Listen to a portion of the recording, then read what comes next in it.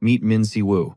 This guy didn't just get lost. He was trapped in a monster-filled nightmare dimension for a solid century. Sentenced to a 100-year grind in absolute isolation, he took so much damage, his body evolved into an unkillable tank with infinite regeneration. After a century of straight torture, he finally clawed his way back to the tutorial tower. But here's the kicker. Nobody remembers him. While he was living through eternal hell, Earth only spun around the sun 10 times. Talk about extreme time dilation. In this modern world, top-tier hunters are treated like A-list celebs. But our boy didn't come back to sign autographs. He came back to wreck shop. He speedran the entire tutorial, wiping every monster off the map in just 5 days. The world absolutely shook. Now, flexing decades of combat experience, he can literally leech skills from other players. That century in the abyss didn't break him. It forged a god. Suddenly, a voice echoes from the shadows, rambling about a fallen star that crashed into the demon realm 100 years ago. It warns him that his cheat code powers won't fly here anymore. The boss battle is starting. A massive dragon stares down the mortal, asking the ultimate question. What is your desire? Why are you here? Breathless, the kid keeps it real. He just wants to go home. He wants out. The beast thinks that's a hilariously Pradas, basic wish for someone who walked through fire. But it admits the kid's GPS was spot on. Fate led him exactly here. Then comes the plot twist. The dimensional crystal needed to leave isn't loot in a chest. It's physically inside the dragon's heart. Si-woo flashes back to the absolute misery he endured just to reach this moment. 100 years of fighting in a dumpster fire of a world, fueled by nothing but pure desperation to survive. The dragon, feeling a bit of pity, decides to grant him mercy by ending his pathetic existence with one shot. But Si-woo just smirks. About time we wrap this up. Boom. A blinding aura explodes from his body, launching him straight at the beast. The impact rocks the dragon. The monster panics, wondering what kind of dark, overpowered energy is suffocating him. He watches the kid's wounds vanish and assumes it's high-level healing. Nope. The dragon realizes too late that's not healing. That's instantaneous regeneration. With his HP bar fully refilled, Si-woo drops the gauntlet. Come rip my heart out if you can, or I'll do it for you. He gives the lizard a 3-second countdown, warning him. This isn't your average adventurer. The beast is frozen, stunned by the sheer audacity. And just like that, it's over. Si-woo crushes the dragon's skull with savage force. He counts to 1 and decides he's done waiting. One more clean hit and the titan crashes to the floor. Defeated. We finally see his stats. Min Si-woo, class, healer. Holding the crystal, he scoffs. Seems like a trash tier reward for a century of suffering.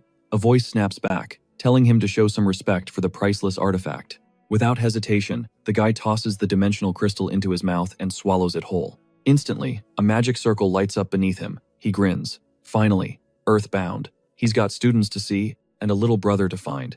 A flash of light swallows him.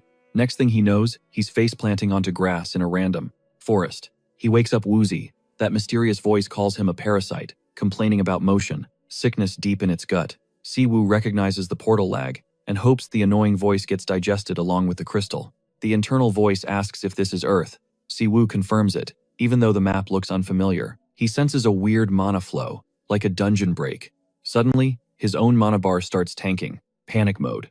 It's a side effect of the dimension hop. His power is nerfed down to 20%. He tries to keep his cool. He's still got skills, but a scream cuts through the air. A girl is sprinting for her life. An orc with a giant axe hot on her heels.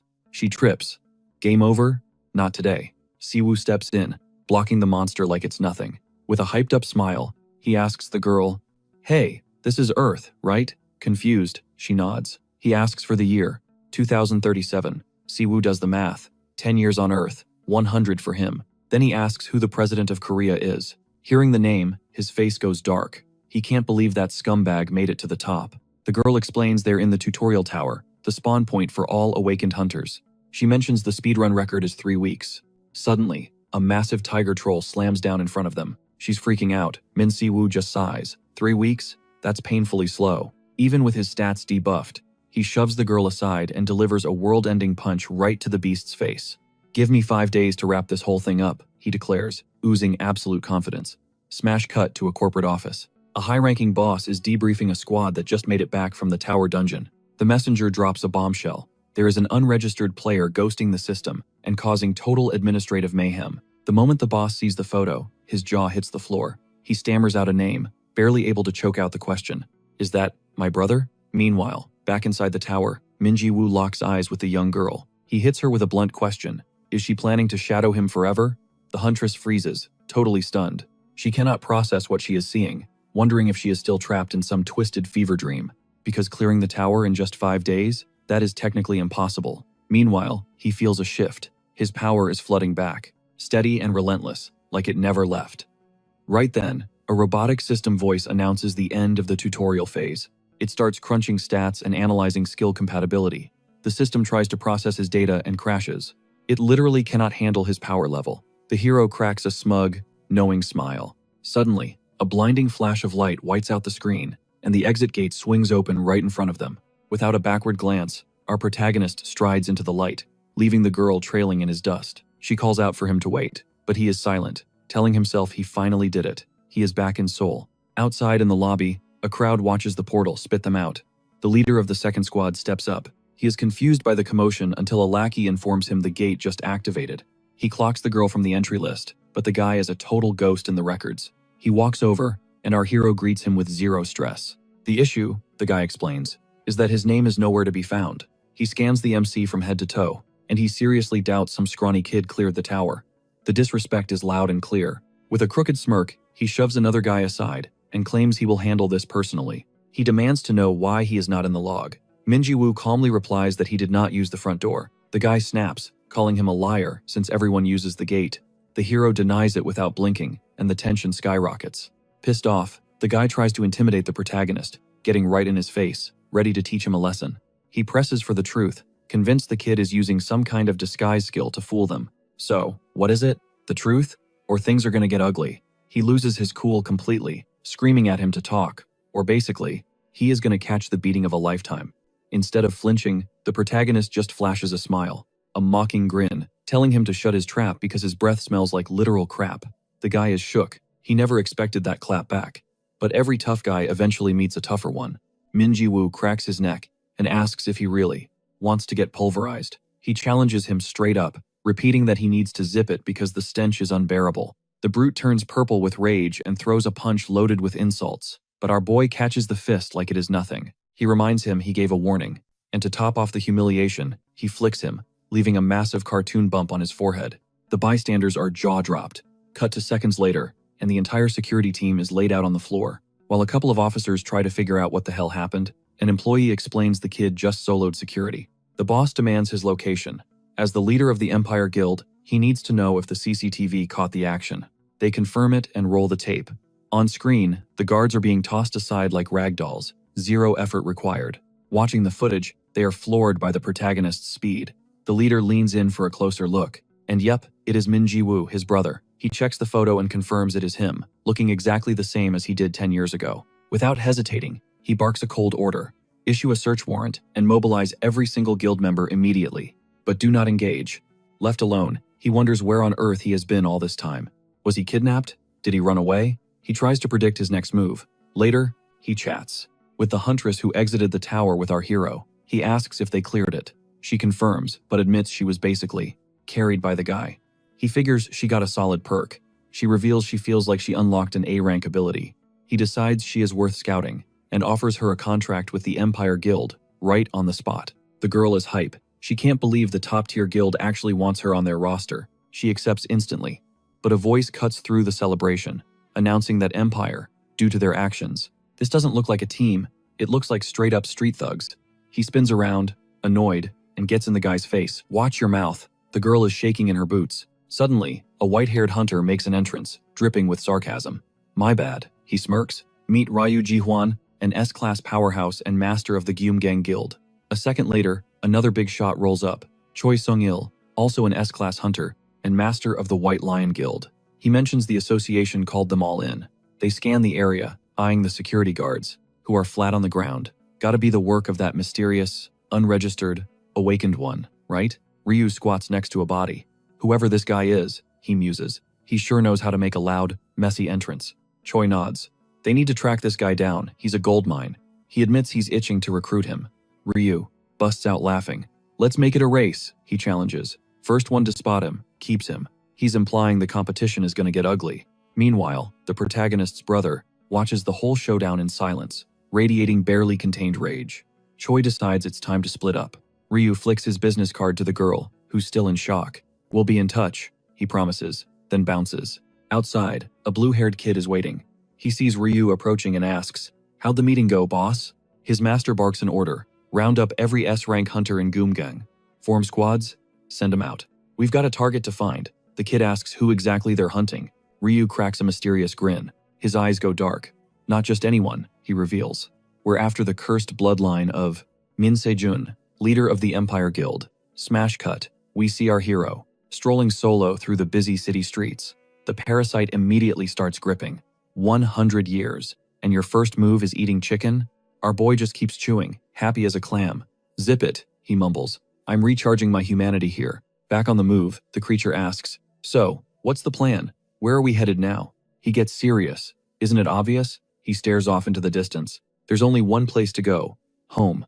He stops in front of a house. It's old and beaten down. This is it, he confirms. Hesitating for a split second, he pushes the wooden door. It creaks open. A voice echoes in his head. Welcome back. Cue the flashback. He sees his parents greeting him after a long day. He sees his little brother sprinting over when mom calls him. A glowing memory of a family dinner, everyone smiling. But then reality hits like a truck. The place is trashed. Abandoned. Empty bottles and cobwebs everywhere. It's a depressing sight. He stands in silence, taking in the wreckage with a hollow, sad look. Later, leaning back on the porch, he sighs. I can't even remember my parents' faces anymore. They say forgetting is a blessing. But for him, it's a straight-up curse. He fought for 100 years without a break. His body froze in time and his senses dulled. Terrified of losing himself, he clung to his memories like a lifeline. His brother's face, his precious disciples. Those memories stopped being the past and turned into obsession, regret. But he was okay with that, because that was the only thing keeping him sane for a whole century. The parasite starts complaining again. It's freezing here. The demon world was way warmer. The hero claps back. Yeah, but the demon world didn't have chicken. He notes he won't be staying long. Time to move. He decides his next move is checking on his disciples to see what they've been up to for the last 10 years. He hopes his brother, Sejun, is all right.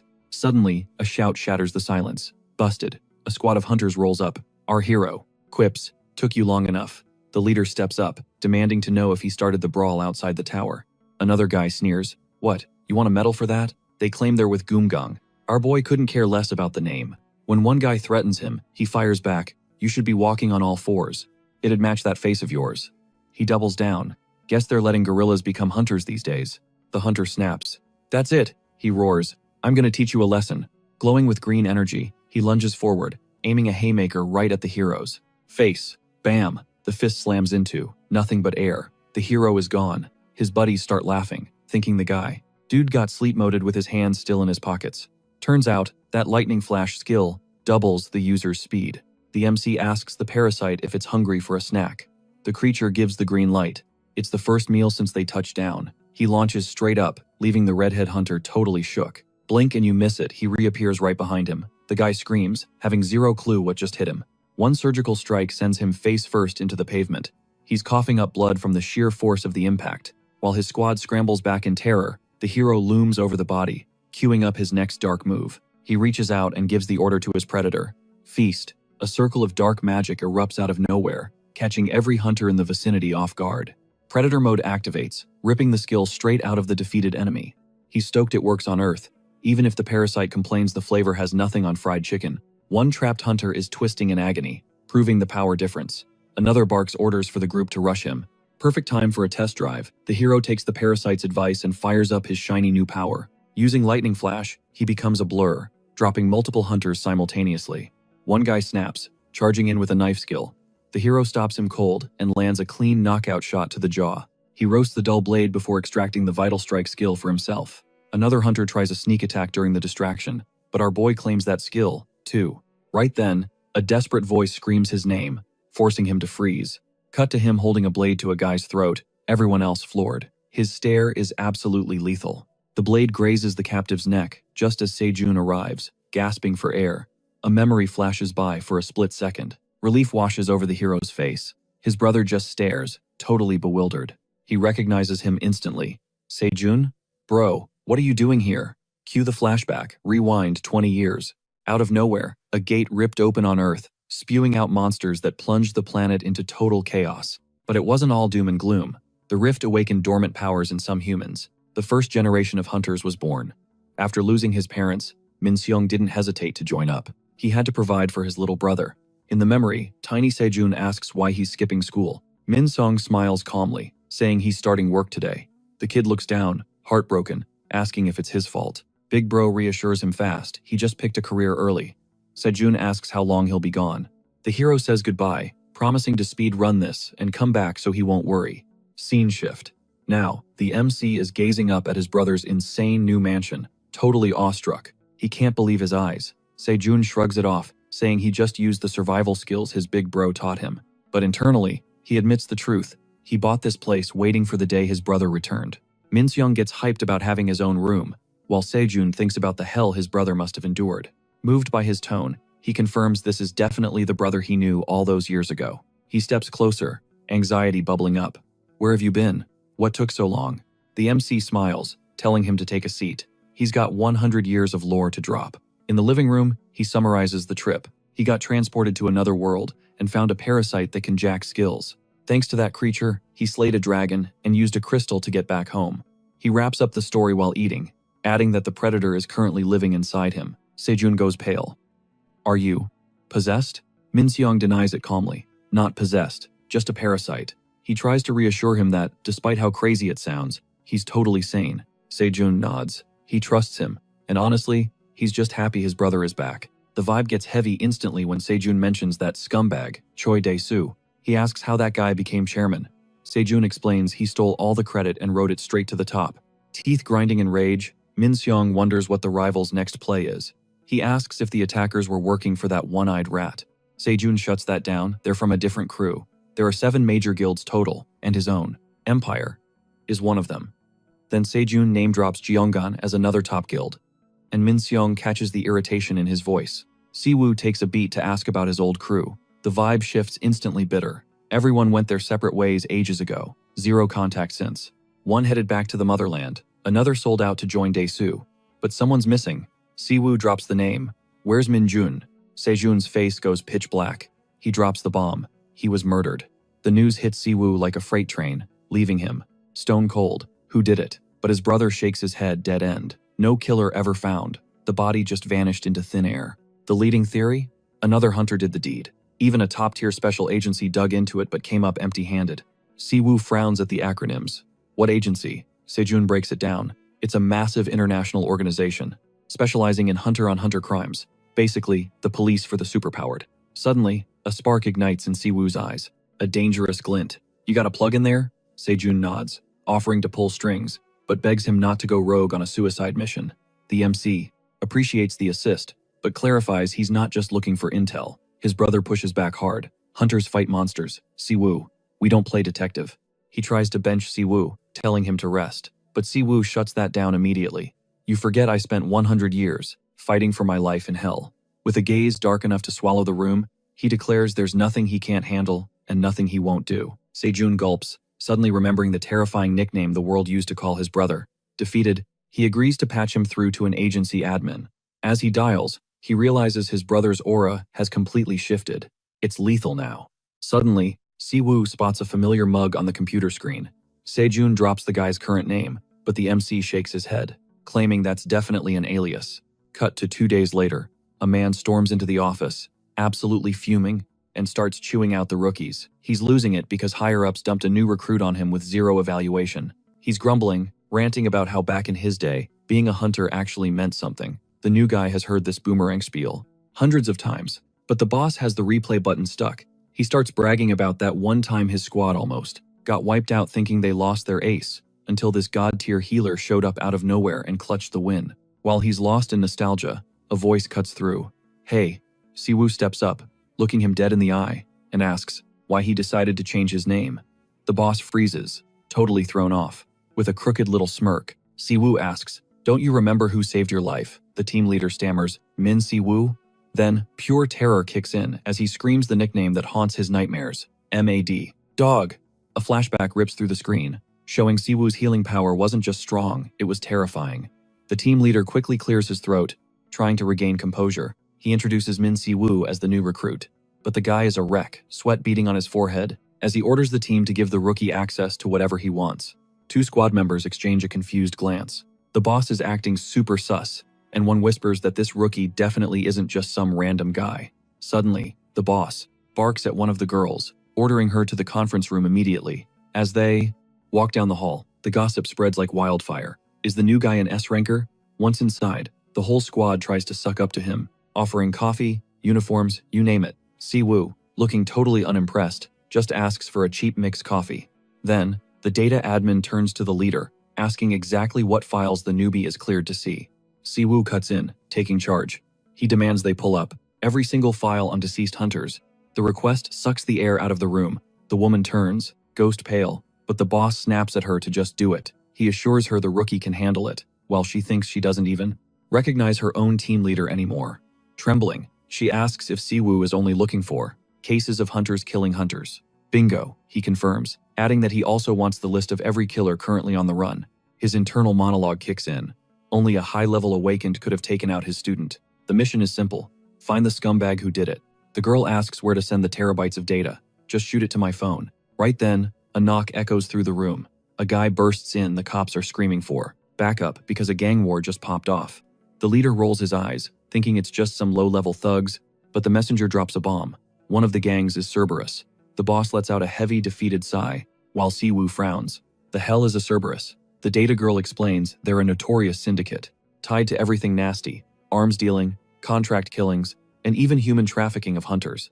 That catches his attention. Siwoo tells the leader, I'm in. Let's go see what these clowns know. The boss agrees instantly and bolts out the door. Siwoo is right on his heels. He throws on his jacket, cracking a joke that, as the rookie, he better keep an eye on his superior. Cut to a completely trashed bar, flexing a hollow victory. This guy thinks he's untouchable. Meet Kango, the self-anointed invincible shield and second in command of the notorious Cerberus crew. Right on his heels, Jiken number 3 on the totem pole steps up, demanding his slice of the glory. Kango claps back, telling him to earn his stripes by beating him first.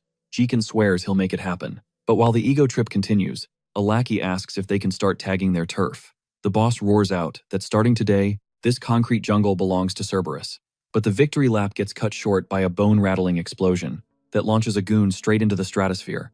Jiken stumbles up, dazed and confused, scanning the smoke. He swore they had wiped the floor with everyone. Through the haze, our hero fumbles the agency acronym until the parasite inside him corrects the slip-up. HMCS. He steps forward, announcing himself as Hunter Police and demanding an immediate surrender. Jiken starts spiraling, mind racing. How did the cops pull up so fast? Completely under the radar? The gang leader sneers, spitting out filthy pig at the intruder, dripping with disrespect. Jiken freezes, pure horror washing over him. What did you just do? He stammers, warning that if this cop drops dead, their whole operation goes south. But the boss? He couldn't care less. Suddenly, the silhouette clears, revealing the protagonist casually cracking his neck, sending a chill straight down the leader's spine. Flashing a twisted grin and eyes glowing with raw intensity, he dares the boss to bring the heat.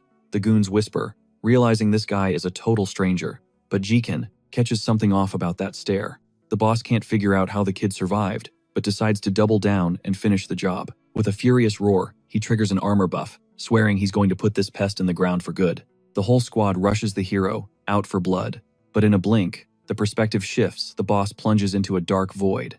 Standing before a river, an old man watches from the far bank, calling out to him. The elder waves eerily, and the boss screams in despair. Back in reality, the defeated leader is hallucinating his grandpa while the hero delivers the final blow. He yanks the guy up by his hair, zero mercy, and orders him to join the pile of bodies scattered across the pavement. He turns to the last man standing, letting him know he's the only party guest left who hasn't been folded. The parasite hums, noting the thug's skill looks delicious, suggesting the predator take a bite. The desperate goon screams that they're just hired muscle, asking what the hell this is all for. The protagonist scoffs, saying, yeah, he figured that out, they look like a bunch of total amateurs. Confused and shaking, the man begs for a reason. The hero shrugs, he just wanted to test the criminal's strength and do some weeding in the city. Right on cue, the team leader rushes onto the scene, breathless and visibly panicked, asking if everything is all right. One look at the carnage sends the leader into shock, while the hero casually complains about their slow response time. He mentions he left one alive, but the rest? Sent straight to the afterlife. The terrified boss can't wrap his head around how the kid is so chill after a massacre like that. Then it hits the rookie. He forgot to turn on his body cam, and he is still on probation. He quickly asks the boss to handle the cleanup, and the guy, scared out of his mind, just nods. The hero points out the blood on his gear, and the leader, hiding behind a wall of nerves, agrees to whatever he says. Finally, a call comes in. Cerberus has been wiped off the map, and Jikan is dead. On the other end of the line, a rank A hunter from Hong Kong demands a name. Cut to the international airport, where the hunter Good just touched down. Flanked by his squad, he marches straight toward the rendezvous point. An agent from the South Korean Hunter Association tries to offer condolences, but Good has zero patience for formalities. He wants his brother. The agent explains that Hunter Forensics is holding Jikan's remains, labeling him a suspect. Good curls his lip into a mocking smirk. It's almost funny they'd talk about his brother like that. Then he drops the hammer. Was it an HMCS agent who killed him? The official stays dead silent, unable to spill that kind of intel. Annoyed, the redhead switches gears, asking if he's at least free to leave his hotel whenever he wants. The answer is a hard no that would violate the law and trigger immediate deportation and a fine. The message is loud and clear. Pay your respects and get the hell out. Ignoring the warnings, he calls up one of his guys, Yen Fan. The response is instant, and the order is ice cold. Find the target. As he walks away, his eyes burn with pure hate. He swears he's going to rip the heart out of whoever killed his brother. The scene cuts to Min Seob, asking his brother, Sung, if someone raided Min Seob's stuff. Sung nods, explaining that a couple of days after the hit, the house was completely cleaned out. He adds that every hunter's mana is like a fingerprint, and the killer wiped everything to cover their tracks. Min Jong wasn't just digging in the dirt, he was a legitimate archaeologist. But here's the kicker. Every single artifact that could hold a trace of his mana, poof, gone. Min Si-woo isn't buying that narrative. He thinks the killer wouldn't go through all that extra drama and suggests it was probably just some random loot goblin. Se-yeon looks absolutely shook by the idea.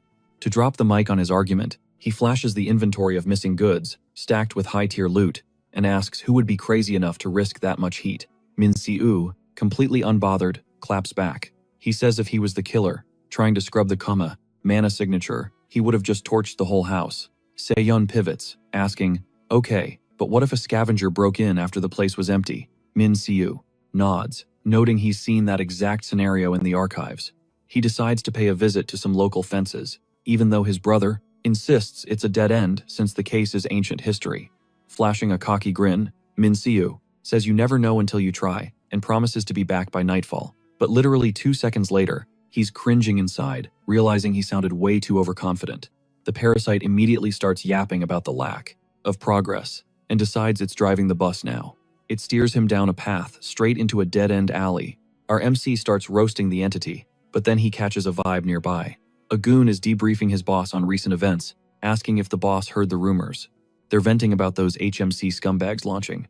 Raids on the black market dealers 1 got snatched just yesterday. The lackey explains they don't even need a warrant. And get this, they're authorized to flatline any awakened criminal who resists. He suggests laying low and stashing the merchandise, since the feds are specifically hunting for stolen hunter gear. Cue Min Si-woo crashing the party. He busts in, shouting that he'll be the one taking that inventory. The lackey freaks out, instantly recognizing the HMC nightmare who's been spearheading the raids. The protagonist demands answers, but the boss barks an attack order. The goon hesitates, his skill set isn't built for PvP, but he makes a frantic call. Suddenly, the squad rolls up, asking if the boss is good. The boss bursts out laughing, telling Min Si-woo he made a fatal glitch coming here solo, and he's about to be fish food. Surrounded in the tight alley, our boy scans the crowd, looking totally unbothered. He thanks them for saving him. The hassle of hunting them down one by one. Golden energy starts to flare up as he tells the parasite that vacation time is over. He orders it to charge up the ultimate ability. The entity tries to negotiate for a snack. With a magic circle lighting up the pavement, Min Si-woo takes the deal. Power surges around him. The thugs recoil from the blinding light as the MC unleashes a massive shockwave. A colossal golden blast detonates, flooding the narrow alley. The explosion is so bright it's basically a flashbang. Debris goes flying and the henchmen drop, fried to a crisp. One survivor, shaking on the ground, looks up and stammers, "What kind of monster are you?" Min Si-woo flashes a sinister, menacing grin. He asks if the guy means him and introduces himself as the Mad Dog. The parasite gloats, claiming everything goes smooth when it's in charge, but the MC calls it dumb luck. Suddenly, the entity pings mana on an item. Min Si-woo confirms he finally secured his disciple Min Yong's belongings. The stash includes research notes, but the lock is magically sealed, requiring the owner's specific mana signature. The parasite gets salty about not being able to read it, but the protagonist clarifies he was only after the mana stored inside the book. Wasting zero time, he dials Byung-gu to tell him he's got a bundle of criminals gift-wrapped and ready for pickup, and tells him to bring the whip. After hanging up, he mentions one last stop and vanishes into thin air. Hard cut to a secret location. It's an underground market where people freely trade. Skill Intel, a neutral zone known on the streets as Black Heaven's Fall. Inside, a mysterious woman is shuffling a deck when she suddenly catches a vibe. It's the High Sorceress Mu Mion, one of the 12 leaders. She smirks, sensing someone interesting is about to pull up. The MC scans the venue calmly. Nothing has changed in 10 years. Not a single new crack, not a detail out of place. But the parasite isn't chilling, it's twitchy, itching for a brawl, hunger pulsing with a desire to devour everyone. In the courtyard, all eyes lock on him the second he steps in. He's definitely turning heads. Still, he makes one thing clear. This is a neutral zone. No PvP allowed. Then, Mumion steps up and greets him casually, like no time has passed at all. Been a while, she says. She hits him with that inviting smile, confessing she's been waiting for this moment. Then she waves him into her room. Things are getting spicy. Folks, let's roll. Once they're inside, she drops the nostalgia card, telling him he hasn't aged a day in 10 years. Our MC claps back instantly. Curious, she tilts her head, dying to know what kind of power kept him away for so long. But he shuts that conversation down with zero chill. He slams the diary on the table and orders her to extract the mana from it. She actually digs his cold attitude, mostly because he cuts straight to the chase. She accepts immediately. This is exactly her kind of gig. She sets up a chalice and a dagger, telling him to do the honors. Minseo doesn't hesitate. He grabs the blade, knowing full well that reversing mana to its raw state is physically impossible, but he makes his move anyway. He slices his palm open and lets the crimson liquid drip right into the chalice. Her skill, Mana Recoil, kicks in to pull off a miracle. It's like trying to unbake a cake should be impossible. As she holds the book, we get a dark revelation. Skills like this break the laws of physics and use forbidden arts, which is exactly why criminals would kill for them, and why the authorities keep them on a tight leash. Myung finishes the ritual, praising the quality of his blood like a sommelier. The parasite, however, gets major bad vibes. She feels sinister to him. Minseo thanks her for the compliment and drops a tip. A golden light flares in his hand. She asks if he's dipping out already. He shoots back that he's busy, but he'll be back. Myung lets out a little laugh. Still a man of mystery. She's definitely hungry for more secrets. Later, inside the car, the parasite swears he's never going back there. Minseo asks why he's so pressed. It's ridiculous. She just took a few drops of blood. No big deal. Without wasting a second, he announces their next stop, the Ancient History Research Institute. Then he drops a bombshell. This is the exact spot where Minjun was murdered all those years ago. The parasite starts freaking out about trespassing, but Minseo clarifies the site is owned by the Empire Guild, so they're good. Face dead serious, he recalls how Minjun's death shook the world, admitting the trauma still haunts him. But this time, he's locked in. He's going to find out exactly what went down on that fatal day. The parasite asks if he's really going to use that skill. He confirms it without blinking. He activates Mana Reminiscence, a top-tier ability that materializes emotions from a target's mana. The energy Myung extracted flows out of the small vial and floods the area. Images of the past start reconstructing before their eyes. The parasite complains, "Not enough. Mana, boss." The resolution is trash. The protagonist corrects him. It doesn't show 4K video. It shows emotions. He analyzes the scene with a grim expression. Minjun was a tank. He wasn't weak. If he went down solo, and that fast, the killer had to be on a god-tier level. Suddenly, the ghostly image of the fallen Minjun whispers something. Minseo strains to hear. Order of V. He wonders if it came from a VIP. The scene shifts, revealing the silhouette of a mystery assailant, hidden under a dark hood. But the projection reveals a twist. It wasn't a VIP. The orders came from someone way higher up the food chain. The MC wonders if Minjun was double-dipping with another organization. The parasite, let's call him Predator from now on, asks if he's okay. The entity remembers MC talking about his disciples for a century and how he hunted for them the second he got back. Predator finds it weird he hasn't shed a single tear. The MC asks where he's learning to talk so smooth, and the thing claims he learned it from watching Netflix. But the entity senses the raging emotions and asks why he's burying them. He replies that he's fine. Maybe 100 years of war just broke his mind. Right on cue, the door slams open. A masked dude calls out his name and confirms the ID, says he was hard to track down, and someone is dying to meet him. Minso crosses his arms, thinking it's pretty arrogant to show up with only 6 goons. The masked guy flinches for a split second, shook by his perception skills. He composes himself and cuts to the chase. The hunter has two choices. Option 1, come quietly in cuffs. Option 2, fight, lose an arm, and get dragged out.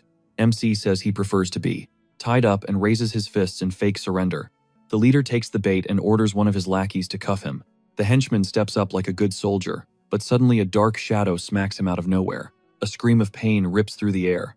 Minso smirks. He plans to use his bare hands to wreck the whole squad. Predator laughs, warning them they just walked into a trap. The rest of the goons, absolutely triggered, charge forward, screaming that the MC is finished. Just then, a booming voice echoes out, ordering an immediate ceasefire. Gu, the redhead, drops in wrapped in a crimson aura. He declares this fight is his, because that prey belongs to him. Our protagonist barely cracks a smug smile. The hunter's dramatic entrance is just. The style is definitely sleek. The guy called Brotherless locks eyes on the protagonist and drops the big question.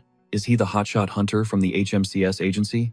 No small talk here, he demands to know if this is the guy who iced his brother, Jikin. Min Si-woo plays it cool, claiming he has no clue. Then, he drops the temperature to sub-zero. He never bothers learning the name of the trash. Before he sweeps it out, that line snaps something inside. Good, pure hatred takes over. He stomps the ground, so hard the concrete splinters, screaming "bastard" at the top of his lungs. Then he launches a full-scale assault, swearing to rip the MC's heart right out of his chest. The hunter unleashes a devastating strike, nothing but raw, unchecked power. But Min Si-woo catches it with a smirk. He actually compliments the guy, at least he's got A-rank power. Good freezes, totally shook. Is that a healing skill? Is Si-woo just a healer? Blind rage pushes him to strike again, throwing a flurry of rapid-fire punches, while screaming for that dirtbag to just die already. His lackeys are watching from the sidelines, struggling to process the scene. One yells for the squad to quit staring and jump him. But before they can move, Min Si-woo flickers into existence right in front of him, in a literal blink, warning the small fry to back off. Then he weaves through every punch with minimal effort, making it crystal clear. He won't let anyone ruin his playtime. Good is losing his mind. The protagonist read every single attack vector and dodged with surgical precision. It hits him. This guy isn't just strong, his perception stats are way higher than he anticipated. He decides to go all out, but Min Si-woo casually snatches one of the goons, and while crushing him without breaking a sweat, he lays down the law. You do the crime, you face the consequences, zero exceptions. He confirms he took Jikin out, declaring the only ones who deserve tears are the civilians, his brother tormented. Not good. That breaks good. He roars, demanding to know if every criminal deserves a death sentence. He screams that Jikin had no choice, that he turned to crime just to put food on the table. With his arm glowing with pure rage, he vows to make Si-woo pay for ruining his brother's life.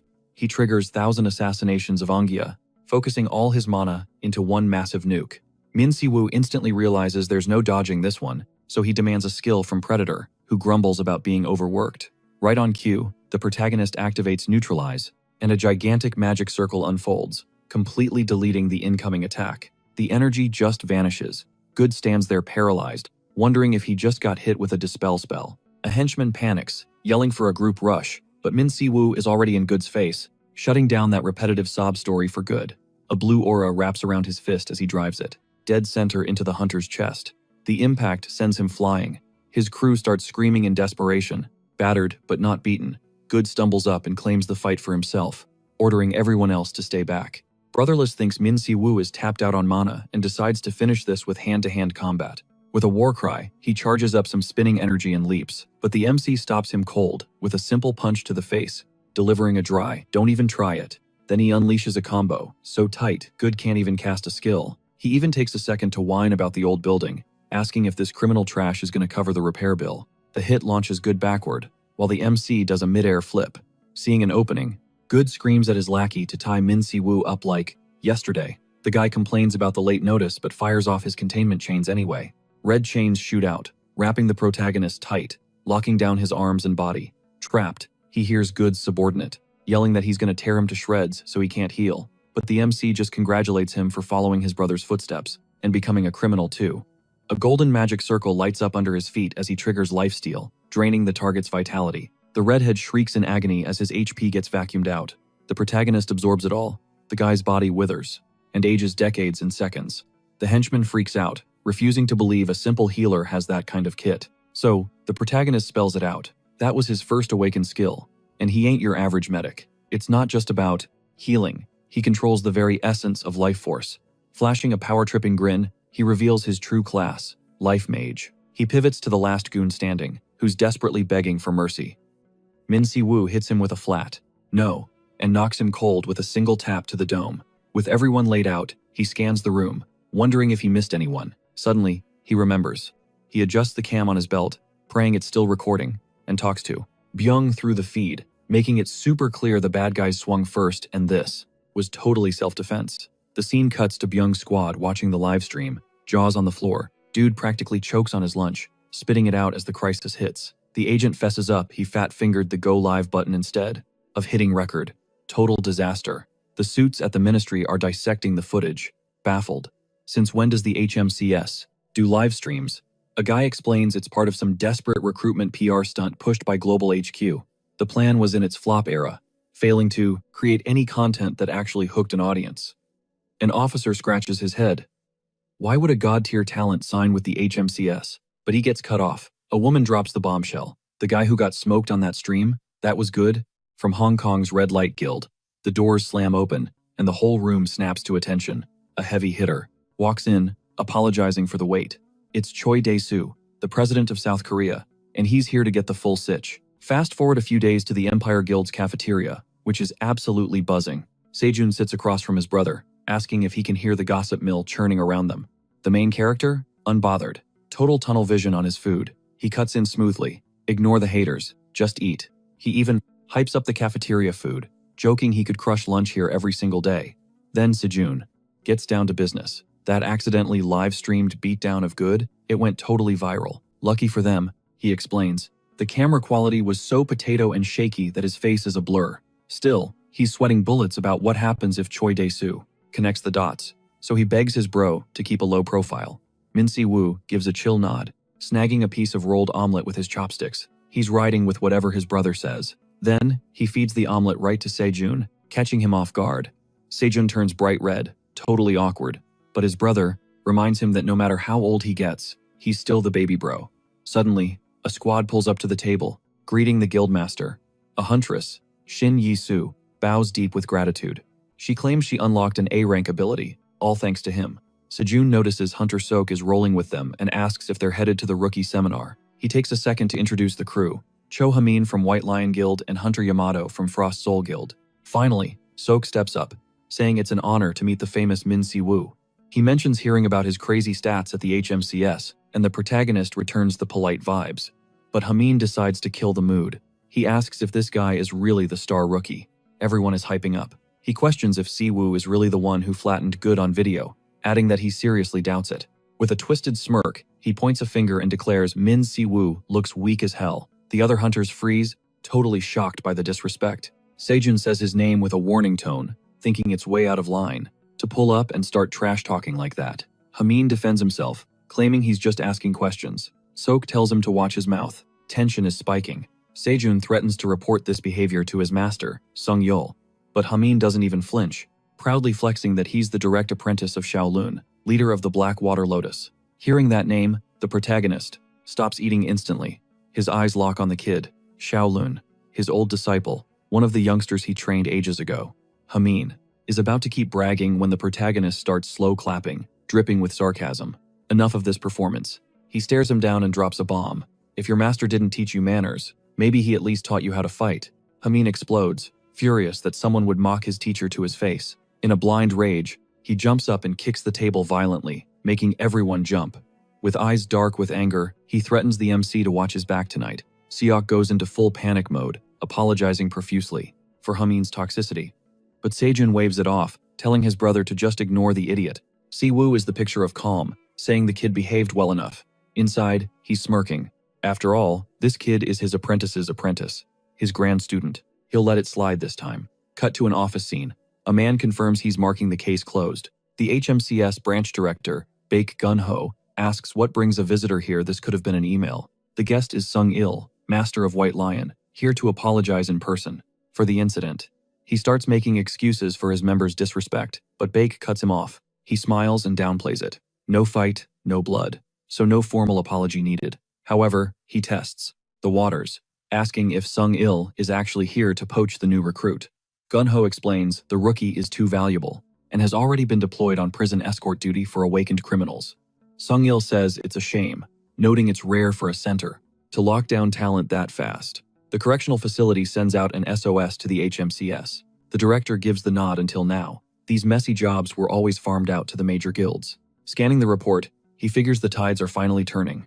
Sung-il rises from his seat. He asks if he can dispatch Jaemin to apologize in the flesh. The director agrees instantly. It's the perfect PR move to smooth things over. Sung-il signs off, thanking him for the time. Gun-ho wishes him a safe trip, but the act doesn't fool Sung-il. He knows the old man is stashing that recruit, and he vows to hunt him down, whatever the cost.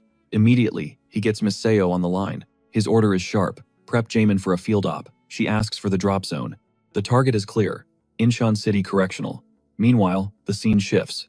Outside the slammer, a guard is roasting in the heat, griping about the weather. He wonders why the HMCS still hasn't deployed a soul. His partner assures him they're inbound, but the first guard switches gears to trash talk a new inmate. He's livid instead of behaving. This guy is a total nightmare. Name's Jerry Volk. Came in quiet, then snapped and flattened 5 guys in a heartbeat. Inside the hole, Volk eyes the cuffs digging into his wrists, contemplating his next move. Suddenly, a rat scuttles up, whispering a message. The escape is set. There's a job waiting on the outside. Volk doesn't blink. He lifts a boot and stomps the rodent flat. Yet, the voice persists. All he has to do is unleash total anarchy. Under a light drizzle, the main character pulls up to the complex, scanning the perimeter.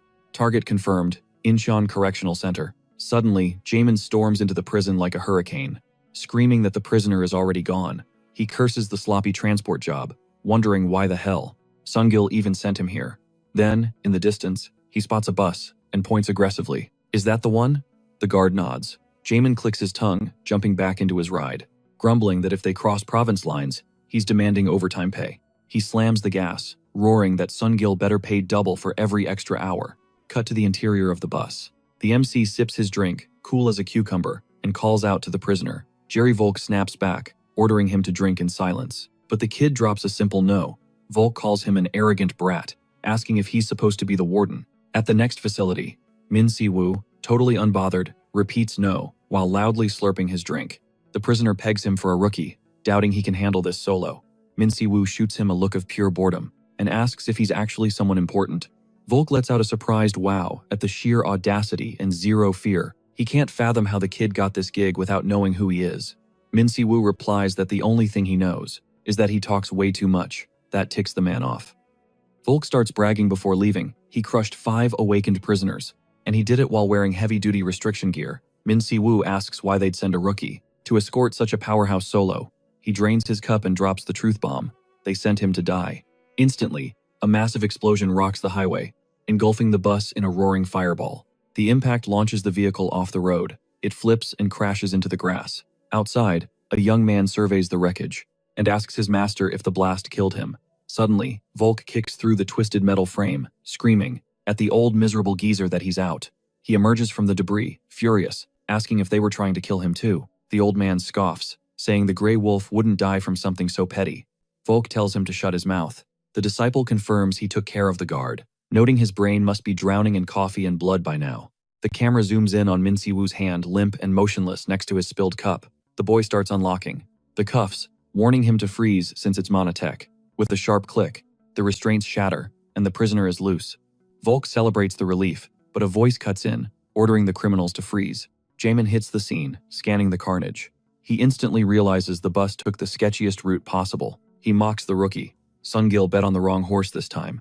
Cracking his knuckles, he demands to know which organization they work for. The kid recognizes him immediately. A+ rank Hunter Jamin, from the White Lion Guild. The master senses they're alone, and Volk takes it as a perfect warm-up. Jaemin charges in, annoyed.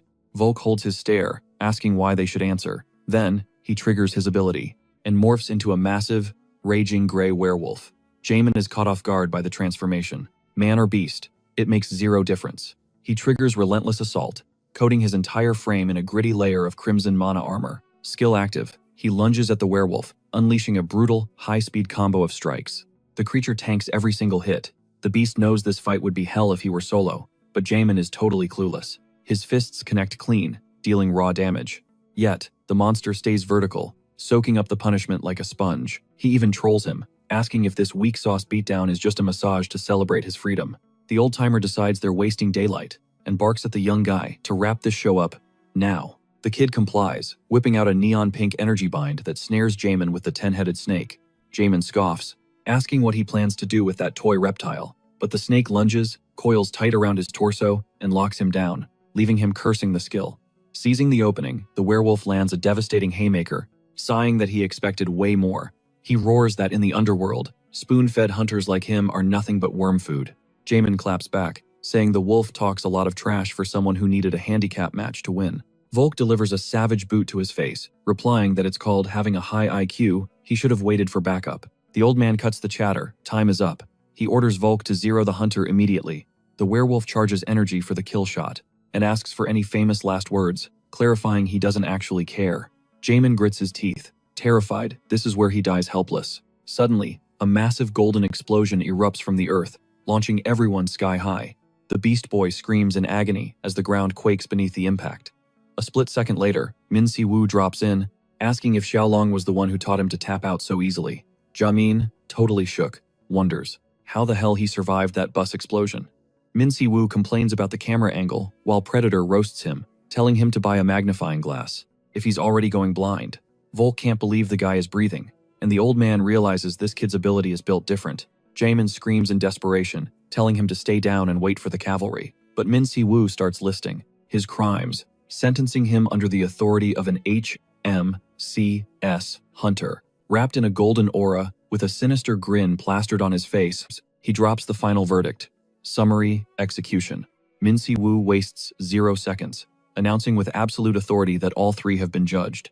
The sentence is crystal clear death. Cut to a new scene. A man is explaining to Xiaolong's apprentice that the Asura skill isn't just some basic impact move.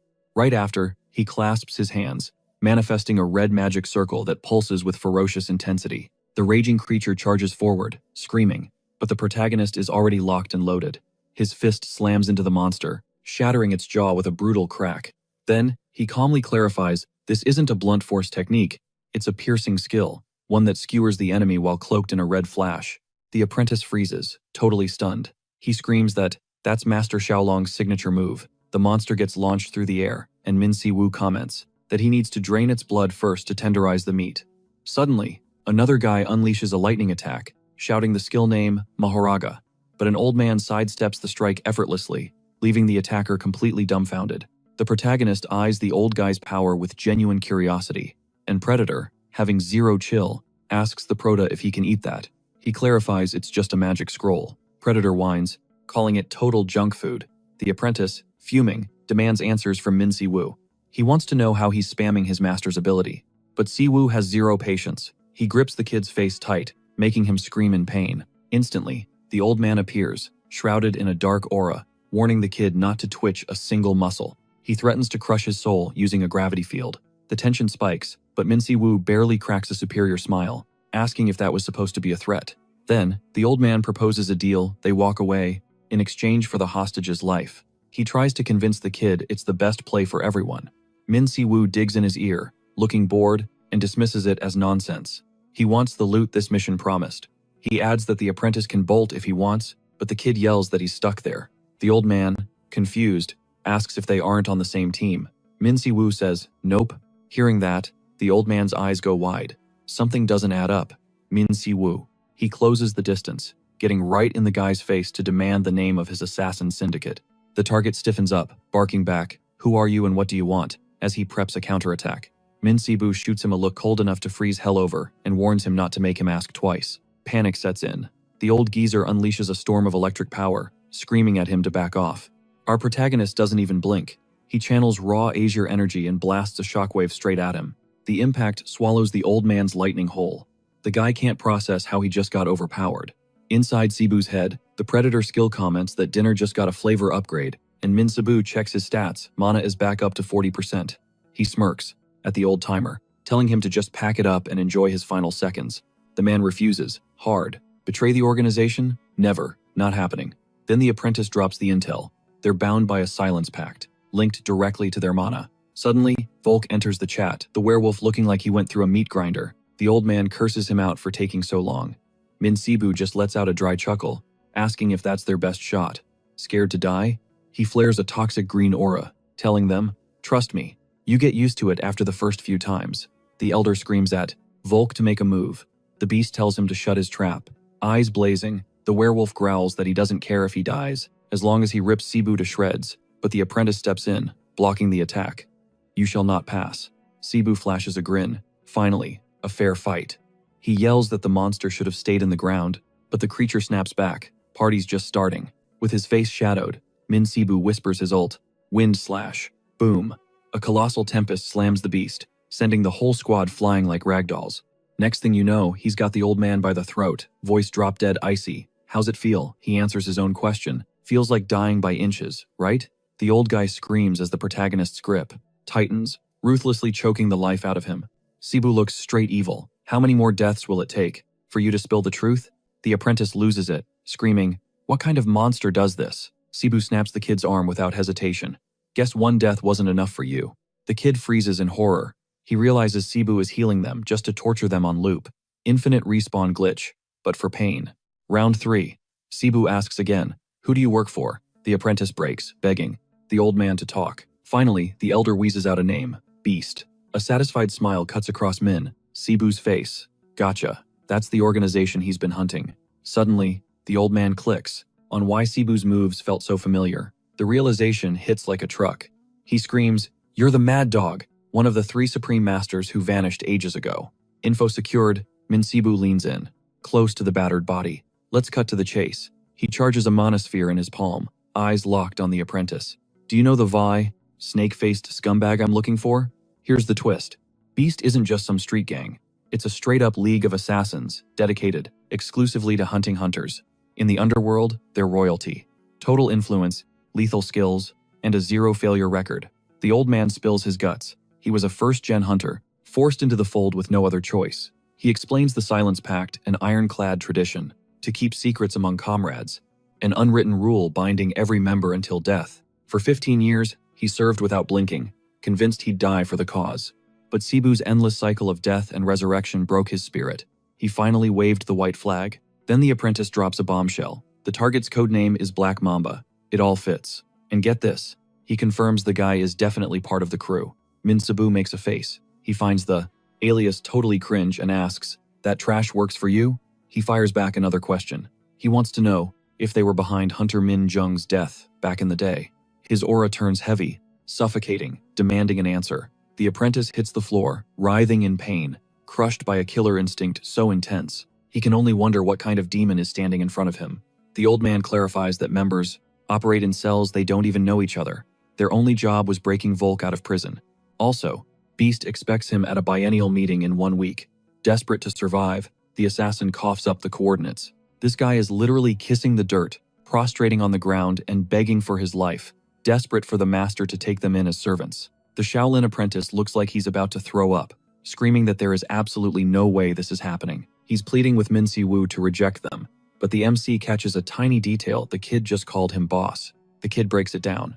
Using the Asura art means Si-woo knows his master, so they gotta be tight, or at least friends. Maybe he even taught the master. He offers to be an apprentice too, but Si-woo cuts him off, clearly annoyed. Zip it. Si-woo eyes go cold. He needs intel on Black Mamba, not a fan club. But then, the realization hits him: if he lets these guys walk, the Beast Assassin Guild finds out he exists. And that's a massive problem. Suddenly, he flips the script and takes the deal, leaving the apprentice totally confused.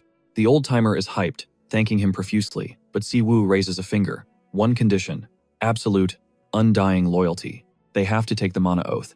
Volk starts tweaking, yelling that it's basically a slavery contract, but the old man shuts him down instantly. Quiet. Unless you have a death wish. 0 options left. They step into the glowing magic circle on the forest floor, while Si-woo spins up a mana disc and orders them to link up. As the ritual peaks, names drop.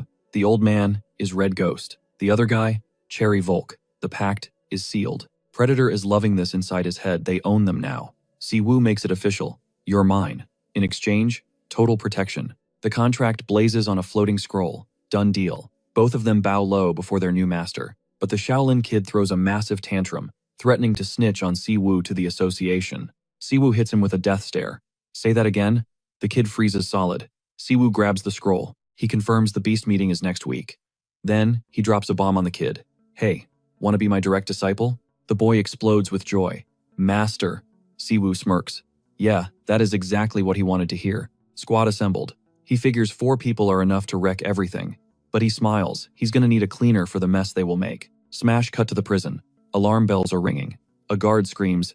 The prisoner escaped during transport. The high command goes ballistic. Was the HMCS security just for show? The hunter tries to make excuses. Siwoo was a blur, too fast to track. The director doesn't care. Bring that recruit here to apologize. Now. But then, the plot thickens. The hunter drops a fact. There were 5 to 10 guards in that convoy. The director stops cold. What? He remembers clearly he only authorized 1 guard. Something smells fishy. Extremely suspicious. The director stands up, fuming. But the hunter stops him with a bombshell revelation. The prisoner confessed to bribing a high-ranking official. The HMCS is launching a full-blown internal investigation. They are tearing the facility apart looking for clues. He demands the director's full cooperation, firm and unyielding. The director has no choice but to fold. Back to the main plot. Siwoo gets wind of the bribery investigation. Suddenly, Byung bursts in, totally confused. Who is the grandpa sipping tea? And who is the sweaty guy in the hood shaking in the corner? Siwoo responds by smacking Byung into a chair. Sit down. It is a long story. Gang's all here. Siwoo takes a seat. Here is the plan. We are crashing the Beast meeting. An event with 8 elite assassins? Byung turns pale. Are you insane? Siwoo just flashes a wicked grin. The objective is simple, he says, eyes gleaming with danger. He wants total annihilation, no games. Meanwhile, at the Beast hideout, one of the members looks around the room. Wow, decent turnout for once, he remarks with a sneer. A girl immediately starts whining. Where are Red Ghost and Volk? The guy shuts her down. Traitors don't count. A blue-haired kid grins like a maniac. Ooh, can I be the one to hunt them down? Another girl pouts. She is not mad about the treason, she is mad. Volk promised her a trip to the amusement park. What a jerk for getting my hopes up, she huffs, calling him ridiculous. A scarred man snaps. Quit yapping. He reminds everyone that the leader decides the punishment for rats. From the shadows, the leader speaks. He admits he loves the chaos, but losing 3 members? That stings. Anyone got something to say? Silence fills the room. He laces his fingers, thinking deep. Dealing with this little glitch, he proposes a straight-up death match. Winner gets the pleasure of executing the punishment. The room goes dead silent, the kind of heavy silence that freezes blood in your veins. Finally, one guy mutters, "Not funny, bro." Another cuts through the tension. The real issue is the leak. The rats know exactly where and when we're meeting. One killer scoffs, "Please, those weaklings wouldn't dare attack us." Beep, beep. Right on cue, the alarm screams. Intruder alert blares over the speakers. Everyone goes full combat mode. The boss? He just calmly asks, "Run that by me again?" Still in shock, a grunt confirms they've got guests. Split up. Cover the sectors. They scatter down all 5 routes. But wait, someone notices Porcupine and Black Mamba aren't moving an inch. Porcupine yawns, looking bored. Killing scrubs? Not my vibe. I'm staying here to play some games. The boss sighs with a creepy calmness. Shame. I should have told them to keep the heads attached. Gonna need 'em for ID later. Smash cut to Byung. He's cursing his life, realizing he just won the lottery from hell. Flashback 30 minutes ago. Minsu's squad hits the hideout. The old man lays out the blueprint. 5 entrances, rigged with sensors, and the internal layout shifts like a puzzle box. Total nightmare. They all lead to the main hall, but the timing is tricky. Minsu calls the play. We split up. Take different doors. Surround them. He checks Byung. You got the comms? Byung taps his gear. Solid. The order is clear. Stay sharp. If you spot a monster, radio it in as soon as possible, especially if it's the main target, Black Mamba. Snap back to reality. Byung remembers everything going smooth. Until it absolutely wasn't. He hits a dead end. Only option? Go full action hero and crawl through the air vents. Surprise. The vent dumps him straight into the main hall. No guards. Suspiciously empty. His gut sinks. His team is fighting at every door, and regrouping is going to take forever. He makes a choice: thin the herd right now. Suddenly, a marble rolls across the floor with a weird sound. An assassin spots it and crouches down. What the? A voice echoes, asking Porcupine. Yeah, her. Hey, do you like slot machines? She grins. Love 'em. Hit the jackpot just yesterday, she brags, reaching for the shiny object. Boom! She gets ragdolled across the room as dust chokes the air. The voice quips, game over. Black Mamba doesn't even flinch. Looks like a rat snuck in. Byung doesn't wait, he lobs another grenade. Mamba catches it mid-air like a baseball. Nice ambush, he says, as the grenade detonates in his bare hand. The smoke clears. Mamba, barely a scratch. I prefer face-to-face, he growls. Byung drops from the ceiling. No time to breathe. Mamba strikes, clocking him as a HMCS hunter. The impact sends Byung skidding back. Byung struggles up, frustrated. He only took out one pawn. The leader sits there, untouched, not even using powers, just chilling. Mamba sneers. Did those rats sell us out? Byung spits blood, defiant. So what if they did? The villain just laughs. They betrayed the organization knowing the price? Mamba mocks. Threw their lives away for a bunch of B-list heroes. That hit a nerve. Byung roars and launches himself at the monster. Cling. Mamba blocks with claws, then fires bone daggers that scream through the air. The leader watches from the shadows, entertained.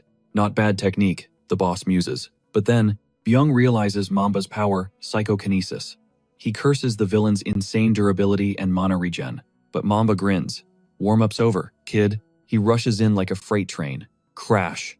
Byung gets plastered against the wall, debris flying everywhere. Can I finish him? Mamba asks. The boss nods. Green light. Byung's body is broken. He claws for his radio to scream that the target is here, but the words won't come out. Mamba stomps his face. Crunch. No backup call for you. Too late for that, Mamba whispers.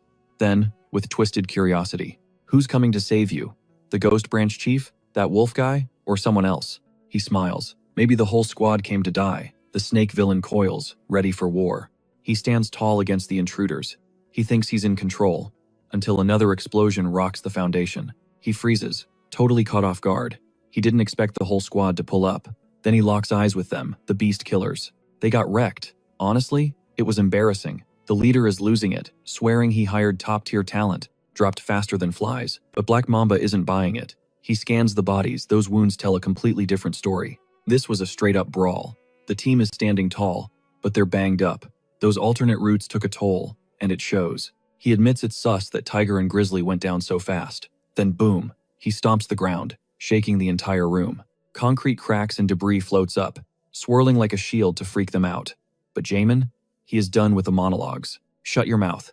Jamin explodes in a crimson aura, launching himself forward for a reckless, fury-fueled strike. Black Mamba blocks it like it's nothing. White Lion Guild Hunter. Huh? He glides backward, smooth as silk. You're not HMS. What's your business here? But as he retreats thud, he bumps into someone. My bad, he mutters. Clumsy me. Down on the floor, the old man hacks up a lung. None of this makes sense, he wheezes. The villain laughs. You call this teamwork? It's pathetic. Your stats are all over the place. Zero synergy.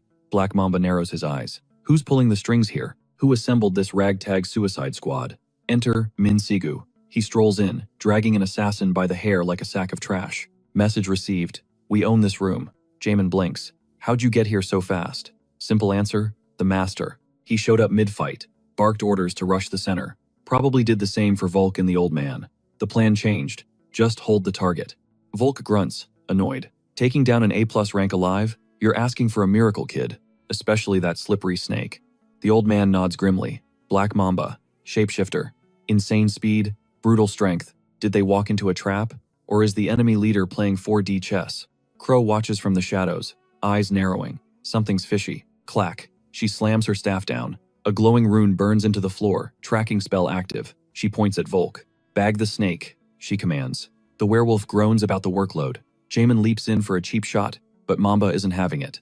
Crunch. Mamba slams Jamin into the concrete with a ruthless stomp. Game over? Not yet. The old man snags him with magic. You're grounded until the master gets here, he warns. Skill activated. Binding formation. Glowing mana chains erupt, locking down every enemy in the room. Even Crow gets wrapped up in the old man's steel web. Struggle all you want, the old man boasts. That's a legendary tier bind. You're not going anywhere. Crow smirks. Your new boss has style, traitor. Then, snap. She shatters the chains like they were made of glass. The old man's jaw hits the floor. Impossible force. Suddenly, whoosh, the porcupine assassin comes flying back into the frame, leaving Byung paralyzed in shock. Black Mamba decides he's bored, ripping his own chains apart. Clock's ticking. Idiots. Reinforcements are inbound. We scrub this place clean. He triggers his ultimate. Draconian transformation. Scales ripple over his skin. A massive lizard man stands there, hissing one command. Just die already. Jamin yells. Byung, your ribs are toast. They're shattered. Normal steel won't cut it against this thing. The strategy shifts instantly. Don't engage. Just run and dodge. Jamin feels the mana pressure. It's suffocating. He manipulates the terrain. I'm the tank now. He knows the score. Victory is off the table. Buying time is the only win condition. Worse news, Volk is tangled up with Porcupine. Jamin's on his own. He grits his teeth. Guess I'm carrying the team today. This is gonna be rough, huh? But he lunges, burying his blade into the monster's hide. Got him. Toxic green smoke hisses from the wound. Okay, it bleeds. Byung watches, trembling, as the giant snake shifts. Elemental corruption magic. The air fills with spectral daggers. Then the villain spins, tearing the very floor apart. Debris rains down like meteors. Jamin screams, Byung, heads up, 12 o'clock. A massive boulder is plummeting straight for him. Rookie mistake, the creature sneers. Never turn your back. Wham! A direct hit sends him flying, smashing into the ground and carving out a crater. The monster turns its cold eyes on Byung. You, official hunters never learn, do you? A massive claw wraps around Byung's throat, lifting him up. Did you really think my HQ wouldn't have security measures? Across the room, the assassin is relentless, slashing at Volk. Why won't you just die? Then, the other shoe drops. The floor isn't just concrete, it's a minefield. Tracking spells, self-destruct runes. Your fate was sealed the second you stepped into my den, the villain growls. He sighs, tightening his grip. I'm bored now. Stop squirming and die quietly. Suddenly, the air shifts. The monster's survival instinct screams, danger. He releases the chokehold and leaps back, just missing a lethal strike from the shadows. Enter the protagonist. He stalks toward the beast, leaving Byung speechless. Crack. One brutal, decisive blow that screams, I run this show. A wicked grin stretches across his face. Finally found you, you slippery bastard. No warning, no hesitation. Porcupine lunges, looking for the kill, but she doesn't even make it halfway. A web of jagged lightning snatches her midair and slams her into the concrete. She's out cold. The beast leader watches, stunned. This guy didn't just break in. He dismantled every single magical trap in the hall. That security system cost billions, gone in seconds. Min Si-woo stands there, calmly charging his energy, while Predator tosses out a lazy insult. To Si-woo, the leader's magic was child's play. And honestly, it was. Nullifying millions of dollars worth of spells without breaking a sweat? That's god-tier status. It's exactly why Crow looks like he just saw a ghost. Black Mamba finally reacts, blocking an attack while whining about the loud entrance. He admits he was caught off guard. He locks eyes with our main character, and the pieces click. He points a shaking finger. This is the villain who wiped out his entire hit squad. Si-woo is actually offended. Being called a villain by a literal assassin? The audacity. The beast leader turns to Mamba, asking if he messed with the wrong people. Mamba denies it, but the monster reads the room instantly. This reeks of revenge. Si-woo nods sharp guess.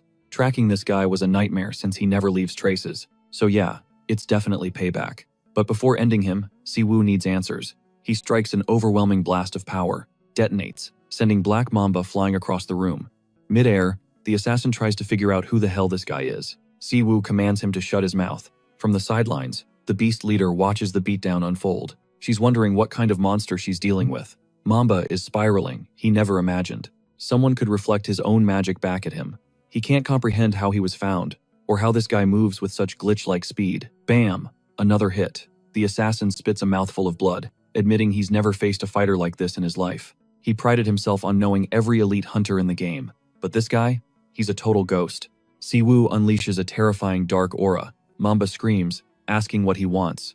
Si-woo answers by stomping directly on his spine. He still doesn't get it. Si-woo grinds Mamba's face into the floor tiles, reminding him who's in charge. Another stomp to the back, warning him to stay quiet unless he wants to die by accident. The assassin gasps, begging for mercy. Si-woo grabs his jaw and gets straight to business. Higher than the VIPs. His eyes are burning with rage. Who ordered the hit on Minjun? The name freezes Mamba in place. He flashes back to the historian, Minjun.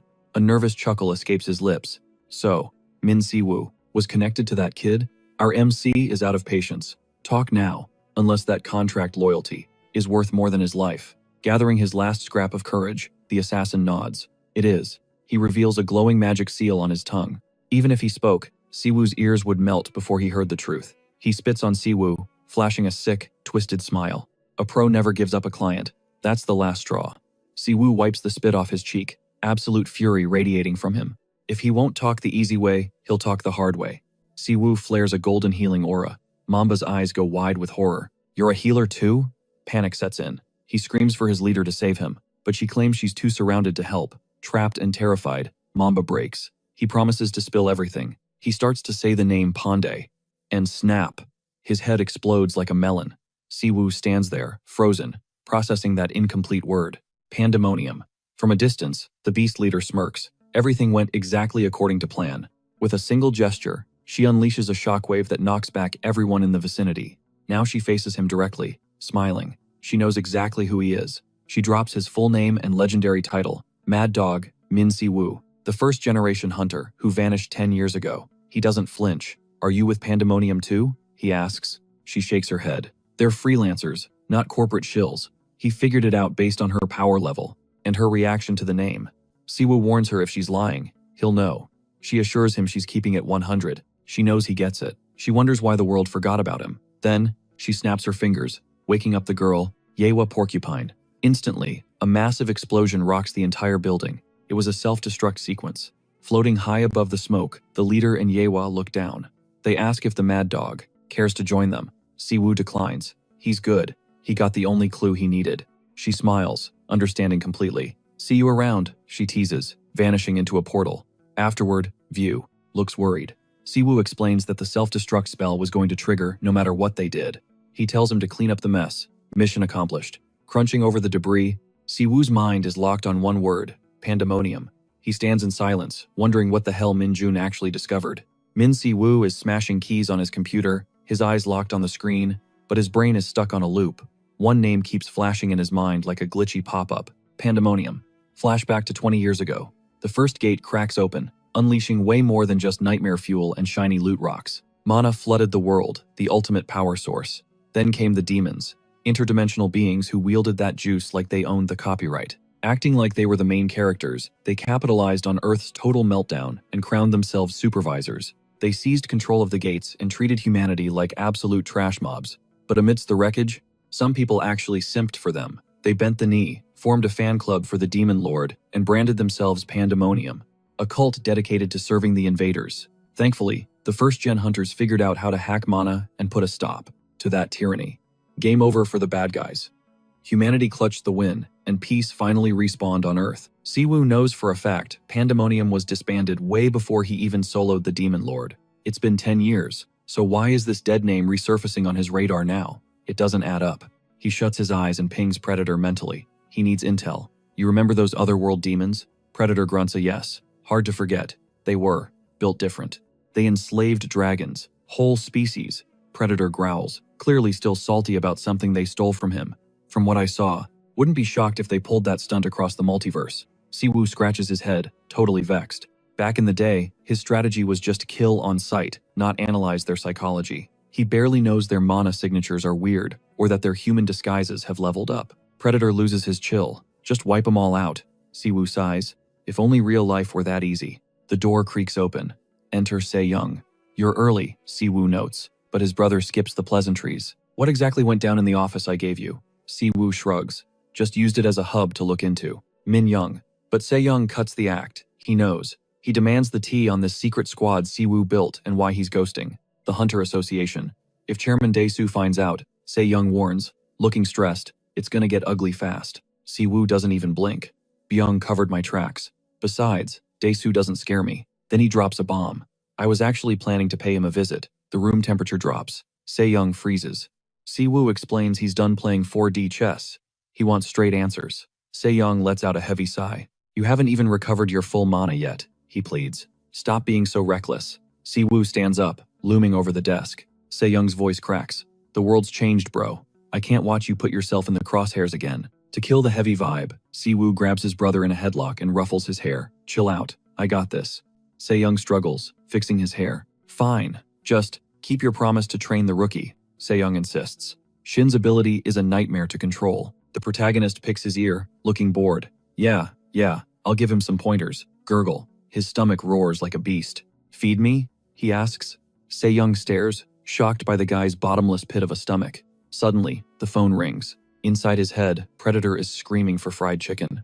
On the phone, Byung is screaming, "Why'd you kick me off the case?" Si-woo winces at the lecture, but Byung drops the bomb. The op leaked to the press. The news is blasting how the HMCS went rogue and wiped out a squad of killers. Over at the Chaos Queen Agency, it's a zoo. They're fighting off paparazzi. Jung is frantic. Director Baek is watching me like a hawk because your name isn't on the report. Byung is hyperventilating. How do I explain I soloed the whole squad? Si-woo yawns. Just ask Hamin to bail you out. Byung is practically begging, but our guy? He hangs up, Cold. Priorities. Dinner first. He wanders off, grumbling. Can I get 1 minute of silence? He faceplants onto the couch and lies to Se-young. Byung is totally stoked about the job, by the way. Then he pivots. So, what's the deal with demons these days? Same as 10 years ago? Se-young shakes his head. Nope.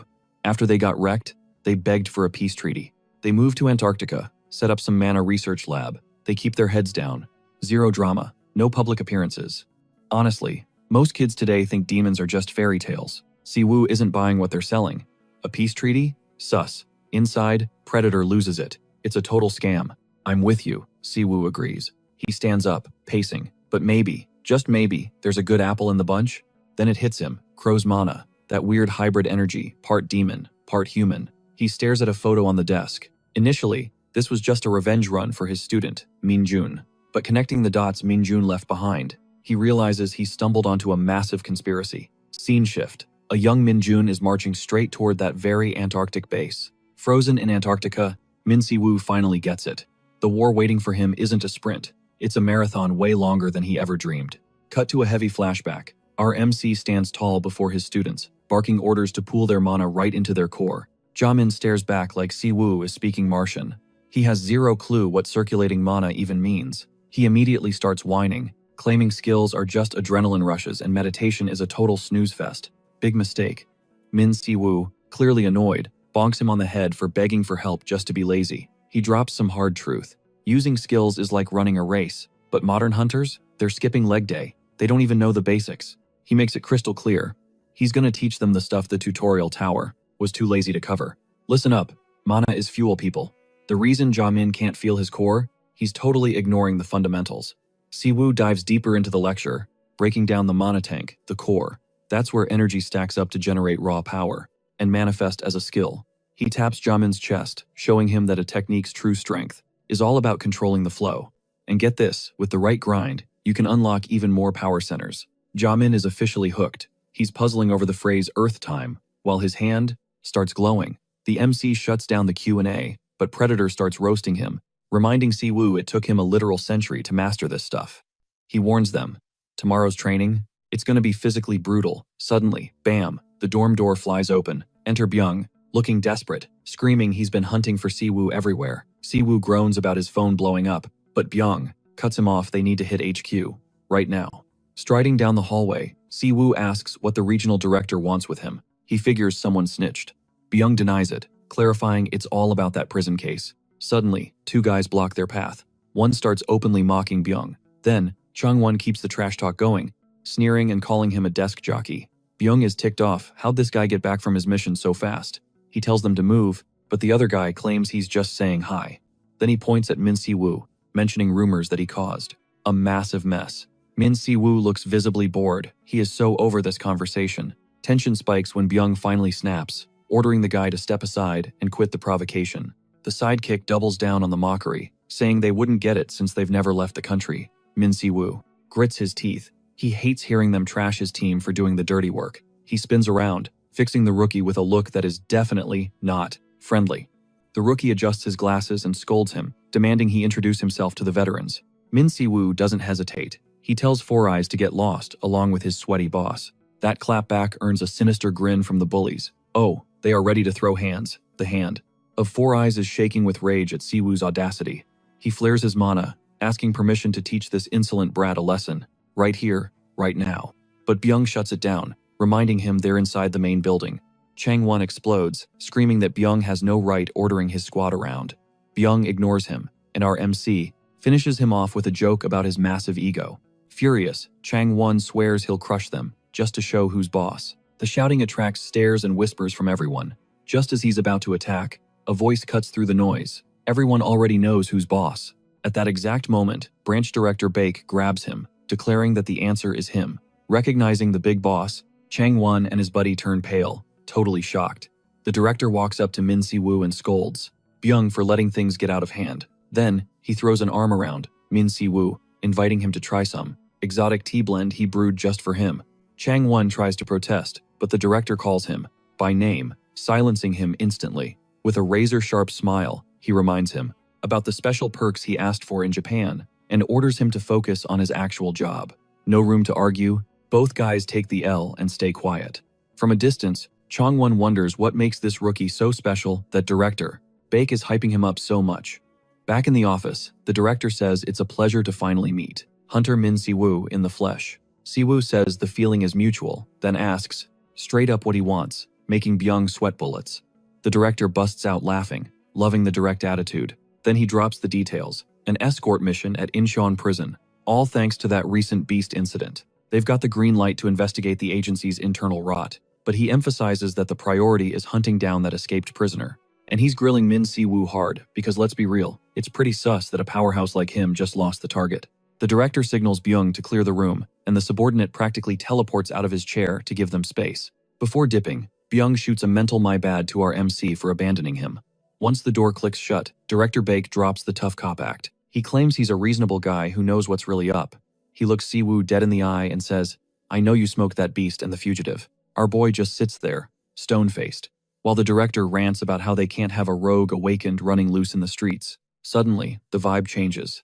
Baek mentions he invited a special guest, a hunter, who has been dying to meet Siwoo. That catches our MC off guard. He slowly turns toward the entrance just as the director introduces a living legend.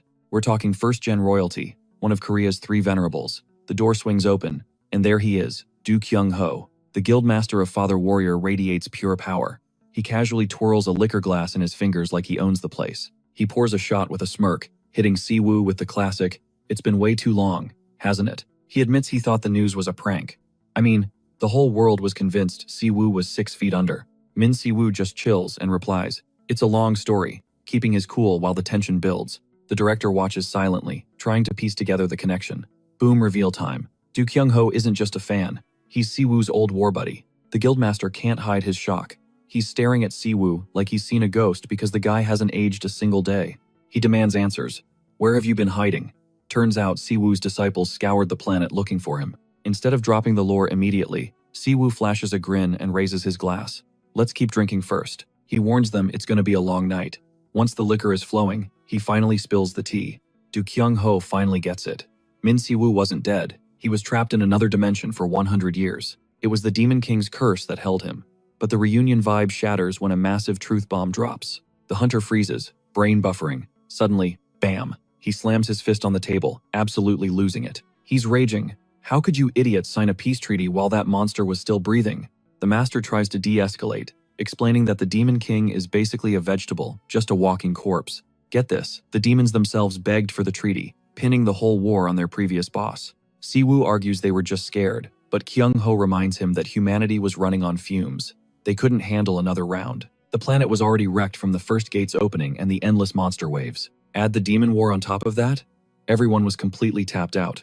Shockingly, the demons offered to help rebuild civilization and teach humans how to seal the gates. The price tag? They just wanted their king's body back and a quiet spot in Antarctica to call home. Back then, people were desperate for peace and trying to figure out this whole mana thing. So, the world leaders signed the paper, with Choi Dae-soo repping Korea. Since then, the demons have been ghosting humanity, staying in their icy lane. They only pop up when we need tech support, but some first-gen hunters never bought it, they just vanished. Do Kyung-ho admits he didn't care much either, until now. Because the math isn't mathing. He drops the real bombshell. Min Si-woo's name and title have been completely scrubbed from history. Every record from the last decade? Deleted. And all fingers point to that snake, Choi Dae-soo. The cover-up was so clean that even Kyung-ho couldn't recall Si-woo's face until he walked into this room today. It's terrifying that a war hero could be memory holed like that. Si-woo asks the obvious question. Did Dae-soo make a deal with the devils? Kyung-ho nods grimly. Dae-soo always had a massive inferiority complex and wanted to surpass Si-woo. Looks like his jealousy never faded. The director looks sick to his stomach at the thought of such high-level treason. Meanwhile, Si-woo is calculating. If Dae-soo is collaborating with demons, what does that bastard get out of erasing him? And what's in it for the demons, other than revenging their fallen leader? Kyung-ho warns him it's just a theory, they need receipts. But Si-woo is already seeing red. He can't forget who started this war. The scene shifts as Kyung-ho suggests a lead. Track down Si-woo's former disciples. They might know something, he urges.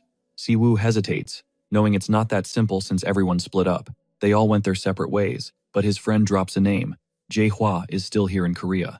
Now she's leveled up to an S-rank hunter. Smash cut to her glow-up, transforming from a kid into a total powerhouse, leading the Blue Flower Guild. Min Si-woo flashes back to when she was his shadow, so seeing her on Dae-soo's payroll feels totally off. He takes a swig of his drink, muttering that people change, she's got her reasons.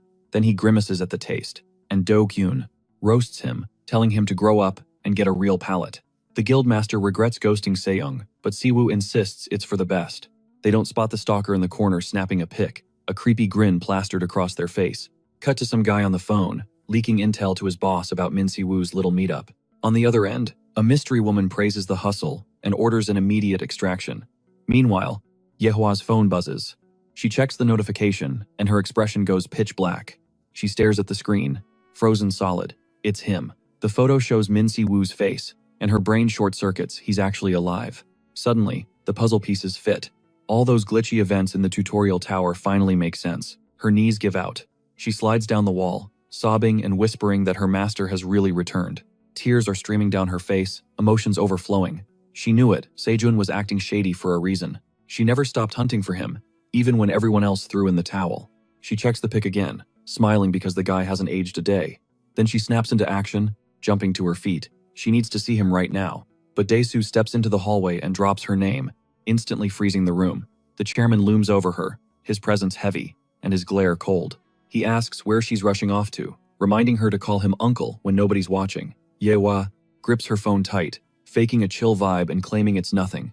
But he clamps a hand on her shoulder, telling her that her panic says otherwise. He stares deep into her eyes, reading her like a book. A twisted smile forms on his lips as he confirms the rumors are legit. The mad dog is back. Dae-soo laughs in her face, saying she looks like a loyal puppy waiting for its master. He messes up her hair, calling her naive for getting her hopes up. Keeping his cool, the chairman reminds her she's his only niece, and he's not planning on letting her walk away. She snaps, smacking his hand away, and screaming that she only joined him to find her master. Then Dae-soo drops the bomb. He knew the whole time he only let her investigate, because she became a valuable asset. The truth hits her like ice, while he twists the knife, saying hunters aren't people, they're just expensive tools. Yehwa loses it, screaming he was never family. Min Si-woo was the one who saved her. But Dae-soo plays his dirtiest card. He asks what her precious master will think when he finds out about her dark past. Better choose wisely, because Si-woo doesn't forgive criminals like her bloodline. He turns to leave, tossing one last verbal dagger over his shoulder. She can try, but she'll never wash away her rotten origins. Left alone in the hallway, she clenches, her fist cursing him under her breath as her world collapses. Cut to a massive hangar where Shin and the squad are gearing up. She's scanning the crowd for a specific face while some random guy tries to flag her down. She walks up to Min Si-woo, acknowledging the guildmaster picked him as leader, but she's got questions about the two guys with the serial killer vibe standing next to him. Min Si-woo stays totally chill. He calls them his associates, kind of like rookies, but with a lot more mileage. That settled, Shin and her partner Kim introduce themselves to the group, but the huntress can't help, staring at the bald old-timer. You don't see an aura like that every day. Suddenly, the old hunter flashes a smile. That's way too friendly. She's totally thrown off. He compliments her manners, and a hyped-up Jisoo Shin promises to give 100%. The MC cuts in, scolding Kim and reminding him this is his second shot at life. Briefing over, the squad heads toward the entrance of Gate 5. The rookies admit they're jittery, but Min Si-woo is cool as a cucumber, calling it just a dimensional hallway. Just doors. Then one of them brings up the creepy rumors about people vanishing inside. The MC shrugs it off, they just got stuck. The veteran nods, adding that these gates are basically guild property now. He explains that portals have turned into a massive cash cow, packed with high-tier loot. Stepping through the warp, the vibe shifts instantly. They spawn into a gorgeous, high-def forest that has Jisoo totally starstruck, while the rookie looks like he's about to hurl his lunch. The new kid jinxes it immediately, bragging about 0 monsters on the radar. The bear groans at the attitude, and Min Si-woo has to explain that these days, they have literal boot camps for this stuff. Ever since the tower fell, guilds have been drafting awakened folks like pro athletes. But honestly, our main character thinks the system is broken. He thinks it produces trash-tier hunters who just want a participation trophy. He calls the rookies over and demands a skill check before they take another step. Naturally, the rookie throws a fit, asking why some random outsider is running the drill. He keeps whining about matchmaking, furious he's stuck with a partner who can't even cast a basic spell yet. But right on cue, she triggers it. A massive flashbang of light explodes, totally blinding everyone. It accidentally blasts her teammate. She starts stammering an apology, but the MC cuts the mic instantly. He tells her to save the sorries for when she actually messes up. Then, he tosses an item at her, demanding she catch it midair. She snatches it, reflexes on point, and realizes it's a riding crop. Min-Si-woo explains it's a focus tool to stabilize mana, dropping some intel her brother already hinted at. She locks in, gripping the handle tight, and cues up the spell again. This time, the magic flow is smooth like butter. Her hater of a partner just stares, jaw on the floor, unable to process the level up. Suddenly, the radar pings red. A squad of goblins pops up on a ridge, and a veteran screams out a warning. Min-Si-woo yells for everyone to stand down, only the rookies fight. The loudmouth kid goes pale as a sheet. Even as he's shaking, he tries to roast them, saying good luck not dying while he does all the work. From the backline, Predator notes the kid's skill is all graphics, no gameplay mechanics. The old man analyzes the stats and points out the kid is burning through his mana bar way too fast. These mobs are weak, but it's a Zerg rush. The rookie panics, mashing buttons as the goblins aggro onto him. He screams for a carry, begging Jisoo for help, but the lag is real. His mana hits 0, and he takes a critical hit straight to the face. He's down for the count, totally exposed. Seeing him in the red zone, Jisoo activates her focus mode and shouts her ultimate, Beast Tamer. The goblin that was about to finish him off suddenly freezes, glitching in midair. Under her control, the monster heals like a well-trained pup, awaiting commands. She points a finger at the downed hunter. She orders the creature to back off, and it obeys without hesitation. Feeling that main character energy, Jisoo turns to the group, asking for a rating on her performance. The mentors admit it's a super rare dominant skill, total S-tier potential. Predator is practically drooling, wanting to consume that power. The MC just shrugs, calling it not bad, but warns her she needs to multitask, because suddenly, Wave 2 starts spawning. Surrounded and with her teammate unconscious, the rookie starts freaking out. Cut to evening, Jisoo is thanking the MC profusely. She says she finally caught the rhythm of her powers. The bear is worried she looks like a ghost, but Min-Si-woo calmly offers her an out, saying she can switch teachers if this is too hardcore. She smiles, declines the offer, and admits she needed that ego check. A few feet away, her partner is passed out cold, using the bear as a pillow. Jisoo realizes the skill is just hardware. Mastering the mana flow is the software. The MC nods, satisfied. She passed the vibe check, class dismissed. But suddenly, the group senses movement in the bushes. A massive crowd is approaching. Who are these NPCs, they wonder. Jisoo explains her guild is brokering a deal with Blue Flower for a new gate. Hearing Blue Flower, Min-Si-woo's interest spikes, leaving the rookie completely out of the loop. Without a word, he ghosts the group, walking toward the newcomers while the young hunter tries to figure out the plot twist. A scout reports to Yehwa that they found hunter corpses inside the gate. Their insides were liquidated. The guild leader's face goes instantly cold. She asks if it was an internal sabotage attack. Then, her sixth sense tingles. A familiar aura. A tiny smirk curls her lips as she whispers one word, finally. Right on cue, our protagonist spawns in front of her with a casual wave. Your master returns and you don't even say hello? He asks, flashing a cocky grin. Yehwa replies, You're finally back, master. He invites her to catch up, but she shuts him down cold, turning her back on him to handle business. Her guild members are confused. Why is the boss acting like an ice queen? Predator laughs at the rejection, saying he got friend-zoned at light speed, while the old man asks if that was really his student. She's got an attitude, the MC confirms, but something feels off. He replays the moment her eyes were glassy. Was she crying? Flashback time. We see a young Yehua sobbing and hiding until Min-Si-woo discovers her. He slides in next to her, smirking like he owns the place, asking if she's crying because she just took a massive L. Then he ruffles her hair, totally unbothered, telling her if she's gonna bawl, do it loud and proud. She snaps back, obviously triggered. He's dropping secret techniques on Seong just because they share blood, while she claims she's a nobody, just some stray from the streets, zero value. She thanks him for the save, but basically tells him to get lost. He ignores the drama and keeps messing up her hair until she almost cracks a smile. Then the protagonist drops the main character line. Blood doesn't matter. We choose who we call family. From now on, she's the little sis, and he's the big bro. Flustered, Yehwa shuts that down immediately. She doesn't need a brother like him. So he flips the script, threatening that tomorrow's training is going to be absolute torture. Back then, the last thing she wanted was to be sister-zoned. She wanted to be his partner, his equal, standing right beside him to build his dream world, especially since she caught feelings, major feelings, but she knows it's a dead end. She's the daughter of a criminal with a shady past. Even with her heart in a blender, she decides to fight for him, the man who gave her a second shot at life. She is absolutely down bad for him. Man, who understands these things? Anyway, smash cut. Yehwa storms into Seyun's office. He looks totally shook. She drops the honorifics, calling him by name. The guy starts sweating, asking what's up.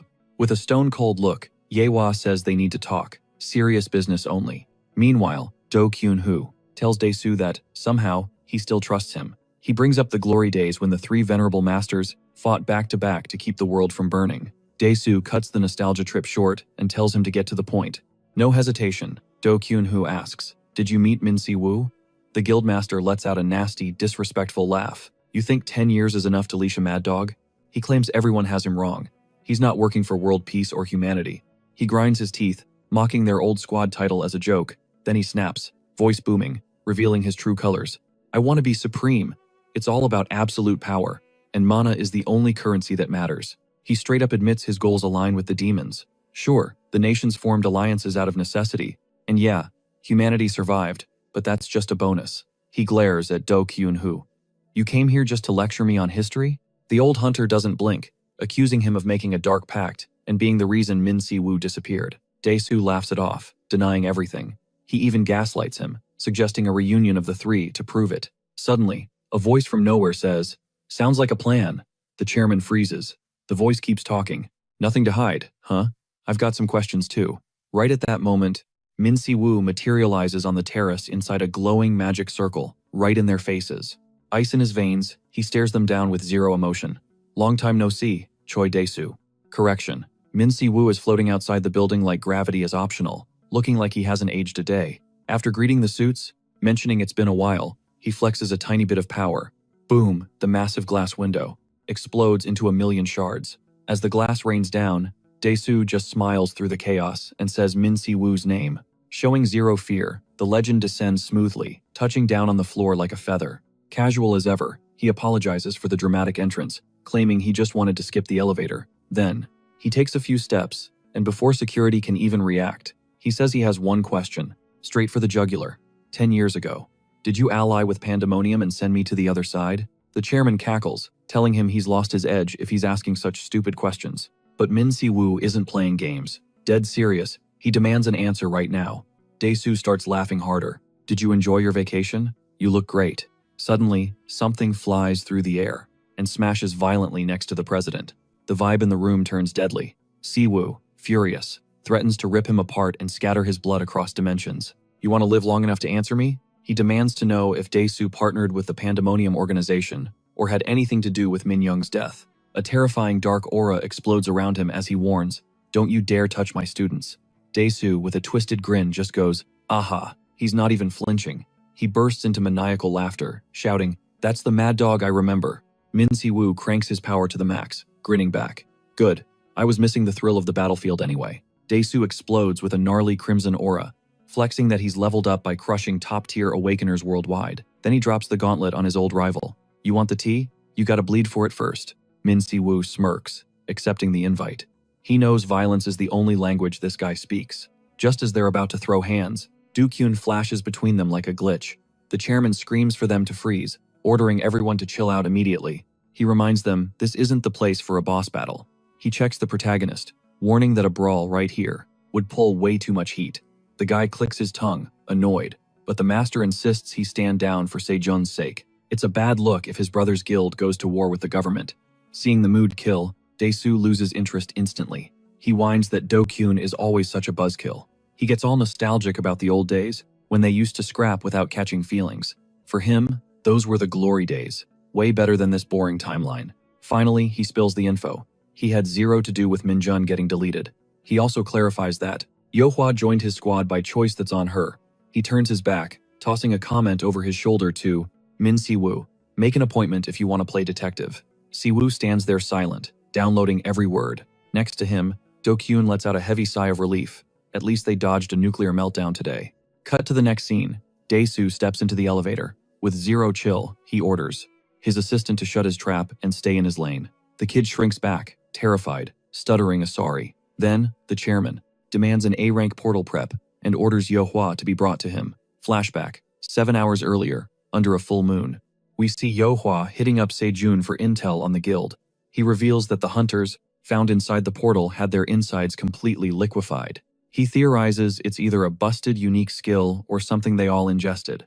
Plus, they were all linked to this shady trading guild called YZ that's totally off the grid. Sejun listens close, then drops a rumor he dug up. Word on the street is that guild is run by a demon master.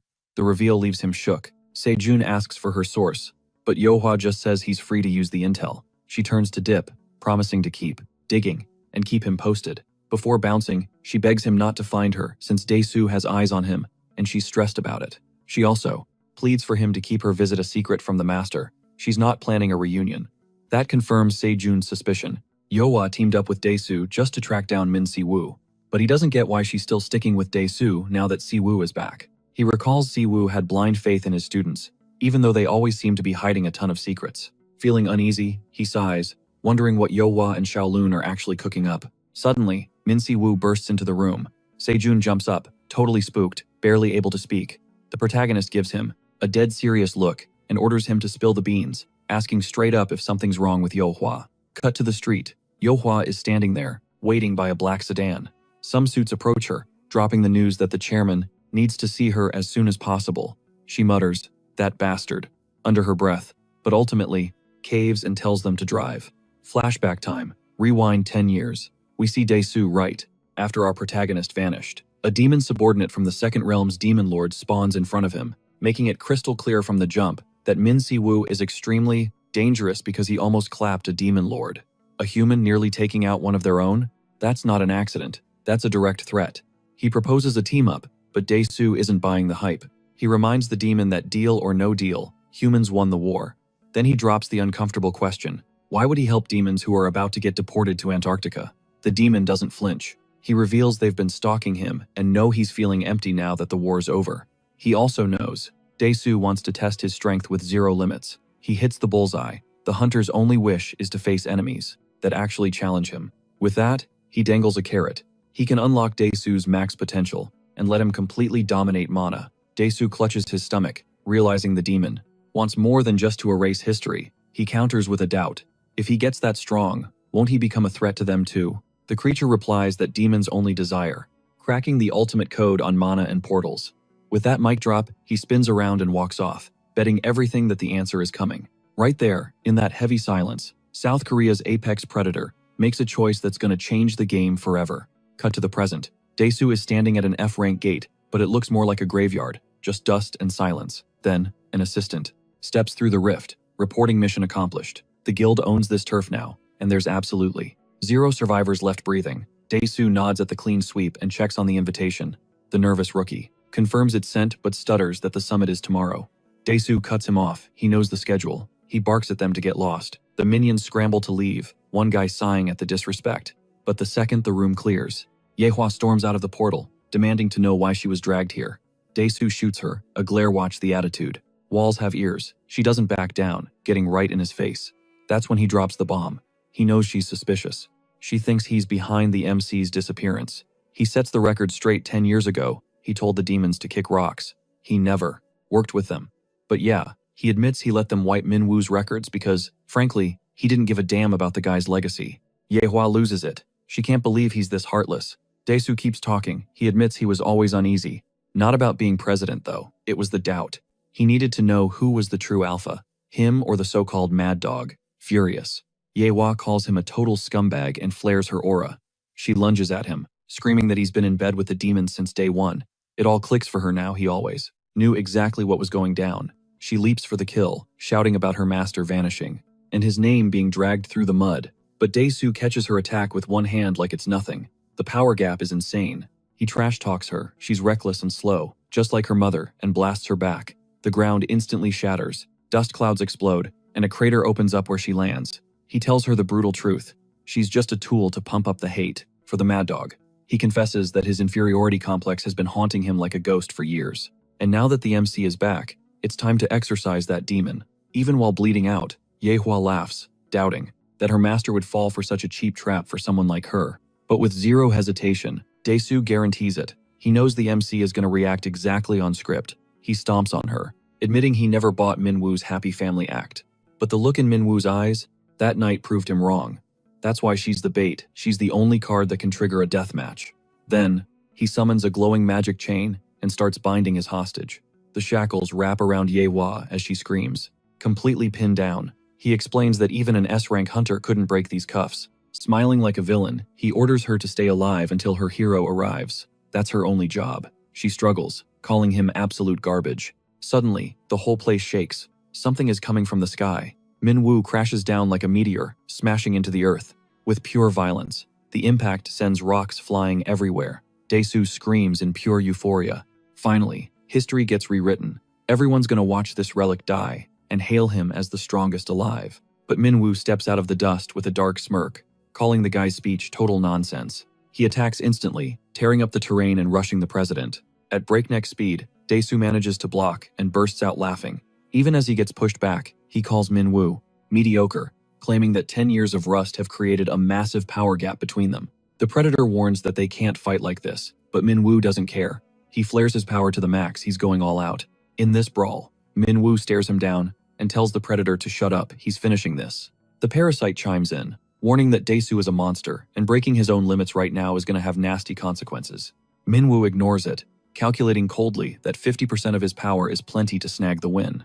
Dae-soo mocks him immediately, asking if the big bad Minwoo is actually scared. No more talking. They launch at each other, ready for the first major collision. Minwoo even tells the president that he doesn't need full throttle to crush a piece of trash. The impact triggers a massive explosion. Yehua realizes it instantly. This isn't a normal fight. It's a clash between awakened beings.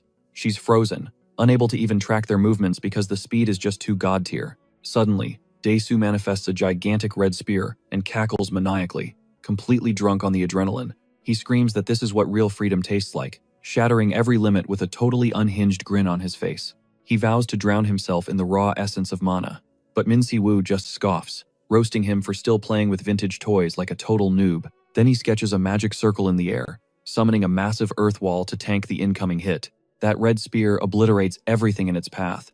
Predator screams in pure terror, questioning if Dae-soo is even human or just a straight-up monster. The MC just watches the chaos, noting that the guy has always been reckless and built like a tank. Wasting zero time, he spawns a weapon, pointing out that Dae-soo is acting way more like a beast than a man right now. He floats up with a chill laugh while the president charges, cloaked in crimson energy.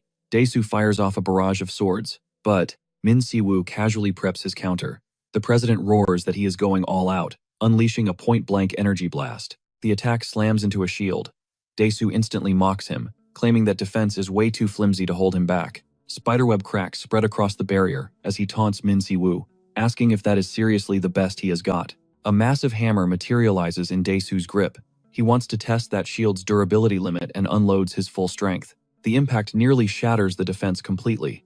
Min Si-woo reacts instantly, shouting Frostfang and summoning a barrage of ice lances. A razor-sharp hailstorm rains down on the president, leaving him zero room to dodge. The spears converge and detonate right in his face, creating a massive sphere of blue energy. The hammer clatters to the floor. Dae-soo admits the mad dog still packs a heavy punch and has a nasty bite to match. Barely breaking a sweat, Min Si-woo tells him to shut his mouth and release the hostage if he wants to keep breathing. He clarifies that he knew Jo-ah was bait all along and his mission here is done. The president just grins. Claiming that is not enough, he knows Min Si-woo can do way better than that. Plus, he drops a warning. Jo-ah is still useful, so she stays tied up. He screams that she should be grateful to have a purpose, calling her a killer's daughter. Furious, she demands he shut his trap. Fighting back tears, she begs Si-woo not to do anything stupid. But the MC turns to her, and with a dead calm voice, tells her to stay exactly where she is.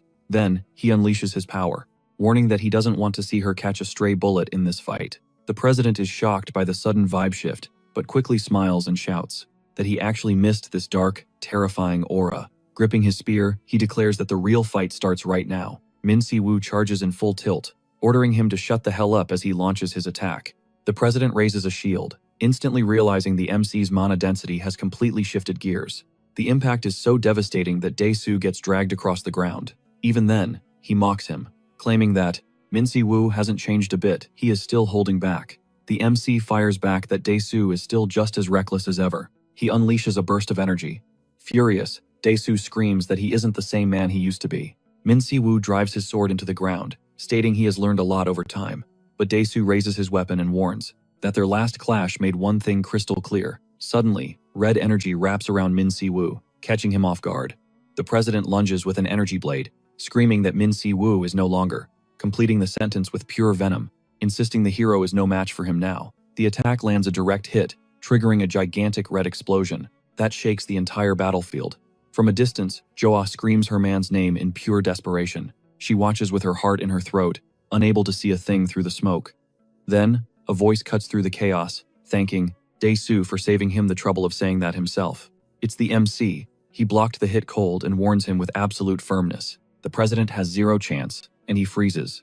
His legendary sword, the one that slices through buildings like paper, was just stopped effortlessly.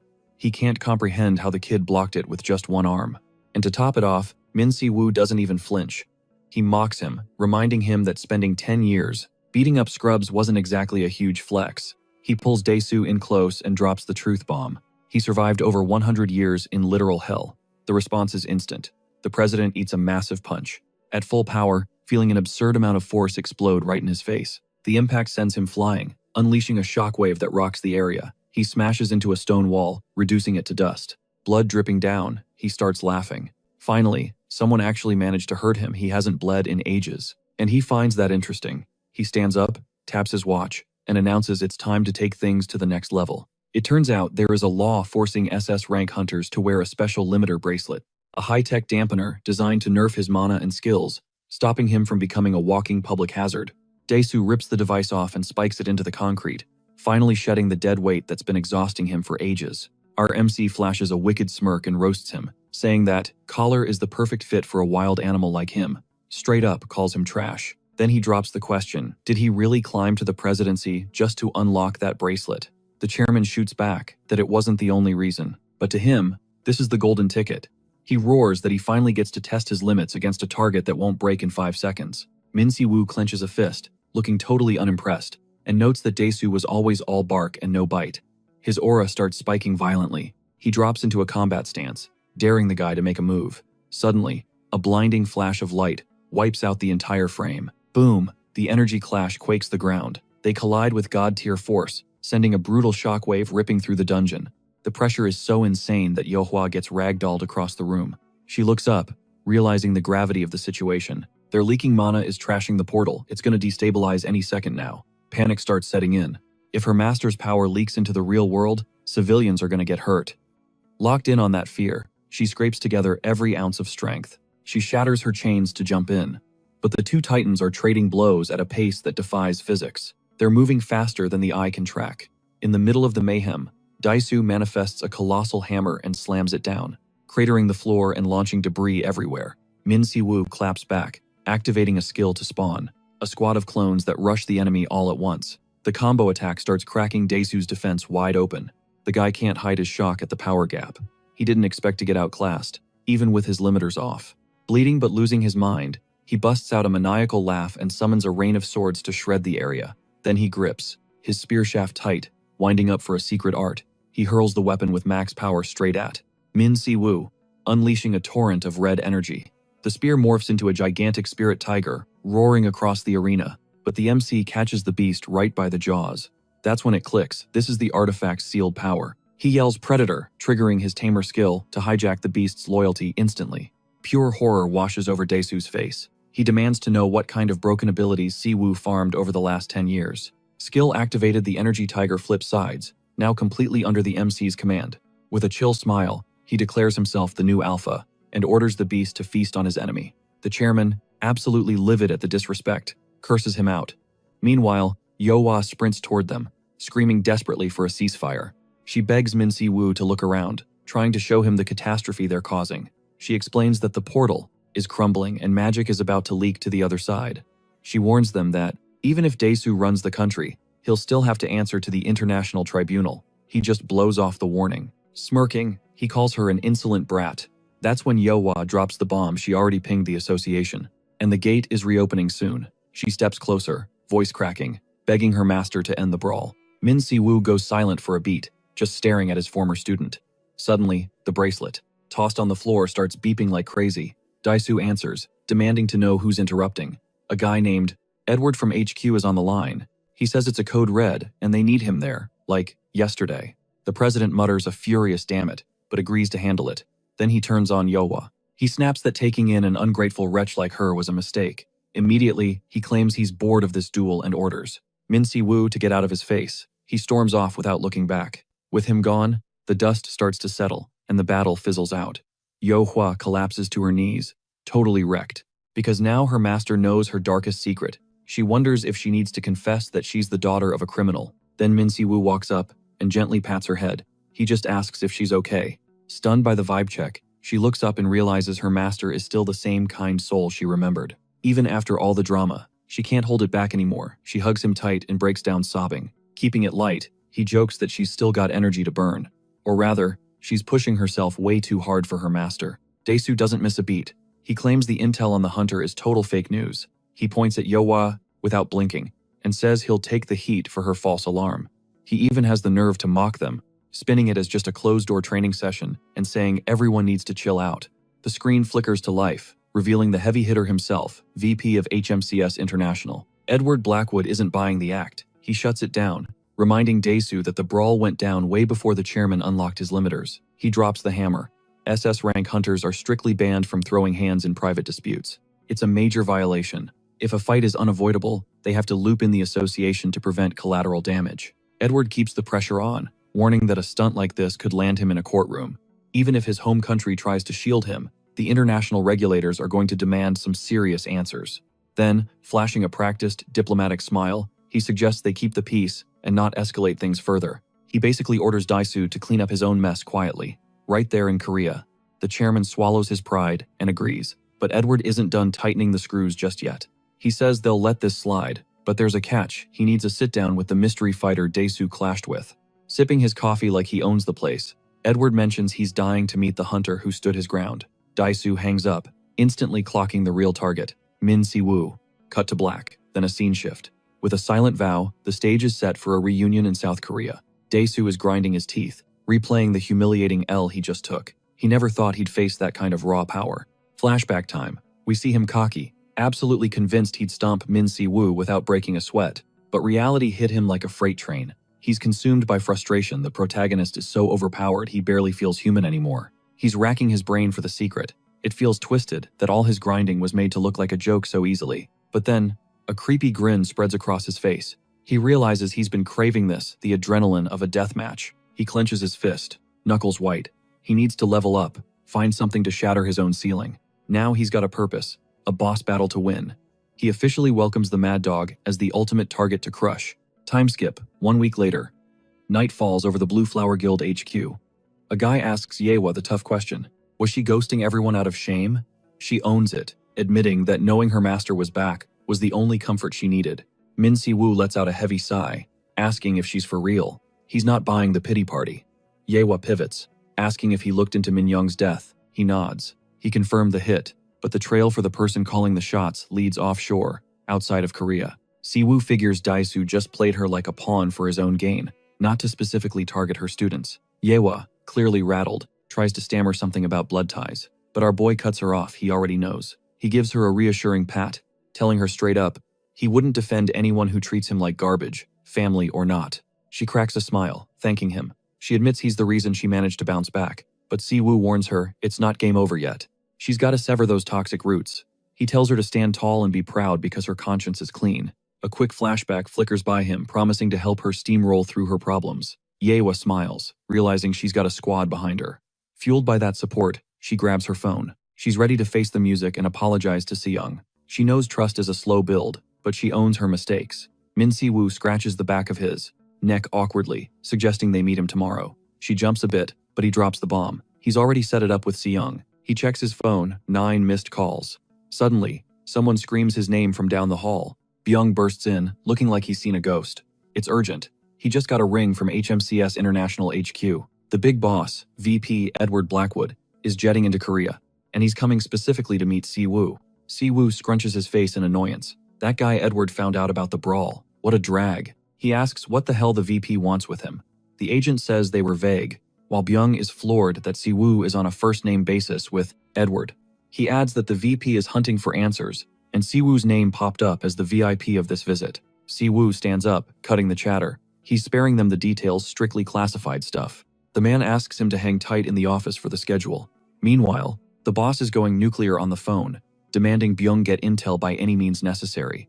Yewa tells him to chill and fly under the radar. Later, he's surprised to find her walking right next to him. Yewa explains it's just her commute home. Si-woo takes the opening asking what her next move is. She pledges to help the investigation, leveraging the full weight of her guild's resources. Then, out of nowhere, a pitch-black sedan slams on the brakes right in front of them, horn blaring aggressively. They both freeze, totally confused, but Yewa clocks the ride immediately. From the back seat, a voice drips with sarcasm, roasting Min Se-gu for playing savior, even after knowing the ugly truth. The tinted window glides down, slow-motion style, revealing Dae-soo inside face like stone, eyes screaming murder. The chairman barks at Min Se-gu, calling the mad dog to hop in. Yewa ain't having it. She's shook by the audacity and demands to know why Min needs to bow down to this guy. But the chairman claps back instantly. You want to stay close to your student? Listen up. The threat hangs heavy in the air. She steps up, fists clenched, ready to throw hands. She screams, "Scumbag!" But Min Se-gu cuts her off with a chill smile. He tells her to head home. "I'll hit you up when this is over." Yehua watches, heart racing. As her master cracks the car door, he slides in. Zero hesitation, no looking back. The engine roars to life, leaving her stranded on the curb, speechless as the ride fades into the distance. Min Se-gu admits to himself she was spot on. Inside the whip, the chairman laughs at him for showing his face after taking such a massive beating. Dae-soo grins, admitting his schedule is getting messy, so he proposes. Let's make it official, a death match. Min Se-gu shuts him down cold, sneering that it's wild a guy like him actually runs the show. Then, arms crossed, he drops the name that changes everything, Pandemonium. The chairman spills the tea. Remnants of that ancient crew are still active globally. The intel is solid. Demons hit them up 10 years ago, right after Min Se-gu vanished. He stays, quiet, wondering if they're just a cult or straight-up demon proxies. The chairman shifts in his leather seat and keeps going. Since the peace treaty, tracking these monsters is basically mission impossible. Big shots are watching, but nobody's seen anything real. Then he drops the bombshell. Rumors of half-demons popping up in the Middle East. Min Se-gu's eyes snap up, locked in. Tell me more. Cut to a sun-drenched desert city. Half-demons hybrids of humans and monsters. They look like regular folks. No horns, no wings, but there's a major catch. They wield dark mana. Dae-soo admits he hasn't seen it with his own eyes. Foreigners are banned from those hot zones. Then, he flips the script. You use dark mana in our fight. Did you switch sides to the demons? The chairman smirks, convinced Min Se-gu traded his honor for raw power. Teaming up with the very things he hates, pure disgust washes over our hero's face. I ain't nothing like them. Done with the talk, he orders the driver to pull over. Tires screech to a halt. He steps out into the open air and drops a final warning. I'm not with the demons, and I definitely ain't with a snake like you. Before slamming the door, he demands an apology for Yehua. Don't come find me unless you're ready to die. Dae-soo just laughs, loving the vibe, and asks, why protect people so much weaker than you? Min replies, cool as ice. You'll regret asking that one day. He tells him to stay in his lane. The car peels out, leaving him standing solo on the pavement, lost in thought. Smash cut to HMCS headquarters. The staff is freaking out. Global HQ just walked in the building. Whispers flood the hallways. Branch inspection? It's always something. Outside, Director Bake's office. The boss welcomes Edward Blackwood, introducing Min Se-gu as their newest hunter. The blonde guy sits like royalty, greeting them properly. But Min Se-gu skips the pleasantries. What do you want? With a cheeky grin, Edward turns to Director Bake. Give us the room. The director is dying to know the tea, but he knows better than to defy a suit. He steps out, promising to wait in the hall. The second the latch clicks shut, a massive scream rocks the walls. Min Se-gu covers his ears instantly. Edward grabs him by the collar, shaking him. Where have you been for the last 10 years? Before Min can speak, Edward punches him in the chest. You jerk. Then, taking a breath, he admits he's just glad Min is in one piece. Tell me everything. Min sighs he knew this was coming and tells his old friend to take a seat. After hearing the saga, Edward realizes Min survived in a dimension where time plays by different rules. He feels guilty that the world forgot their hero, admitting that even he was starting to let the memory fade. He gets choked up, remembering exactly who Min Se-gu is. Savior, the guy who yanked him back from hell's doorstep more than once. Min Se-bu hates that label. He brushes it off like dirt on his shoulder and cuts to the chase. Where is Yehua? Edward breaks it down. The main office isn't flying solo. They're teaming up with top-tier guilds on a massive operation. Specifically, the Blue Flower Guild. Since Blue Flower is a partner, that's how Edward secured the intel. He uses this opening to pitch a transfer. Come to the European headquarters. Min Se-bu shuts him down instantly. Hard pass. Edward actually looks thrown off by the rejection. He pushes back, insisting Se-bu is a leviathan swimming in a puddle. A player of his caliber needs a proper teammate to watch his six. Plus, with head office authority backing him, any investigation becomes a breeze. We're talking unlimited budget and resources that dwarf the local branches. Cebu hits him with a "I'll sleep on it" and pivots. He wants the tea on this mystery case, keeping the guild so busy. Edward drops the intel. Hunters stumbled upon a portal out in the desert. It was a massacre. Hunters dropped dead from poisoning. But the autopsy threw a curveball. Their systems were flooded with illegal performance enhancers. Cebu scoffs. Since when do illegal boosters for the awakened even exist? That sounds like science fiction. Edward doesn't blink. He confirms the impossible with zero hesitation, then drops a bombshell that makes the blood run cold. Headquarters has been tracking random deaths globally for over a year now. The forensics team found something nightmarish. Victims' organs weren't just damaged, they were shredded at the cellular level. That's why they kept a lid on it. The dead were all low-life criminals, and the substance vanished from their systems without a trace. A perfect crime. Then the narrative flips. They got lucky. A witness to a similar freak event in China finally decided to spill the beans. According to her, a group of awakened inhaled this mysterious black dust. They didn't just get high, they lost their minds. Total psychosis followed by self-destruction. Cebu connects the dots instantly. That black dust. It's the same weapon that wiped out those hunters in the desert. Edward corrects him coldly. Connected is an understatement. That desert is ground zero. But the math ain't mathing. The portal is a recent discovery, but these accidents go back over 6 months. That's when Edward drops the missing piece. The guildmaster of Blue Flower located the raw, original form of the dust right there at the site, and she spotted a vehicle from a shady group called the YZ Guild. The plot just got a whole lot thicker. Hearing this, Cebu collapses into his chair, face-palming hard. He silently groans at the absolute mess his student has dragged herself into. Edward flashes a grin that screams, "I got you." He admits he knew Yewa was Cebu's disciple the entire time. Since she found the substance first, she's in the crosshairs. Edward points out the obvious. Cebu joining the case is the only way to save her skin. It's a leverage play. Help us, and you make her life a whole lot easier. Then he twists the knife. Are you really gonna let your apprentice drown in this disaster? The vibe around the mad dog turns pitch black. His aura screams murder before he even speaks. He sighs internally. He knows when he's been checkmated. He agrees to the mission, tossing in a casual excuse that he had unfinished business in the Middle East anyway. Edward claps, looking like the cat that got the cream, and offers to handle the beef with President Dae-soo. Cebu leans back, looking bored, and cuts him off. That trash is just a power-hungry junkie. He delivers a cold reality check. At the end of the day, the president is merely human, and humans break. Cut to Sejun walking in on his brother packing bags. He asks if this is about that new gig for headquarters. Cebu confirms it a direct request from Edward himself. Sejun blinks, totally confused. Since when are you two besties? Before he can answer, Cebu's phone buzzes. He waves his brother off. It's a long story. Yewa will fill you in. His face goes stone cold as he picks up the call. Walking away for privacy, he greets Yewa with a sharp question. How exactly did you get this number? Later, while prepping for departure, Predator's voice echoes in his head. Where to? The answer is simple. European headquarters. The entity's tone shifts, heavy and serious. Will I need to push my mana to the breaking point again? Cebu laughs it off, but Predator isn't joking. It's not about running out of juice. It's about the vessel. Cebu pauses, intrigued. What kind of change are we talking about here? Predator explains that ever since they hopped back to Earth, it's been trying to adapt, but control is slipping. The dimensional travel took a toll, and that last brawl might have been the tipping point. The pact stops Predator from hurting Cebu directly, but the entity warns that things are about to get messy. The stronger Cebu gets, and the more mana he recovers, the more unstable the connection becomes. It drops a tactical nightmare. My power might ghost you right when you need it most. Cebu goes quiet. He lets the weight of that threat sink in for a second. Then he shakes it off, eyes hardening. It won't be a problem. He's got to handle his own mess now. He clarifies that he'll need the heavy firepower for the demons, but right now, not the time. He stretches out, looking totally unbothered. Even though the scrap with Dae-soo was a pain, he admits it was a solid XP grind.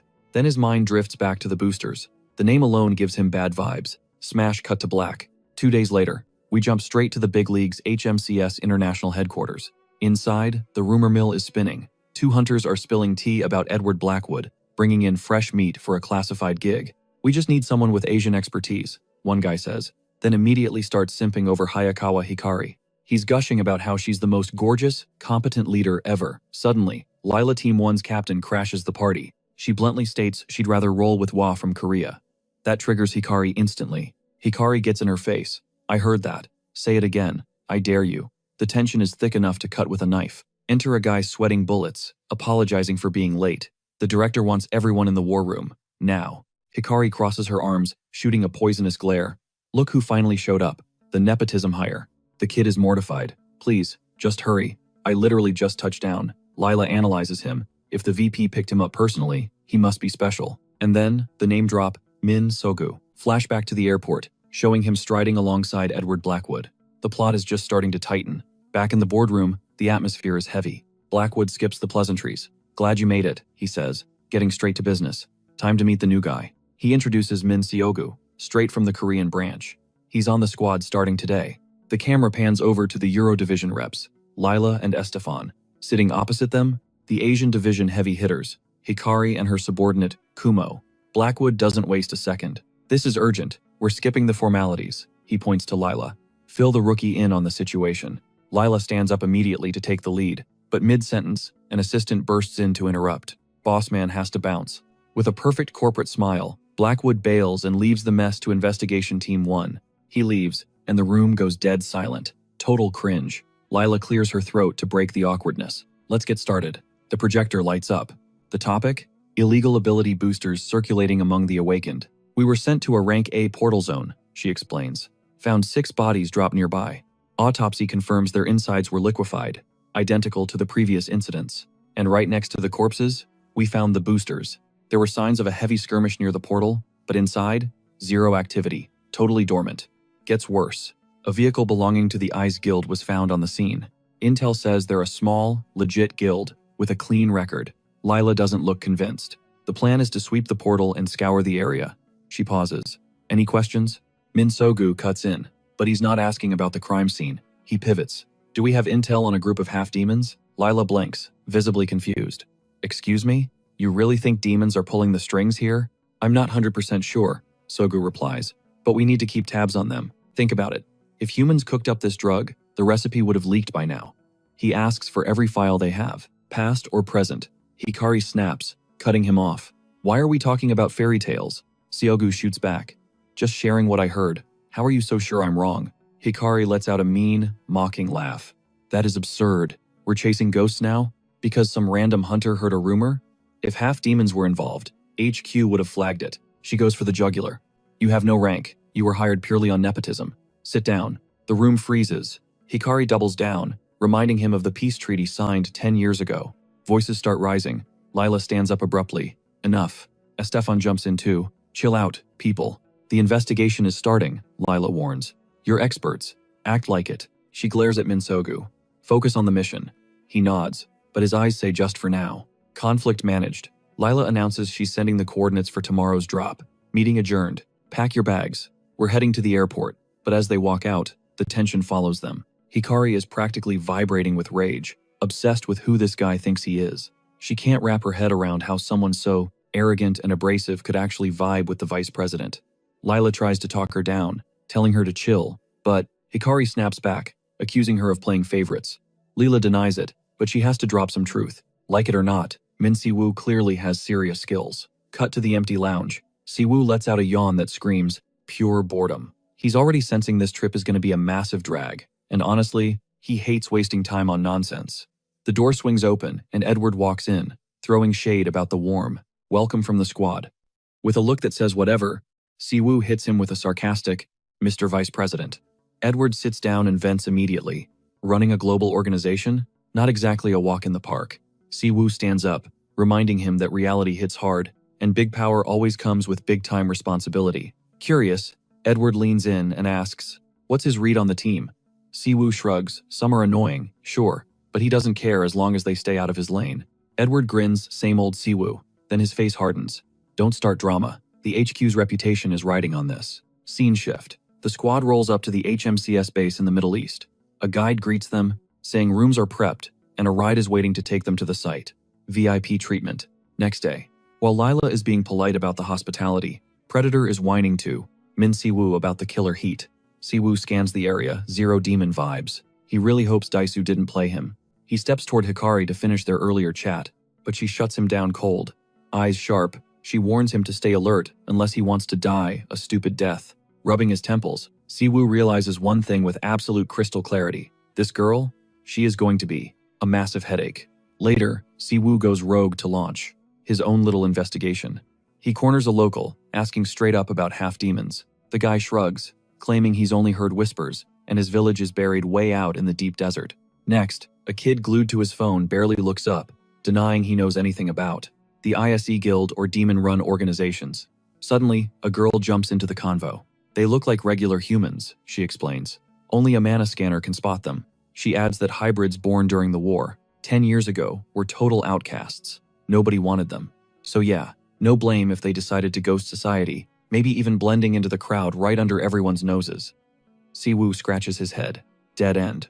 He's getting nothing solid and starts wondering if he needs to trek deeper into the wasteland. Suddenly, Predator pops up, calling him food and mocking him for being an outsider. The entity reminds him they move as a pack, but Siwoo insists on rocking that lone wolf style. He flops down, saying it's his free time to handle personal business. Right then, a voice calls out his name, snapping him out of it. It's Lila. She asks why he's chilling out here instead of the fancy HMCS building. He tells her he's just killing time looking into things and flips the question back to her. She says Stefan went to handle the portal permits since the government is still doing their assessment. The chat shifts gears when Lila assumes that since he's from the Korean branch, he must report to Director Baek. Siwoo clarifies he only joined the agency recently, which totally floors her. She admits she thought he was an OG veteran. He's got that seasoned hunter aura. To deflect, he mentions, Blackwood said she made a name for herself. Lila laughs it off. She's just a regular researcher from Northern Europe. That detail triggers a memory for Siwoo. He brings up a hunter from that region named Hans Schroeder. Her expression changes instantly. She repeats Hans Schroeder in total shock. Siwoo pulls out his phone, flashes a photo, and asks if this is the guy. On the screen, there's a dude with a mustache and a ridiculously bright smile.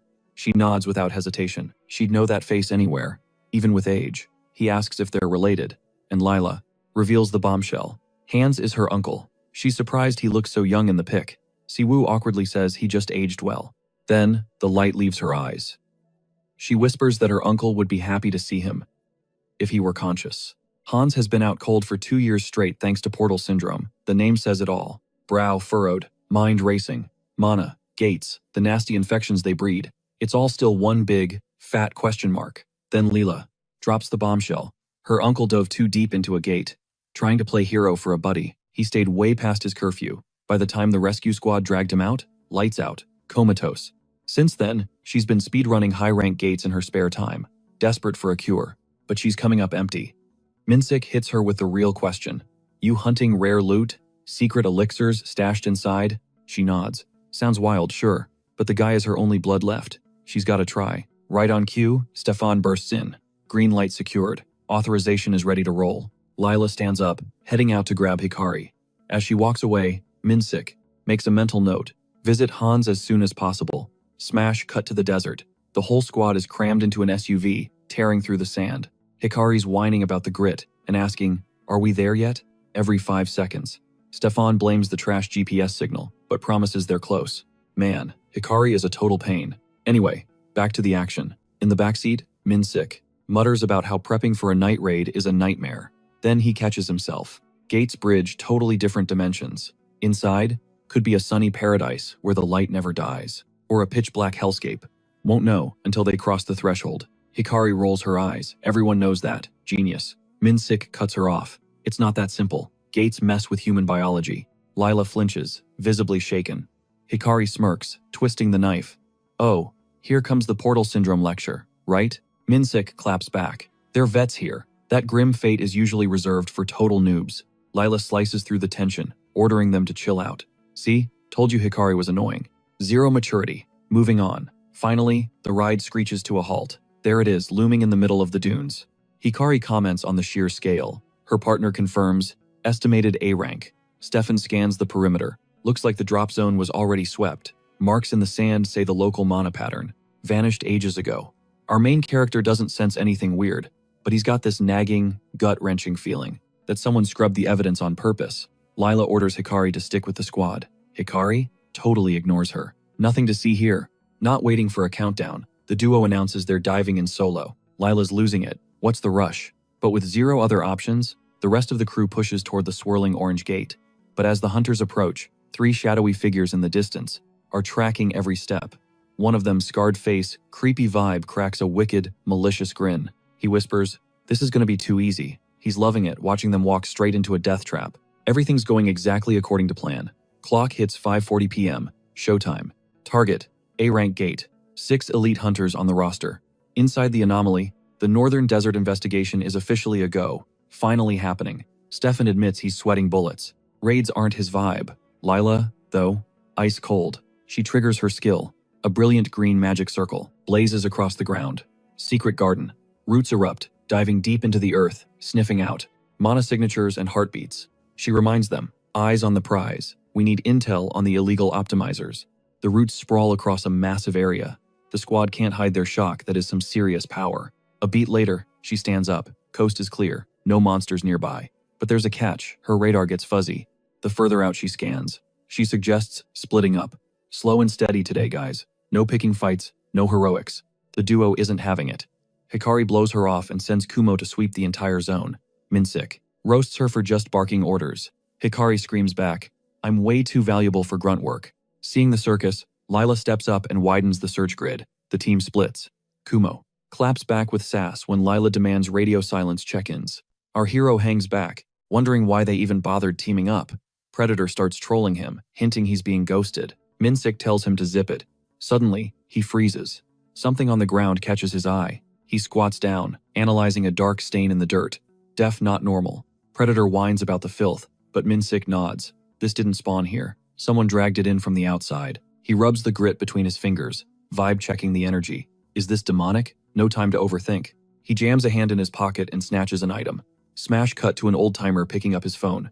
On the line, it is his master. The bald guy, posted up outside the gate, demands an update. The servant reports a shady squad lurking nearby. Master wants a head count. 5 bogeys, he confirms. As the crew steps through the orange rift, the master is revealed to be Min Si-woo. The servant begs to join the raid, but Min Si-woo shuts him down. Hold the line here. Stop reinforcements. Block the exit. Predator looks shook. The old guy is actually here. Min Si-woo clarifies he tagged along for the ride. Flashback. He told him to keep his distance.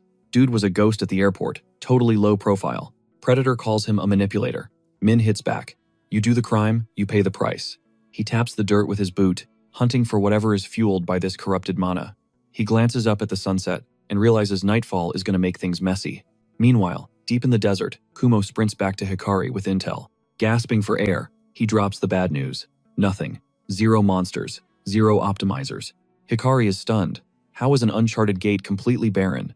Her partner points out the battle scars outside. Maybe the hunters wiped each other out. She shakes her head. No way. There would be bodies. The government locked this zone down, and anyone breaking in leaves a trail. Kumo suggests they were chasing high-tier loot, rare items. Hikari feels the regional director breathing down her neck. Failing is not an option. She makes a move. Summoning Kagutsuchi. A massive serpent of purple energy manifests. With a scream, she commands it to rip the earth apart. Boom. A violet shockwave shatters the ground and blasts into the sky with savage force. Lila flinches. Her radar was empty. Panicked, she radios Stefan, but he is already sprinting toward the blast. As he takes off, she groans. Why is there always a problem? Then, out of nowhere, shadowy figures surround her. One flashes a creepy grin. Back in the desert, Kumo stares, awed by the raw power that just leveled the zone. Hikari moves to loot the magic stones. Sure, she nailed it, but the blast uncovered buried bodies. The huntress lets out a terrified scream. Kumo rushes over. Relax, not humans, monsters. He explains they are dark creations. Their hands twitch. Suddenly, a horde of ghouls erupts from the sand, hungry for blood. Undead swarm them instantly. The huntress scowls, mind racing. How the hell did they hide without tripping sensors? Her partner is confused too. Undead do not usually pack up like this. Whatever. She attacks first, calling her spirit, Kagutsuchi, to wipe the board clean. At her command, it forms a titanic purple energy snake. It lunges, shaking the very earth, and sends monsters flying. A follow-up beam fries every zombie in its path to a crisp. Smirking, she quips, try sneaking up on me again. But the win is short-lived. More freaks claw out of the sand. Her partner panics. Is there a whole army buried under their feet? He freezes, brain short-circuiting at the sheer number of enemies spawning. Suddenly, the kid spots a blindside attack. Watch your 6. Before the blow connects, a hunter blinks in, blasting a beam that saves her life. The rookie scans the battlefield. Where did all these things come from? Annoyed, she snaps back, asking how his boss missed a literal horde under their noses. The argument heats up. But the partner cuts in. Save the drama. We got incoming. He triggers Kamaitachi and dashes forward, leaving a streak of blue neon energy. He shreds the undead, but the bodies keep twitching like nothing happened. Smash their heads or they will not stop. Fed up, the girl screams for Kagutsuchi to nuke them all at once. The serpent whips around, obliterating the horde with its tail. She admits her power, drains fast against physical bodies. The hunter shrugs, pretty sure our leader already knows that. The partner figures out the meta smash, the skulls or die trying. He charges a beast, complaining the whole way. This is literally his nightmare matchup. His kit is built for massive area of effect nukes, not single target duels. He knows they're cooked if this keeps up. The mob density is just too high. Suddenly, a mysterious voice echoes from the shadows, summoning a literal storm. Crimson energy arrows rain down from above, drilling into targets with insane precision, straight through the undead skulls. The girl stands there, totally shook, wondering how anyone can land every single shot with such god-tier aim. In seconds, the horde gets wiped, flawless victory. Min Si-woo steps out of the chaos, watching everything with that ice-cold, calculating stare. Stunned, the huntress can't help but wonder what kind of monster Stefan really is. Totally gassed, he realizes why Leela's radar missed them. These things have zero vital signs. He suggests ditching the portal, gearing up properly, and spinning the block at dawn. Her partner nods, but she's hesitating. Min Si-woo tells her to cut the stubborn crap. Pushing forward is just gonna wreck the mission site. Face burning red, she silently agrees, knowing they're just burning mana and wasting time. But then, her partner screams and points at a nearby trench. Another wave of undead bursts from the hole, rushing them at full speed. She spins around to Stefan and asks if his boss is coming, or if he even managed to warn her.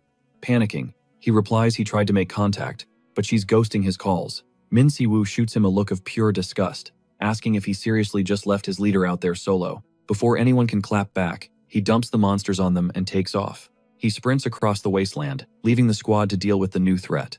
While on the move, he whips out his phone and calls for backup inside the portal. He orders them to track the other team's trail and keep him posted on their location. After hanging up, he pauses and scans the canyon, calculating his next move. He figures the enemies probably snatched one of their teammates. Cut to the next scene, Lila is tied up. Thinking she never stood a chance, they totally jumped her. She's wondering how the bandits breached the perimeter, since security was tight and the portal was on lockdown. One of the captors gets triggered by her defiant stare, but the boss orders him to chill. He explains they need her as bait to lure the rest in and wipe the whole squad, killing two birds with one stone. Their endgame is taking over the black market. He tells his lackey to look at the big picture, but the partner protests about taking orders from a guy who looks like a bag of bones. The boss shuts him down, warning him to watch his mouth when speaking about him. He might look frail, but watch out, he's a necromancer. Speaking of the devil, the guy slices his own veins and lets dark blood drip onto the desert sand. The liquid spreads out, and suddenly, an undead hand violently bursts from the ground. The white-haired man gears up as the undead rise all around him. The voice concludes with a creepy calm, explaining that necromancy is an art that defies the natural laws of life and death. And even within those forbidden arts, his methods are the absolute worst. The leader views him as a despicable creature, something unlike anything he's ever seen. However, he admits he needs the necromancer's connections to rebuild the mast, his father's legacy. Just then, a curious goon asks for a whiff of the drug. The boss shuts him down instantly, asking if he's lost his damn mind. Another guy steps in, clarifying that the vial's contents can boost a mediocre skill, all the way to S-rank level. Then he warns that the user's body becomes a ticking time bomb, destined to implode sooner or later. The leader gets in the necromancer's face, demanding to know where that substance came from. The white-haired man just cracks a sinister smile, totally amused by the situation. He mocks him, asking how he dares to demand anything after being such a colossal failure. The leader makes excuses, claiming it was out of his control, just unforeseen variables. Leela, tied up, laughs right in his face, saying she actually admires his lack of shame. The guy in sunglasses glares at him, stating he has no intention of spilling intel to a useless leader. The goon loses it and lunges at him, but the necromancer senses the commotion and spins around. Cut to a woman suddenly appearing, ordering him to stand down. There are dangerous investigators lurking nearby. Ivan, the necromancer, greets her with a smirk, asking what Lady Crow is doing in a godforsaken dump like this. She freezes the moment she spots the hostage, asking who the hell that girl Lila is. She watches from the shadows, absolutely convinced someone is about to get wrecked. Ivan flashes a cocky grin, clarifying he wasn't talking about the hostage. She stays breathing, for now. Crow drops the bombshell, he was referring to himself. He tells Ivan, it's too late, and starts glitching out of existence. Before ghosting completely, he taunts, "You really think we're on the same team?" The necromancer loses it, teeth grinding in pure rage. He curses the guy for hiding in the dark. A confused lackey pipes up, Boss? Who was that?" "Shut your mouth," the boss snaps. "Play dumb." His face goes stone cold. Neither the girl nor the feds are seeing the sunrise. Cut to another scene. Our trio stumbles onto a trail of bodies. Total carnage. Estefan shudders. "Man, Min Si Woo's path is paved with zombies. Literal nightmare fuel. If it wasn't for him, we'd be cooked," he admits, begging to call for backup. But the huntress isn't backing down. She's running on fumes but refuses to quit. Her partner catches her right before she faceplants. "Hey, I got you." Suddenly, Min Si Woo pulls up. Hikari blinks, shocked. "You came back?" The hunter just stares, ice cold as always. Estefan stammers, Did something happen to leader Lila?" Hikari cuts him off, annoyed. Min Si Woo ignores the drama. "Found battle traces. I can sense her mana. That way." Her partner connects the dots. "You think the guy who summoned these freaks took her?" "No way," Estefan panics. "Lila wouldn't go down that easy." Min Si Woo walks past him. "Scared? Then stay here and fight. The monster's yourself." Ice cold. Seeing him bail, the squad has no choice but to scramble after him. "Wait up!" Inside the portal, Min Si Woo confirms the kidnappers are locked in there with them. Hikari starts gagging at the smell. Ugh, the air reeks of death. Her partner looks around, nervous. "You really think they dragged the leader all the way out here?" They hit a cavern. Boom, a voice echoes from the dark. "Well, look who finally showed up. Thanks for saving us the trip," the villain sneers. Zombies start swarming, but Hikari snaps. "You bastards." She dives in, blade swinging. Kumo's right behind her, screaming, "I ain't letting my cousin have all the fun." He clocks the four-eyed lackey, who whines, "I don't get paid enough for this violence." Kumo ignores him, unleashing a sick spin attack that knocks the whole squad back. Point of view, you messed with the wrong team. The enemy leader is not amused. Reckless brats. He charges up his ult. Wolf Lance. He unleashes a nuke of golden energy. Min Si Woo clicks his tongue, he's over these clowns, but Kumo clutches up. He pops a magic barrier, tanking the hit. Hikari scans the room. Too tight. Can't summon here without crushing us. She switches strats. Use the chaos as cover to locate the missing Lila. But the necromancer teleports right in her face. Knew a rat would try to scurry away. "Move, trash." Hikari screams, her body crackling with high-voltage lightning. White hair just sighs. "You're annoying." Bam. He lands a brutal hit, sending her flying. Kumo watches her ragdoll through the air and screams. Even Min Si Woo's poker face cracks with concern. "Hikari," Min Si Woo bellows, his voice cutting through the noise. Amidst the total chaos of the battlefield, our main character screams her name the second she takes the hit. He reaches out, and a massive golden magic circle erupts in front of him. The light catches her, swirling around with a weird, hypnotic energy. It's mesmerizing. Hikari's eyes go wide. She feels the surge coursing through her veins. She's never felt juice like this before. Ivan the necromancer freezes. He recognizes that technique instantly.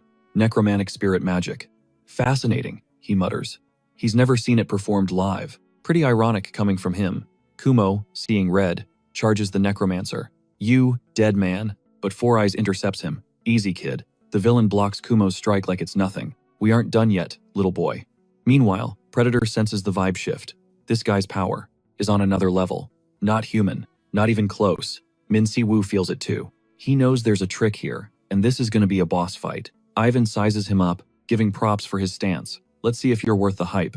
He snaps his fingers, sending the undead horde forward.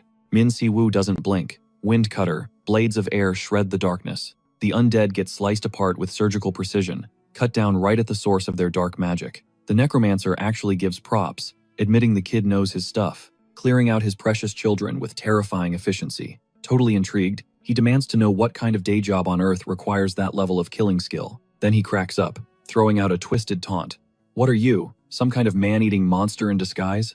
Elsewhere in the chaos, more of those green freaks spawn in. Predator looks ready to hurl, screaming that this creep is literally building an entire army right now. But Minsu decides it's time to stop playing games. He unleashes a massive bolt of energy, smashing straight into the horde with devastating force. The blast fries them instantly, total crispy critters. Ivan just smirks, admitting he never thought a mere human could control mana with that kind of finesse. The MC fires back with his own surprise. He says he never expected the son of a junkie to have such a polished vocabulary. That specific phrase, junkie's son, absolutely triggers the necromancer. He repeats the words, his eyes burning with pure, unadulterated hatred. He vehemently denies touching the dust, spitting on humanity. He calls them pathetic wretches who can't survive a single day without their fix.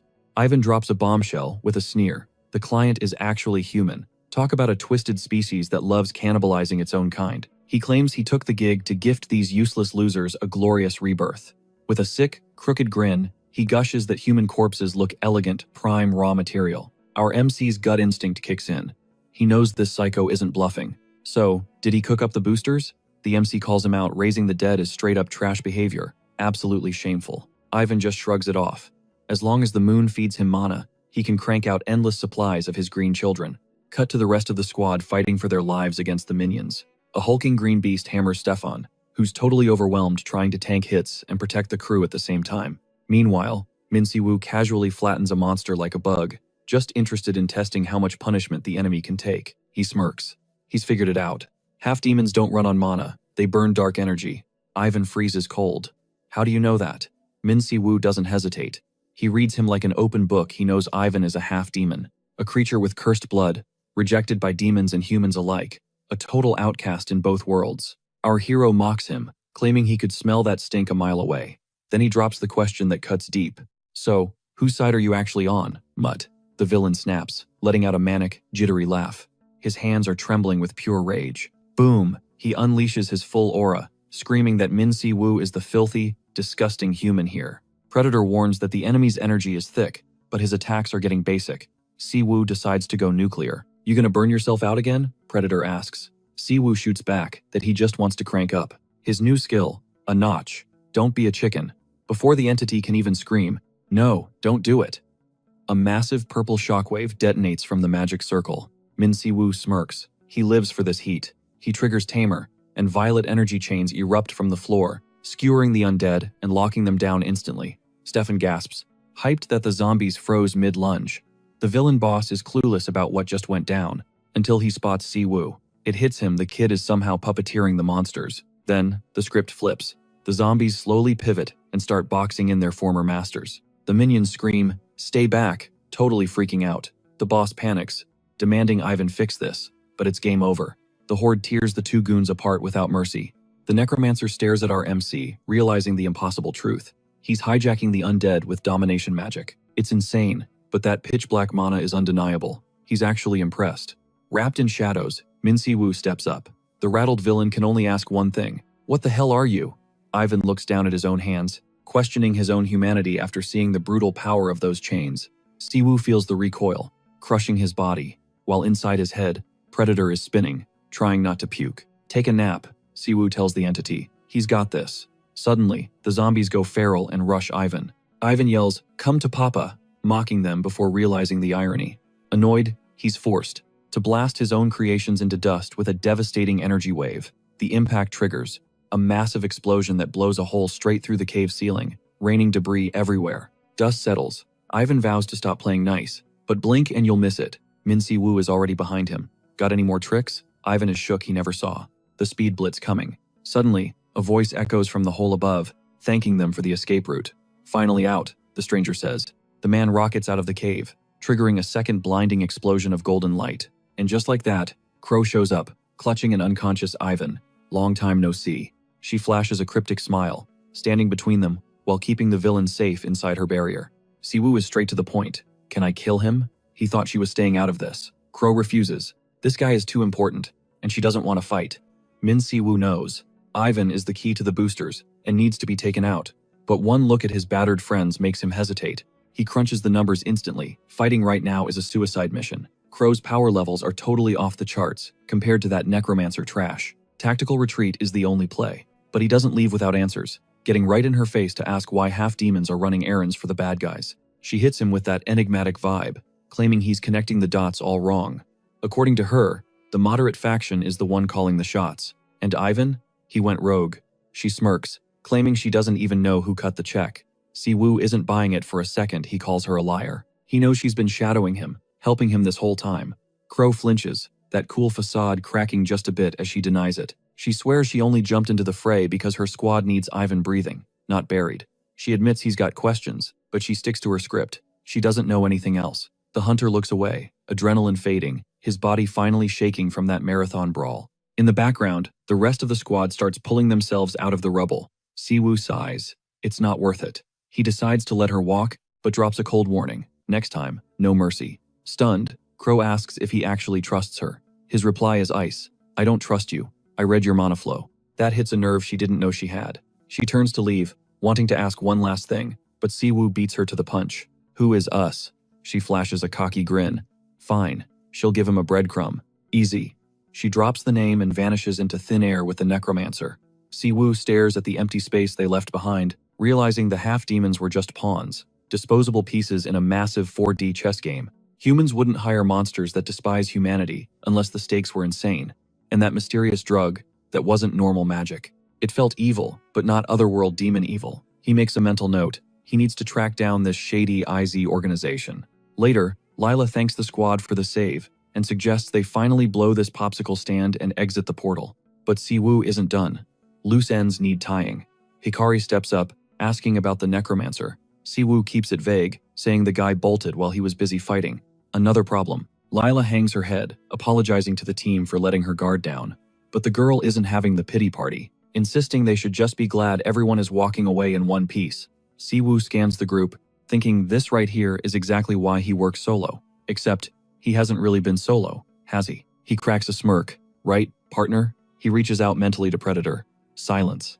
Dead silence. Our hero is truly on his own in the void. Cut to black. 2 days later, HMS headquarters. Edward Blackwood looks absolutely shook hearing the report on the undead army. And the necromancer? Siwoo nods grimly.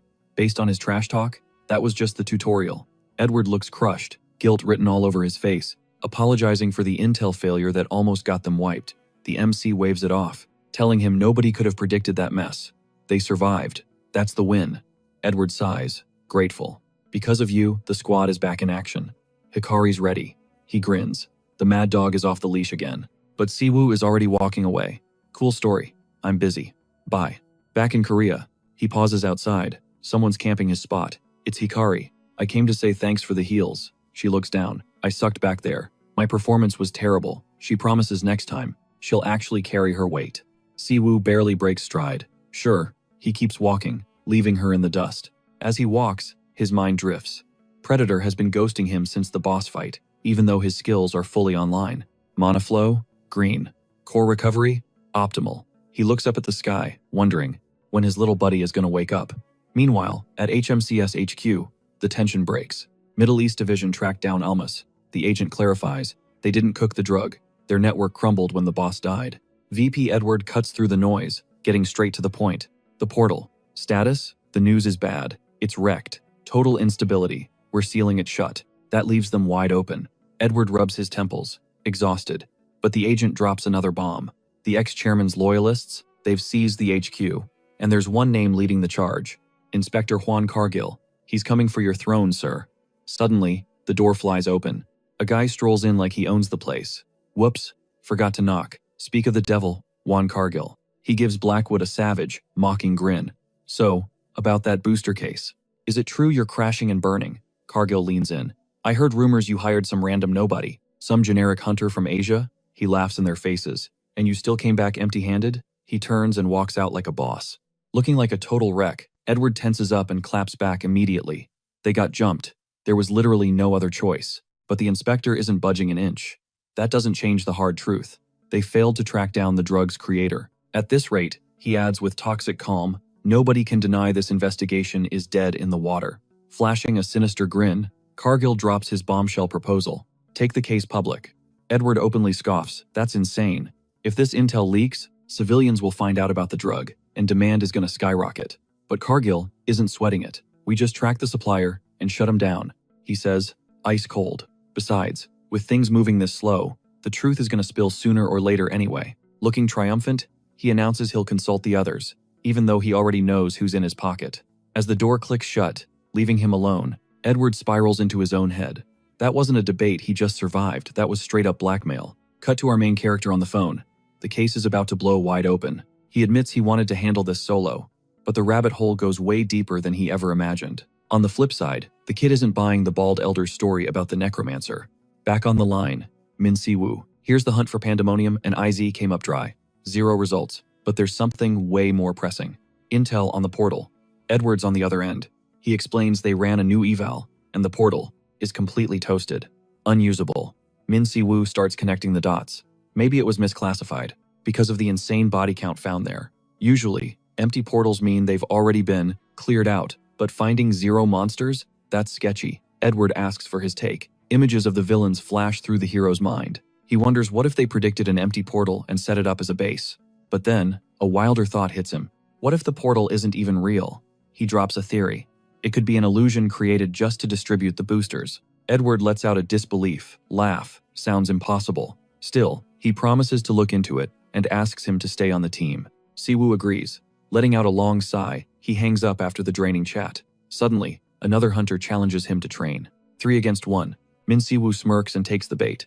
A solid warm-up is exactly what he needs right now. Meanwhile, the bald guy pulls another kid aside, telling him to let the protagonist chill for a bit. Then he stretches out, hoping a hardcore training session will finally wake up Predator. Cut to night. Outside a high-end club, a massive crowd swarms under the neon lights. Inside, the party is absolutely lit.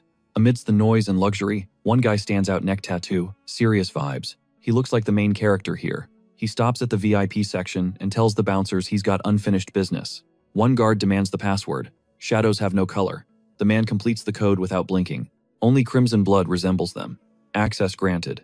Inside, a guy greets him with slick elegance. The redhead with the neck tat grins and asks if he's been good since their last meetup. The guy with glasses wants to know if the Grand Master made it to the business meeting. The redhead lights up a cigarette and replies that the boss is a no-show for security reasons. The host snaps his fingers. He assures him a guard will escort him out when it's all wrapped up. Suddenly, a man with a braid materializes behind him and helps light his smoke. The redhead mutters that the pigs are making everything complicated. Then, footsteps echo. The other guest has arrived. A masked man strides through the door and greets the redhead, calling him San Chang. He praises his punctuality and signals the glasses guy to show the goods. He apologizes for the rush master's orders to move before the cops do. The glasses guy presents a black briefcase and asks if they want to inspect the merch. When the latch clicks open, the masked man is left speechless, staring at the product. Back at the agency, Min Si-woo is zoned in on his work, totally oblivious to the stares from 2 colleagues. From the back of the office, they're whispering up a storm. Rumor has it he got called up to HQ recently. And they aren't the only ones gossiping. Other employees are buzzing too, convinced this hunter has some shady connection to the top brass. Right then, Byung pulls up to his desk. He greets him with a smirk and cuts the small talk, asking about the new official doc. Si-woo looks up and asks if it's about the booster investigation, making it crystal clear he's already in the loop. Byung looks awkward. He explains the regional director was totally in the dark about the operation. The hunter. He claims it's all classified orders from the top brass, which only makes the air in the room 10 times heavier. His partner chimes in, dropping the bomb that HQ went over their heads, basically throwing their director under the bus. Suddenly, a huntress struts up to the desk, slamming a note down to grab the team leader's attention. It's a summons. The big boss wants to see them, plus Hunter Min Si-woo. Smash cut to the director's office. The duo stands there, sweating it out while the director drills holes into them with a death glare, ready to rip. He kicks things off by saying, International HQ just blasted out a global cooperation request to every single branch. Then he drops his voice. A new, illicit substance is spreading like an epidemic. His eyes lock onto Min Si-woo, demanding to know if he confirmed this intel during his last run. Si-woo doesn't flinch, just a cold, hard yes. The intel is solid. The director skips the pleasantries and demands the gritty details. What the hell happened out there? Then he just snaps, veins popping, screaming about why HQ has such insanely high expectations for the Korean branch. Min Si-woo and Byung exchange a total what the fuck look, completely blindsided by the boss's meltdown. Byung actually points a finger at our main guy, basically accusing him of screwing the pooch on this one. The director is spiraling now, ranting that their country is practically squeaky clean when it comes to drugs. And the kicker? The order came from a rival faction. His chances at that sweet promotion are officially toast. Our protagonist casually scratches his cheek and asks, deadpan, you want me to quit? The director shuts that down instantly. He reminds Si-woo, he's Korean branch, family ride or die. He takes a breath, composing himself to get back to business. The branch needs a win here. He immediately rebrands Si-woo's squad as a high-priority special task force. The team leader's jaw drops. The director flashes a creepy, Grinch-like smile, reminding them everyone's neck is on the chopping block now. Min Si-woo slaps his buddy on the back, hinting this chaos might actually be their golden ticket up the corporate ladder. Byung isn't buying it though. He's stressing out about the inevitable drama from other teams. The director has zero chill about office politics. He greenlights Siwoo's next mission but demands results yesterday. Hyped up now, he claps his hands together, ready to drop the first file on the new squad. Boom, a mountain of paperwork hits the desk. He warns them not to freak out over the sheer volume. He mentions the analyst pulled an all-nighter compiling this. Girl is running on fumes. Min Si-woo and Byung start digging in. The intel points to a sketchy abandoned warehouse on Manhwa Island. Used to be a hangout for junkies. Now, it's a full-blown distribution hub. And to make it worse, a nasty brawl between Awakened went down there. The vibes have been toxic ever since. Byung is visibly shaking, realizing this case is way above their pay grade. But the boss is one step ahead. He already called in the cavalry. Private guilds are authorized. He just wants the win, no matter what. Min Si-woo gets that thinking look, wondering which big-shot guilds made the guest list. Jump cut to the warehouse. Our protagonist is already on site, lurking in the shadows. He's waiting on two heavy hitters, the guild masters the director summoned. One of them cracks a joke. He laughs that all the nightmare scenarios seem to land in Min Si-woo's lap. Si-woo asks why the VIPs showed up personally. They admit this gig is top-tier priority. The master scans the area, asking where the rest of the backup is. Turns out they're on stakeout mode in the car, securing the perimeter to make sure no rats scurry away. Yewa nods. She figures half the people inside are just civilians chasing a magical high. Min Si-woo corrects the record that fight wasn't junkies. It was super-powered pushers throwing hands. He shrugs, casually suggesting they go in and school these guys, tilting his head toward the main building. But the master wants to go ninja style, stealthy, while the other guy is itching for a loud, smash-and-grab assault. Min Si-woo cuts through the debate, bringing the focus back to the special merchandise hidden inside. Suddenly, he throws a hand up the universal sign for shut up. He signals them to listen. The trio goes ghost mode, eavesdropping on a conversation nearby. And honestly, Si-woo looks disappointed. One dealer is whining that the world's gone mad, complaining about Awakened selling premium drugs on their turf. Min Si-woo rolls his eyes. The lack of professional ethics among criminals is really ticking him off. It's just gross. The chatter continues until one guy drops a bomb. Yang Chuan is in Korea. The other goon asks, "Who the hell is Yang Chuan?" leaving his buddy stunned until they spin around, spot our heroes, and scream in panic. Min Si-woo flashes a wicked, sarcastic grin. He demands to know who these clowns are before dropping the bomb. "We ain't buying what you're selling." Flanked by the guild masters, he shifts into battle mode. He barks an order at the dealer. "Crack that warehouse open. Now." Moments later, the two thugs are hogtied on the floor. With the trash taken out, the path inside is wide open. Adrenaline kicks in for Si-woo and the guild leader. She's itching for a fight, suggesting they storm the place and burn it all to the ground instantly. But Sejun just sighs at their recklessness. He waves them over, chill as ice, and pulls an artifact from his pocket. Flash of light skill activated. The air shimmers like a mirage, and boom, they vanish. Invisible. Si-woo watches the cloaking spell take hold, genuinely impressed by the technique. He clocks it immediately. A super rare transformation variant. Even the guild leader has to give props to that kind of skill. She admits the title Great Mage of Korea isn't just hype. But Sejun, he just shrugs it off like it's nothing. He claims it's just a different way to spin elemental magic. Once you get the mechanics, it's actually pretty versatile. He goes full professor mode, explaining that stealth is basically just bending light, manipulating one of the 5 core elements. Si-woo grins, teasing that Predator's brain would probably melt trying to process a lecture like that. That makes Sejun pause. He asks if the parasite inside him is acting up. Si-woo waves him off, totally playing it cool. He reaches out and messes up his brother's hair, shocked at how tall the kid's gotten. The guild leader just stands there, totally confused by the family bonding. Sejun gets all flustered, but Si-woo doesn't let it linger. He snaps back to business mode. "Playtime's over. We're going in." The invisible squad slips past the entrance guards. Si-woo whispers the plan. Hit hard, hit fast, and get the hell out of here. Inside, it's tense. They spot a shady deal going down, some buyer demanding a bulk discount like he's at a twisted supermarket. The seller shuts him down cold. "We ain't running a charity here." The client grinds his teeth, clearly losing patience. The vibe in the room is heavy. One guy's passed out cold on the floor, while another screams in desperation. The guild leader notes these guys are just vanilla criminals, not awakened. Sejun suggests they stay hidden and track where the real power players are operating. He warns that this facility is massive. Taking out these low-level pawns won't stop the organization. They need the head of the snake. The operation would just keep running. While they strategize, Si-woo keeps his eyes locked on the scene, deadly focused. He's hunting for the real target. Suddenly crash. A noise from the back of the warehouse makes the two leaders jump. Some junkie bursts out of a back room, screaming his head off about seeing something inside. He sprints right past them like a maniac. Sejun and the leader trade confused looks. The dealers just laugh it off, blaming it on a bad trip and complaining about junkies crashing in the basement. But one guard mutters something chilling. It's weird how people only lose their minds after going down there. Siwoo's gut twists bad sign. The leader shivers, saying the place feels like a nest of pure, concentrated evil. Siwoo stops dead in front of a heavy door. He orders the other two to hold the perimeter and stay put. Sejun steps up to follow, but Siwoo cuts him off instantly. I'm not saying it twice. One look is all it takes to freeze them in place. Without another word, he turns and descends into the darkness alone. Down in the basement, it's less of a warehouse and more like a literal sewer. He wonders if it's an escape tunnel, but as he pushes through the gloom, he feels a weird, static energy hanging in the air. Suddenly, a silhouette with long hair manifests. It's not Mana. It feels like a summoned entity, something definitely not alive. The presence flickers right behind him. Siwoo wonders if it's a heroic spirit and charges up a Mana blast, but he freezes. If that thing were a combat spirit, it would have attacked the second he flared his power. The figure shrinks down, morphing into a tiny, harmless ghost. Siwoo realizes his Mana doesn't even faze it. No hostility at all. That can only mean one thing. Suddenly, a little girl steps out of the shadows. She begs him not to hurt her spooky friend.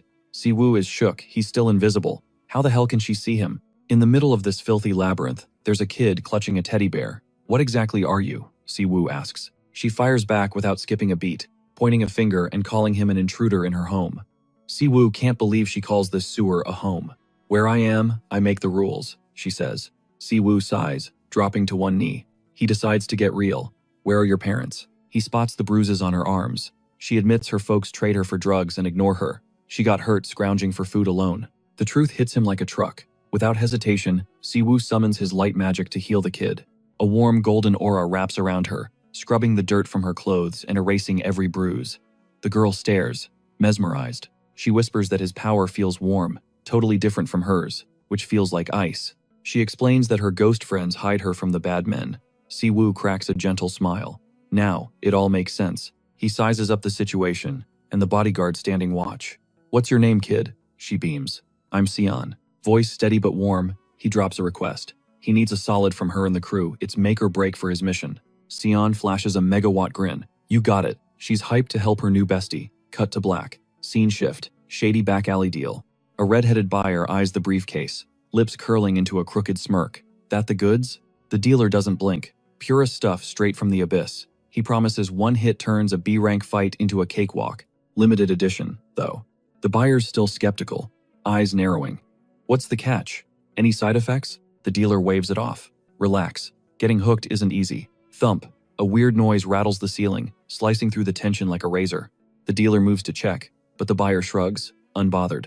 Probably just a rat. He steps toward the door, muttering about creepy sightings in the sewers. Suddenly, smack. A bloody hand slams against the glass, inches from the dealer's face. Panic mode. On. The redhead screams, totally losing it. Ghost. They bolt, terrified, only to crash straight into a wall of muscle. Min Si-woo. He's just standing there, solid as a rock, holding Cien. Just a little prank, guys, he says, cool as ice. Then boom. One hit. Blue energy explodes, knocking the buyer out cold instantly. His stealth mode flickers off. Still holding Sion, he smirks. Told you I'm a man of my word. He gently sets the kid down and gives her the signal. Dealers? Wrecked. With the trash on the floor, Min Si-woo decides to inspect their magic product. He nudges a body with his boot. Wakey wakey, time to talk. Nothing. Lights are on. Nobody's home. Did I go too hard? He wonders, swiping the drugs off the floor. This junk's been flooding Korea for a while. Flash forward. A mysterious blonde dude plummets from the sky, slamming into the concrete. Impact. Camera pans to a new baddie, a guy with a stitched-up face, eyeing the intruder. How'd they find us? He's rattled. Was there a leak about the product? Nah. Impossible. He shakes the thought off. Gotta be a rat among us. He barks an order to a goon. Dump Si-woo's body. He thinks it's game over, but on the ground, Min Si-woo whispers a technique name, locking and loading a surprise counter. Boom. A purple magic circle erupts beneath him. Total ambush. Energy beams spray in every direction, blasting the boss's lackeys. Stitched Face barely manages to weave through the chaos, shook by the hunter's raw power. Min Si-woo hops up, dusting himself off. You guys are way quicker than you look. He notes they're tanky, definitely battle-hardened vets, standing tall even after that nuke. A cocky grin spreads across his face. So, who sent you? The leader sweats. This hunter recovered that fast? And has that kind of firepower. Danger level, critical. You play dead? Cheap trick. Min Si-woo fires back, says the guy hiding in the ceiling like a roach. A minion screams, "Which guild you rep?" Min Siwoo just flashes that mocking smile again. Pure sass. He snaps a finger, triggering a containment spell. I asked first. The spell clamps down on the goon, squeezing until he screeches in agony. The leader tries to do damage control, charging blue energy in his palm. He unleashes Lion's Roar, throwing up a massive energy barrier to cover his squad. With the shield up, the lackeys scramble behind the defense line. "You guys good?" The boss pants. Min Siwoo watches from the other side, chuckling darkly. He grinds his teeth. Nice shield. Good warm-up. The minions? Totally wrecked. "My ribs, 3 of them, gone." One groans. Suddenly, crack. A whip of fire shreds the barrier like paper. Seeing the writing on the wall, a desperate goon crawls over and grabs the dropped drugs. No other play. They down the pills, screaming, "You're gonna regret this." The dope hits instantly. Muscles bulge, veins popping. They rise, panting like beasts, wearing psychotic grins. "We're gonna break you." One lunges, firing a blast of energy. "Die." Min Siwoo sidesteps it. "Easy." "Okay, power level definitely spiked." The other guy doesn't wait, he attacks. A cross-shaped slash tears up the ground. The hunter weaves past it, but he notices something. The raw power behind that hit just leveled up. Hovering midair, Min Siwoo drops a taunt, asking if they're ready to check into rehab after this beatdown. He clasps his hands, triggering a binding skill to lock him up. But flip the script suddenly, he's the one caught in a cage. Trapped inside a blue energy prison, he smirks. Rookie mistake. He missed one player on the board. The leader with the stitched-up face lets out a manic cackle, ordering his goons to delete the intruder permanently. But hold up, a female voice cuts through the tension as a blazing fire arrow gets knocked and ready. Bullseye. The shot lands square on the leader's dome. He never saw it coming. Guildmaster Yewa steps out of the smoke, salty that Min Siwoo always rushes in to hog all the glory. She and Sejun arrive as backup, announcing they've got their masters back this time. Sejun calmly adjusts his suit, almost amused, noting that the lackeys actually put up a decent fight. Beside him, Yewa stretches like she just finished a light warm-up at the gym. She comments that the power boost from that substance feels totally unnatural. Still, she adds icily, even with that cheat code, they're nothing compared to S-rank hunters. Min Siwoo turns to them, asking how they managed to track his location. Sejun starts explaining his partner came running to alert them, but she instantly denies it, turning beet red. Switching topics fast, she clarifies it was the kid who guided them through the sewers. Just then, Sion pops up at the door, pouting that a 3-on-1 fight wasn't fair. Min Siwoo gently pats her head. He thanks her for tipping the scales. However, Sejun and Yewa exchange worried glances, pointing out that this is no place for a child. The hunter looks down, confirming the illegal booster has officially hit Korea. His partner inspects the bodies, explaining the drug is highly addictive and slowly kills the user. Sejun asks about the demon hunters, and Min Siwoo suspects they might be tied to the manufacturer. Cut to the 3 unconscious goons, tied up and ready for transport. With that in mind, Sejun wonders if demons are pulling the strings here too. Min Siwoo nods. His gut tells him this isn't just human work. The scene shifts to the warehouse. An unsettling vibe hangs in the air. Someone from the underworld is collaborating with demons. Then, Sejun recalls Min Siwoo's name vanished for 10 years, and his return could spark another war. Watching the men on the floor, Min Siwoo notices they use numbers for names, deducing there must be at least 10 of them. He crouches, promising to extract the truth once he interrogates the dealers he knocked out. Suddenly, Sion stiffens, sensing danger first, and bolts, screaming for them to watch out. Sejun and the guildmaster raise their guard, confused. But a split second later, a massive explosion rocks the building. At the last second, Min Siwoo shields Sion with his body. The 2 unconscious dealers get vaporized in the blast. They hadn't even been tied up yet. New silhouettes emerge from the smoke, the real squad behind this mess. Min Siwoo realizes instantly, it's the rest of the unit. Sejun deploys magic to shield the team, warning that the enemy's mana reserve is massive, at least A rank or higher. One guy steps forward calmly and comments that they saved them the trouble of hunting them down. The trio braces themselves. Min Siwoo asks if he's the leader. The guy in sunglasses instantly recognizes the 2 guild masters. He's done his homework. He orders his goons to take out the 2 S-rank hunters. Beside him, several vials shatter on the floor, releasing a blue dust that floods the warehouse. The leader, wearing a smug grin, guarantees they'll be leaving in body bags before launching a full-on assault. Sejun takes the rear, while Yewa provides support fire. Min Siwoo steps to the front, and the brawl explodes. Center stage. He recognizes the rival's martial arts style, but mocks him. Your master must have been trash. The leader, pride wounded, charges his energy to the max. They collide in a brutal flash, arcs of power ripping through the air. Seeing the impact, Yewa screams his name and fires without hesitation. The arrow pierces the leader's shoulder. He feels the sting and the force of the hit. Enraged, he conjures an energy sphere and hurls it at the archer in retaliation. She freezes, bewildered. Did he just use his own power to boost that attack? Right at that moment, a goon sneaks up behind her, aiming for a cheap shot while she's distracted. But the blade crunches against a magic barrier that pops up in the absolute clutch.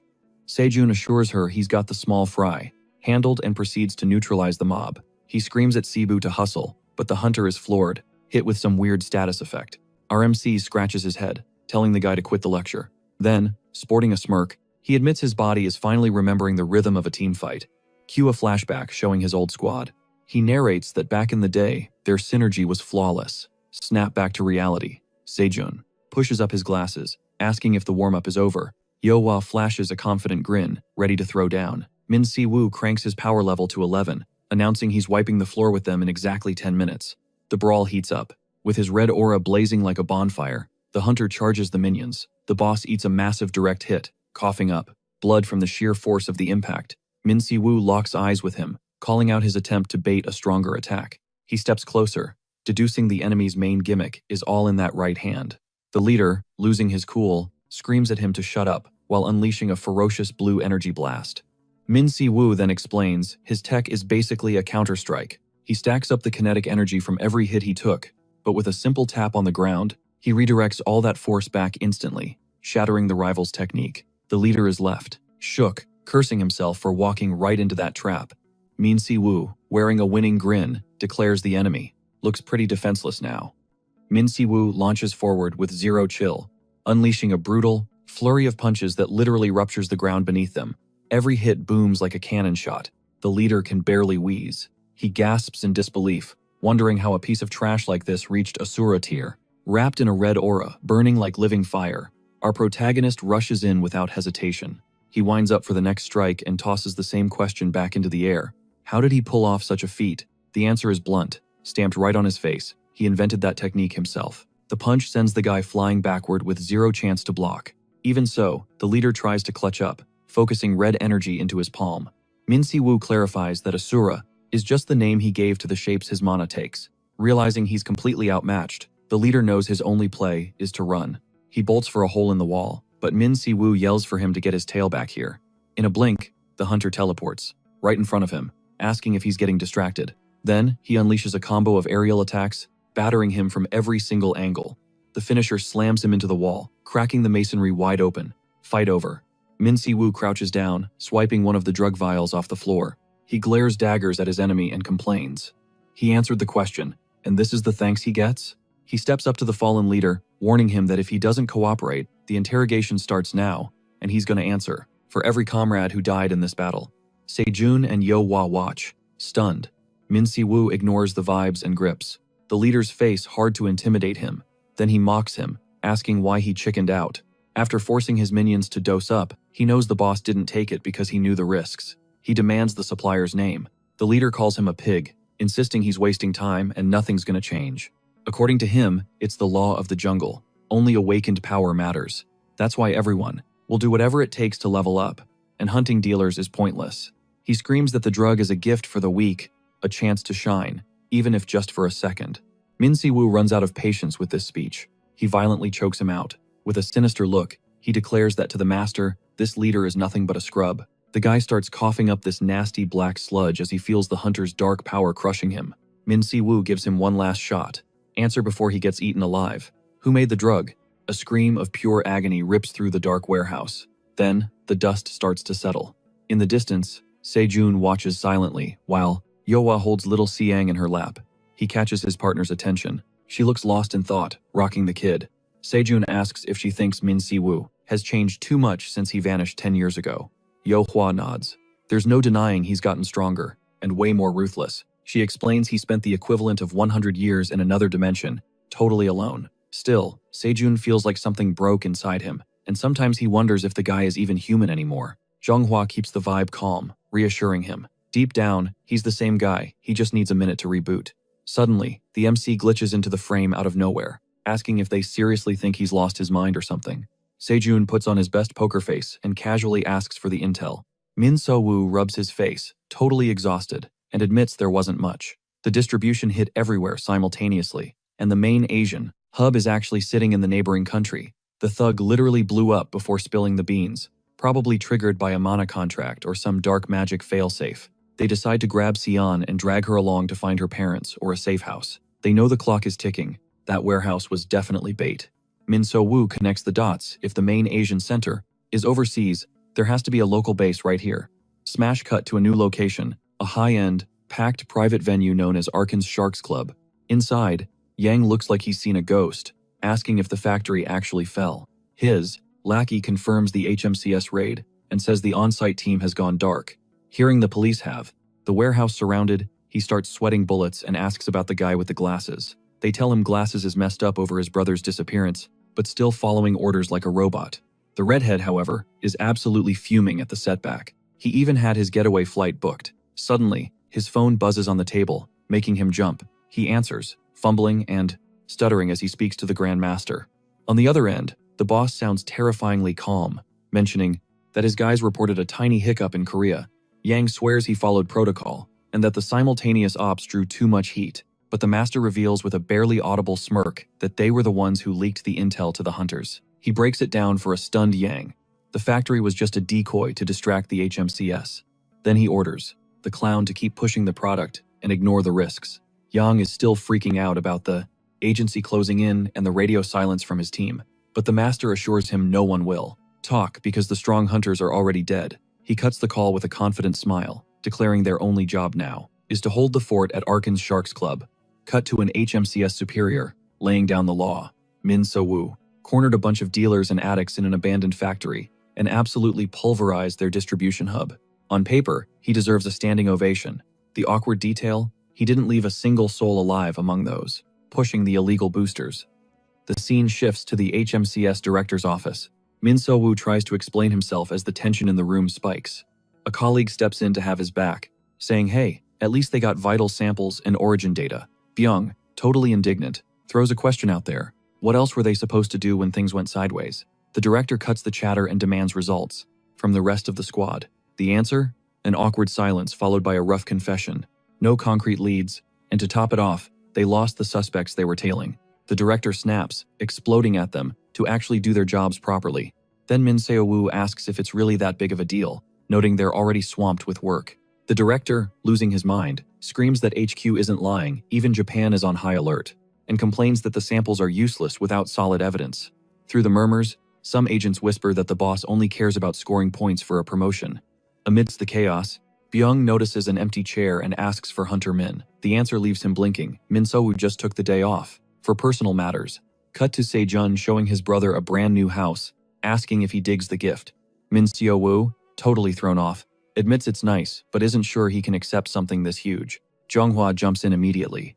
"You deserve it. You've got way more people to look after now." Sejun reminds him he took in Jimin and little Sion. Min So-woo explains he looked for a place for her, but since she awakened without abilities, adapting would be tough. Jonghwa is fascinated by the girl's unusual vibe, and Sion confesses, totally chill, that she likes the lady with the red hair. Right after that, Sejun announces he split the costs and is considering this his second home. While Jonghwa takes Sion on a grand tour, Min So-woo smiles, realizing his friend's true plan.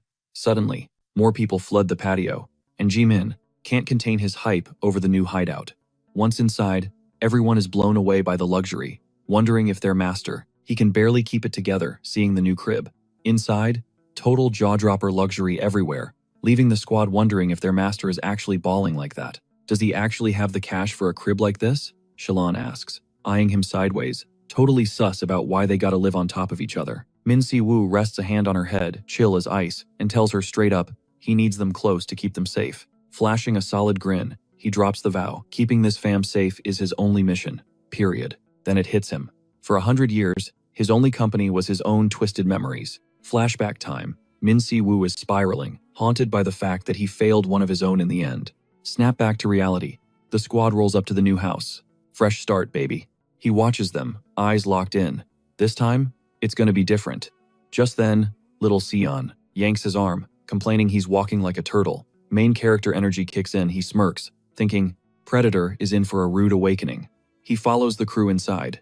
Night falls, and while Sion's out cold, cuddling her plushie. Min Si-woo dials up Byung. He needs to know, are these drugs linked to the demons? Byung confirms the mana signature is totally alien, but drops a disclaimer, it doesn't prove a thing yet. He adds that this energy vibe isn't even rare anymore, and HQ agrees. Nobody wants to go poking bears, or starting beef with demons over rumors. Min Si-woo's blood is boiling. He realizes that over the last 10 years, those demons actually charmed humanity into trusting them. The investigation is dead in the water. He grabs an old journal.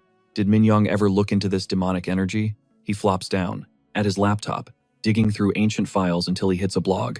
Bingo. Exactly what he needed. The catch? Private access. Locked down tight. Annoyed by Min Young's ironclad cybersecurity, he spots a weird detail in the link. What the heck is STS? Suddenly, Sion pops up in the doorway asking why he's still up.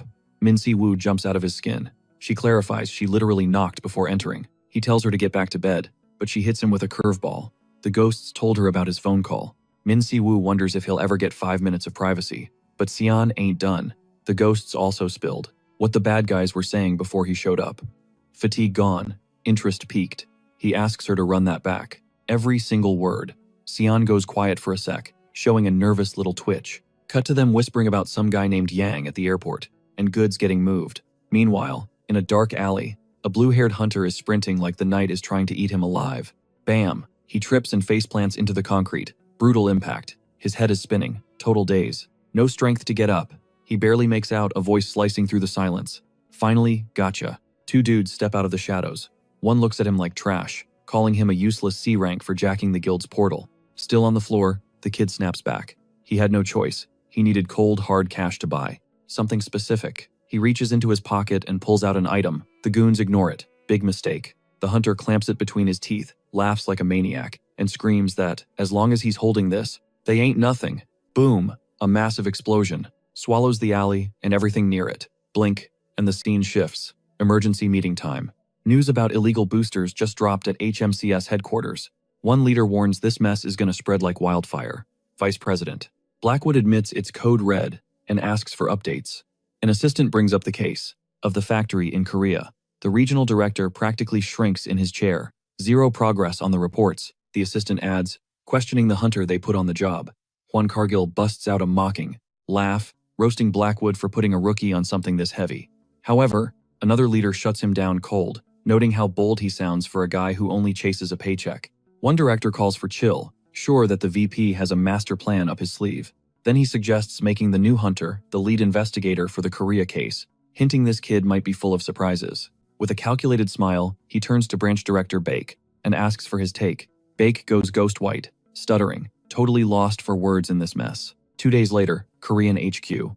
Byung freezes solid when he finds out that Min Segu just leveled up to lead investigator. But Si-woo kills the celebration instantly. The case has gone public. They're setting him up as the fall guy, a classic scapegoat. But Si-woo, he's cool as a cucumber. He says even if this goes south, he can flip the script. He slides a document across the table, requesting a formal investigation. Byung stares at the paper, totally confused. What the hell is an archon? Byung asks. Si-woo doesn't blink. It's a key word from the factory girl's testimony, and it looks like the master key to this whole mess. Byung isn't buying it. The case is wide open, and archon is vague as hell. But Si-woo stays ice cold. With the jurisdiction we have, tracking this place down is just a matter of time. That sends Byung into full-blown panic mode. A nationwide manhunt is a massive deal, and archon could be anything. A password, a code, a shell company? Hell, it could be a person, a black site, or some high-end lounge. Si-woo rubs his chin, lets the gears turn for a second, then drops a bombshell. Let's demand cooperation from the 7 guilds of the heptagram. Byung's jaw hits the floor. This is a confidential investigation, he stammers. But Si-woo cuts him off. Stopping the distribution is priority number 1. Byung is practically tearing his hair out now. Those guilds have massive egos. They'll never agree to this. Si-woo waves it off like it's nothing. Yohwa and Sejun are already on board. We just need the other 5. Wham! He slams his hand on the desk. Quit whining and make the calls. Right now. He leans in, voice low and dangerous. If we don't act, every hunter in Korea is going to end up hooked on those drugs. Scene switch. We cut to the Blue House. Jillian, master of the Infinite Guild, strides into the president's office and executes a flawless bow. Before the most powerful man in the country, President Dae-soo eyes her sharply. Does this matter? Involve your guild? She hands over a file. The HMCS has requested full cooperation from every guild in the heptagram. The president raises an eyebrow. Intriguing. What kind of case requires that much firepower? Details are classified, Gillian clarifies. But they need boots on the ground for a massive sweep. He scoffs. Asking for help with zero ROI? Absurd. Then, it clicks. This has the Mad Dog scent all over it. That bastard is back in the game. Still, he waves his hand. Do what you want. The guild is under your command anyway. Gillian doesn't say a word. She just scribbles on her clipboard, stone-faced. Back at HQ, Byung is losing his mind. Some guilds actually sent written rejection letters. An agent reports, Infinite and Frozen Soul declined cooperation.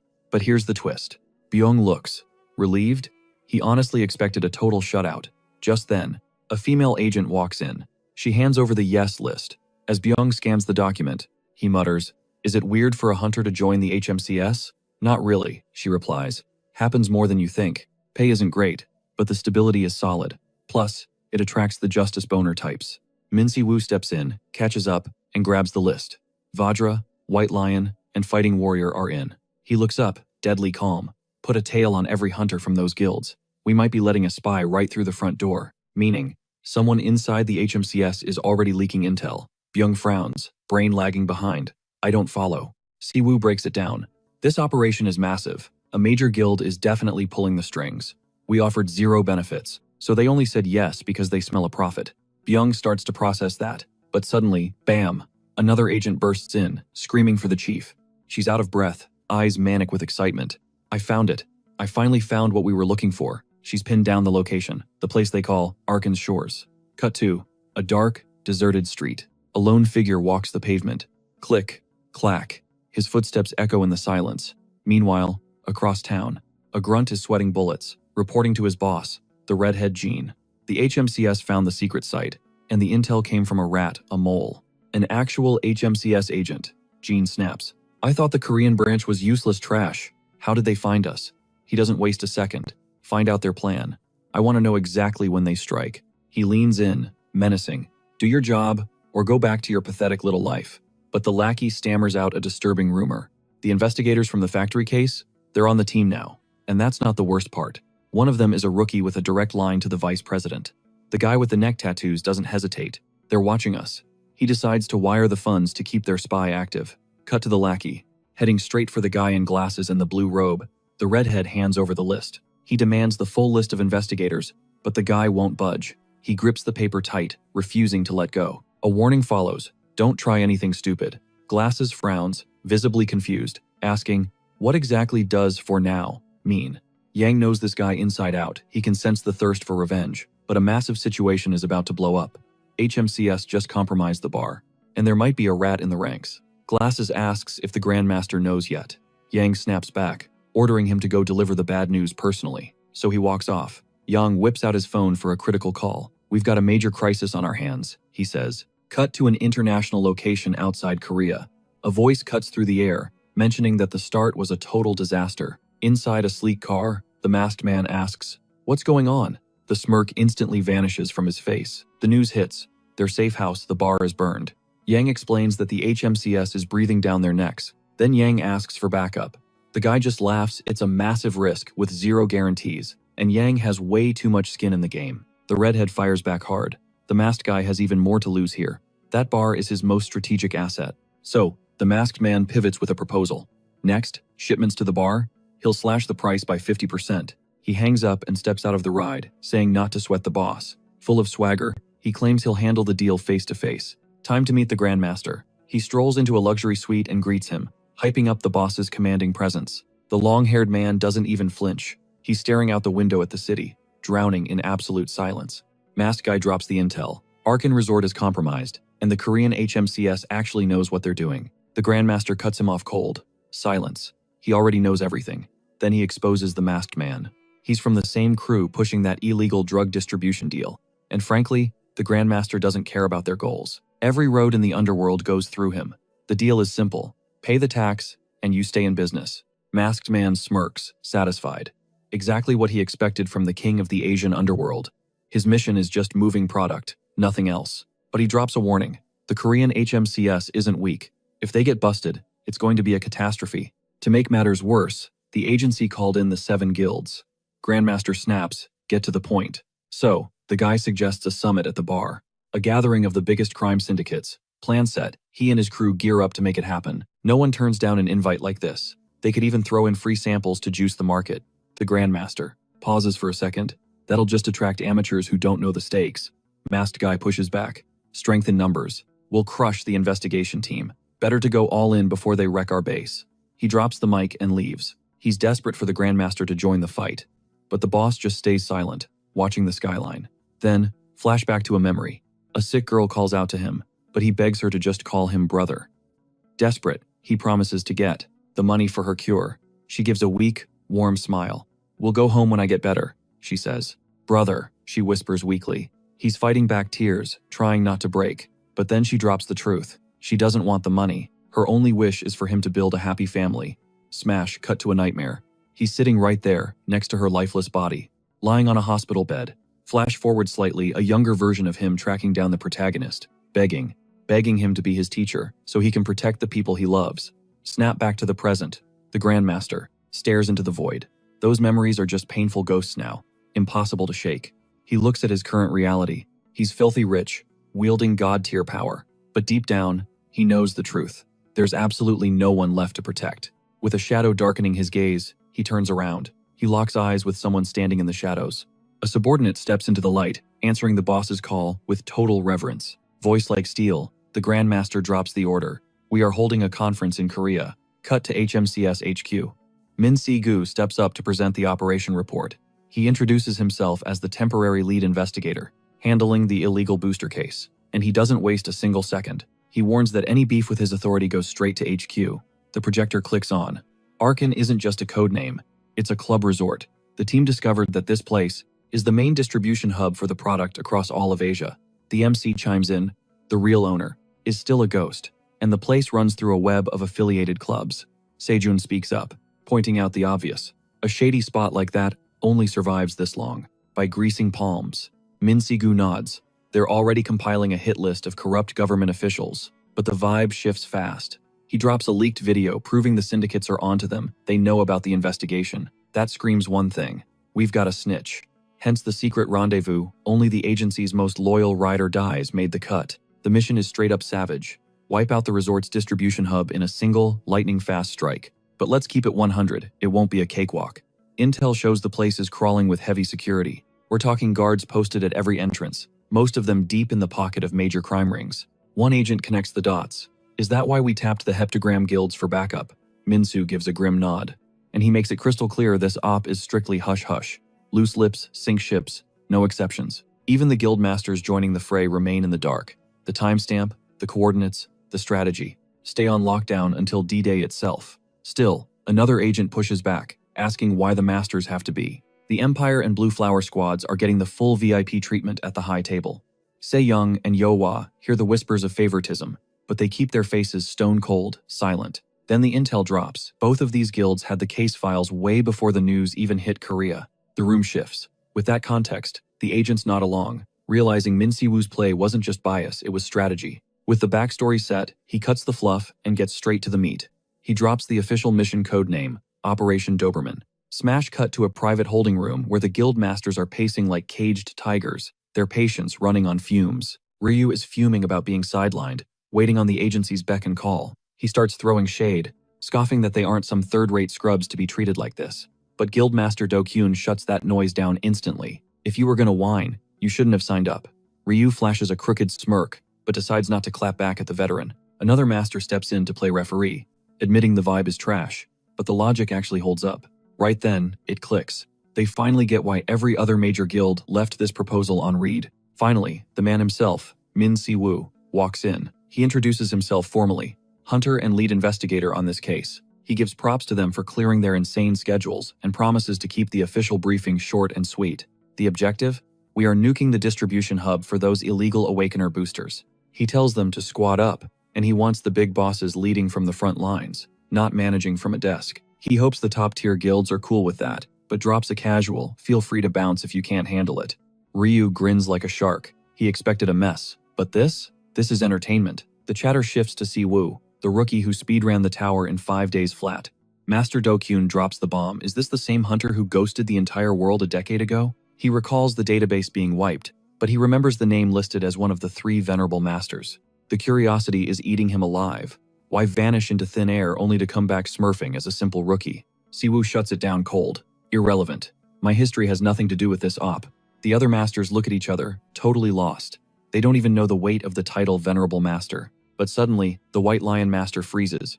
A memory from 10 years ago hits him like a truck. A world in flames, portals ripping open, total war against demons. Siwoo turns to leave, tossing back a, "Hit me up when you're ready." He walks out, phone already to his ear, leaving the heavy hitters stunned. Ryu just shakes his head, thinking it's wild that a legend like that was deleted from history.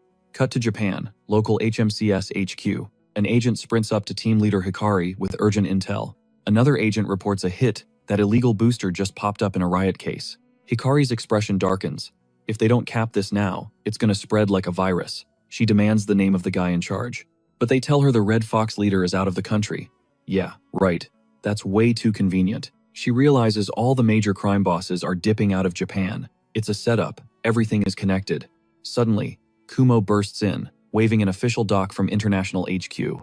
It's a direct order on the booster investigation. Hikari doesn't hesitate for a second. "Pack your bags, kid. We're catching the next flight." A savage grin creeps across her face. Time to settle an old score. Smash cut to the airport.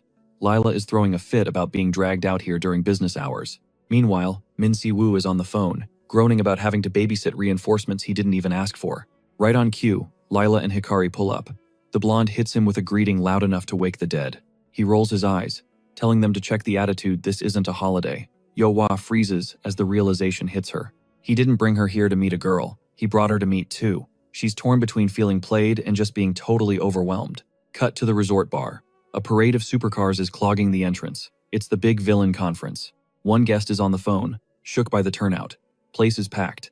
I guess nobody has the guts to ghost the Grand Master. Inside, the party is lit. But under the clinking glasses, there's a rumor buzzing about a new booster. Everyone's whispering about the tech, a remote power-up that spikes your mana levels without even touching you. A gray-haired man watches the circus with pure disgust. This is a joke, he thinks. The Grand Master doesn't move like this. It reeks of a setup by that masked freak, the clown. Next to him, Orange Hair mutters, "We're desperate, man. The HMCS heat is too high. We had to go extreme. After all, we're dealing with Black Mamba. A guy you'd never want to bet against just got taken off the board. Permanently. That sets the stage. He figures the Master is using this party as a smokescreen to push product. Silverhair isn't buying it. No orders came down, so he calls the whole theory a massive reach. Then the girl chimes in, dropping truth bombs. Maybe it's a warning shot. Screwing up isn't an option tonight. Orange Hair scowls, totally sick of the ego trip. He swears he'll crush the Master the second the guy outlives his usefulness. Out of nowhere, some random dude towers over their table, looking like he wants to start a war. He steps up, flexing hard, demanding to know what crew they run with while pointing a finger full of disrespect. This is Akai Kitsune turf. No place for stray dogs too. That's as far as he gets. Bam! A fist detonates against his jaw. Before he hits the floor, the guy in black folds him with a brutal kick. He scoffs, totally unbothered, muttering about how this place is crawling with morons. The Akai Kitsune boss flips his lid, raging while his underling screams for backup. Another goon smashes a chair, screaming about how they're just low-tier awakened trash. Behind him, a chick crackling with raw electricity backs him up. "Shut your trap, or you're gonna regret it." That's when Four Eyes steps in, slicing through the chaos like a knife. He orders a ceasefire, warning he'll toss anyone who keeps acting a fool. One guy demands to know who the hell he thinks he is, only to realize, oops, these are the hosts. Some lackey protests, but the main character? He's been there the whole time, dead silent, just watching, analyzing every twitch. In a room that's basically a powder keg, Redhead side-eyes him, wondering what his deal is, and how many faces this guy is actually wearing. Meanwhile, the Kitsune boss is drooling over one of the boosters. Right on cue, the masked clown grabs the mic to steal the show. He hypes up the packed house, introducing himself as the owner and the big boss of the Korean operation. Tattoo Neck stays quiet while the clown explains the real reason they're all here. A product drop. He pops the briefcase. These aren't just boosters, they quadruple your mana. A blinding light sweeps the room, revealing the name, Lux. The clown shuts down the rumors about side effects fast. That was just the beta test. This stuff is flawless. And let's be real, you guys aren't the users. You're here to deal. Anyone with a brain can see this is about to flip the entire underworld upside down. Then, the vibe shifts. The real agenda drops. HMCS headquarters has been sniffing around Lux since day one. Worse, the Korean branch compromised this location. That's why he needs everyone on deck, if they want this launch to fly. One guest laughs it off, claiming the Korean HMCS squad is nothing but a joke. Another guy gets nervous, but his partner tells him to zip it. The clown admits they're weak, sure, but annoying. They even called for backup. According to his intel, a massive raid hits in 1 week. The crowd gets hype when he tells them to stand up and show who's boss. As a bonus, he suggests his own crew use Lux to demo the raw power. He promises they'll absolutely steamroll the HMCS and make them scurry like rats. One guest stands up, demanding the bottom line. What's in it for us? The clown drops the offer. Double the Lux for anyone who backs the play. Straight from the Grandmaster himself. This is their golden ticket to the big leagues. The whole room starts exchanging looks. You can feel the shift. If Lux is the real deal, it changes the entire game globally. Cut to minions passing out the boxes. Decision time. The clown reminds them that ever since the portals opened up, power is the only law that matters. With that painted smile, he warns them to pick their side wisely. Murmurs fill the hall, criminals doing the math on risks, profits, and inevitable backstabbing. Orange hair smirks, recalling a quote from Lord Orobas. Then, the gray-haired man cuts through the noise. Humanity's power doesn't come from mana or portals. It's way simpler than that. What drives us is pure, naked greed. Smash cut. An agent radios in. It is exactly 12 midnight. Up on the roof, Min Sivu calls the tower. The operation is a go. Yewa checks and Vanguard's locked and loaded, just waiting for the green light. Right on cue, Hikari and Lila radio back. Every single unit is primed to push forward. He knows exactly how this plays out. You want to snag rats? You gotta smoke them out of their hole. Expose the whole nest at once. Mana flares as he drops the skill name, Meteor Shower. A streak of violet doom. Tears across the city skyline. That's the beacon it is on. Flashing a cocky, confident smirk, he declares the start of the long-awaited Operation Doberman. Cut to a dive bar where two guys are clinking beer mugs, vibing over a successful meetup. The boss wastes zero time, saying it's time to secure that bag, and orders his partner to head out and link up with the merchants. Across the table, the redhead with the neck tat keeps a stone-cold face, locked in and totally focused. Meanwhile, a masked figure is soaking up praise for hiring mercenaries and planting a mole.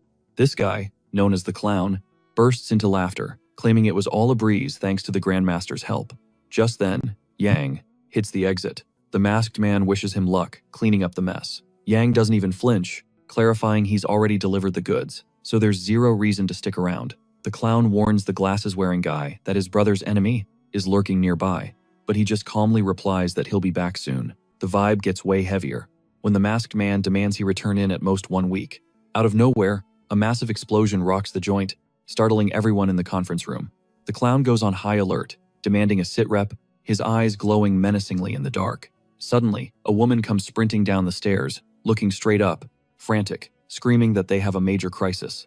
She's gasping for air as she warns that an unknown enemy is shelling the building from the outside. One of the goons is completely shook, wondering who would have the guts to pull a stunt like this right in the city.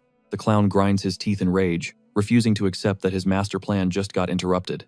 Cut to a rooftop nearby, Min-sok picks up a call, surprised by how frantic the summon is.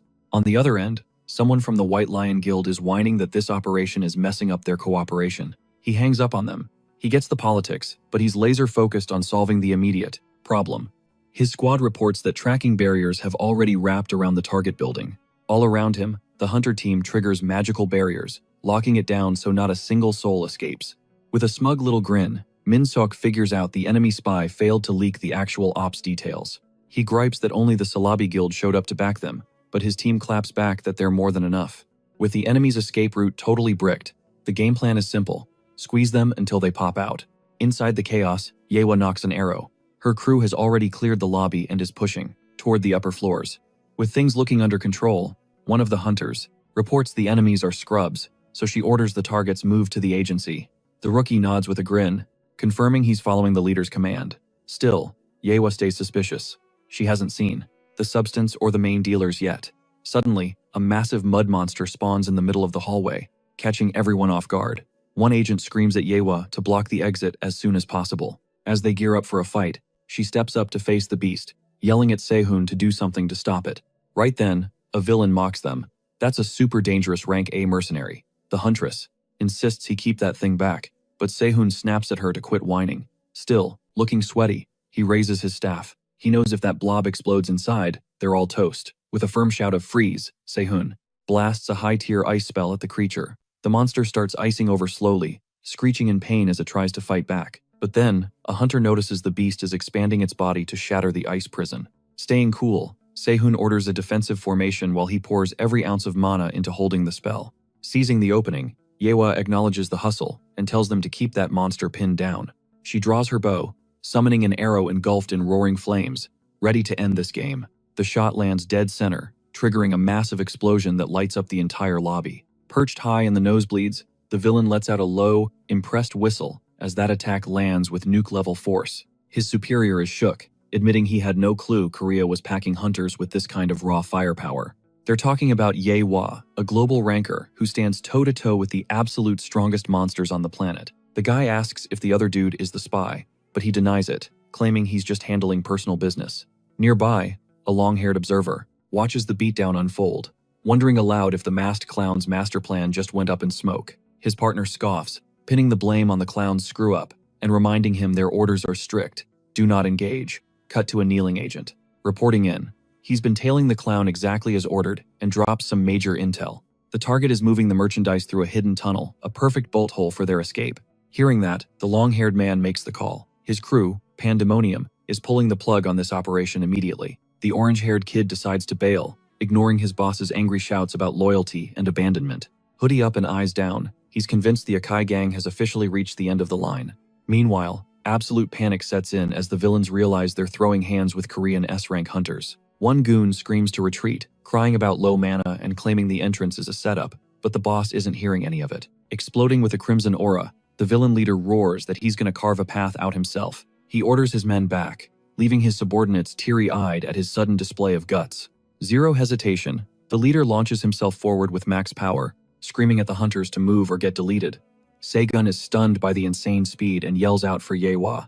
Desperate to break through, the enemy leader hurls a devastating energy slash straight at the huntress. At the very last second, Yewa raises her bow, blocking the strike with a heavy, metallic clang that echoes through the hall. Right on cue, Guildmaster Do Kyunju steps into the frame, katana resting casually on his shoulder, and a chill smile on his face. On the upper floors, the traffickers are sprinting for their lives, not even daring to look back.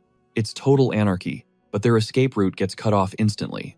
An HMCS agent steps into their path and unloads a burst of energy, dropping one of the runners before he can blink. But amidst the scrambling criminals, one guy is standing out completely unhinged. Fried out of his mind on drugs, he's cackling maniacally, promising to slaughter every single person in the room. As they stumble forward, one henchman screams a warning to the boss. The pigs have already breached the first floor. The boss loses it, screaming that their only option now is to yeet themselves off the building. But the junkie cuts him off, brimming with chemical confidence, swearing he'll solo the whole squad. Immediately, he unleashes a purple energy whip, lashing out wildly and destroying everything in his range to hit the hunters. Scene switch. The hunter team executes a perfect pincer move, boxing him in with zero exit routes. They tell him, struggling is pointless, and to just surrender. One agent drops the bomb. Yeah, we are exactly who you think we are. And their leader, Hikari, confirms it with an icy smile. Seconds later, the thugs are face down on the pavement. Turns out, these guys are internationally wanted fugitives. Hikari is beaming she didn't expect to net so many big fish in one run. Wasting no time, she orders the cuffs on, and her squad moves to wrap up the mission. But then, the vibe shifts. A woman in red crashes the party, blocking the exit with an explosive strike. One hunter barely manages to parry it, totally caught off guard by the sheer brute force of the impact. Cool as ice, the woman and her partner tell the criminals to keep running, they'll handle the hunter squad. Hikari clocks the uniforms immediately. Her face drops as she realizes these aren't just random goons. They're rocking the blue uniform, which means they belong to a heavy hitter organization from the underworld. Understanding the stakes, Hikari activates a device on her wrist, looking visibly hyped. It's time to test out her legendary gear. She screams Kagutsuchi and summons a massive purple energy serpent. The woman in red jumps back, barely dodging the bite. Clearly annoyed by the creature, she snaps, asking if this is a zoo or a fight, before launching a counterattack. But a magic blast intercepts her midair and triggers a massive explosion. Hikari smirks, correcting her calmly. Her summons aren't just pets, honey. The battle heats up. The woman goes airborne to dodge, but Hikari tracks her from below, locked on and ready to fire. That's the moment the realization hits her. These things, they aren't mindless beasts, they're straight up spirits. Suddenly, the serpent lunges. Boom. The impact is absolutely nasty. The spirits collide, triggering a blast of dark energy that rocks the entire lobby like an earthquake. Over on the side, Kumo, Hikari's partner, is watching with pure hype. He's convinced she's leveled up big time. But then the vibe flips. One of the blue-suited goons spots an opening and rushes, straight at Kumo, screaming that it's game over. The kid barely blocks in time, but the pressure is crushing him.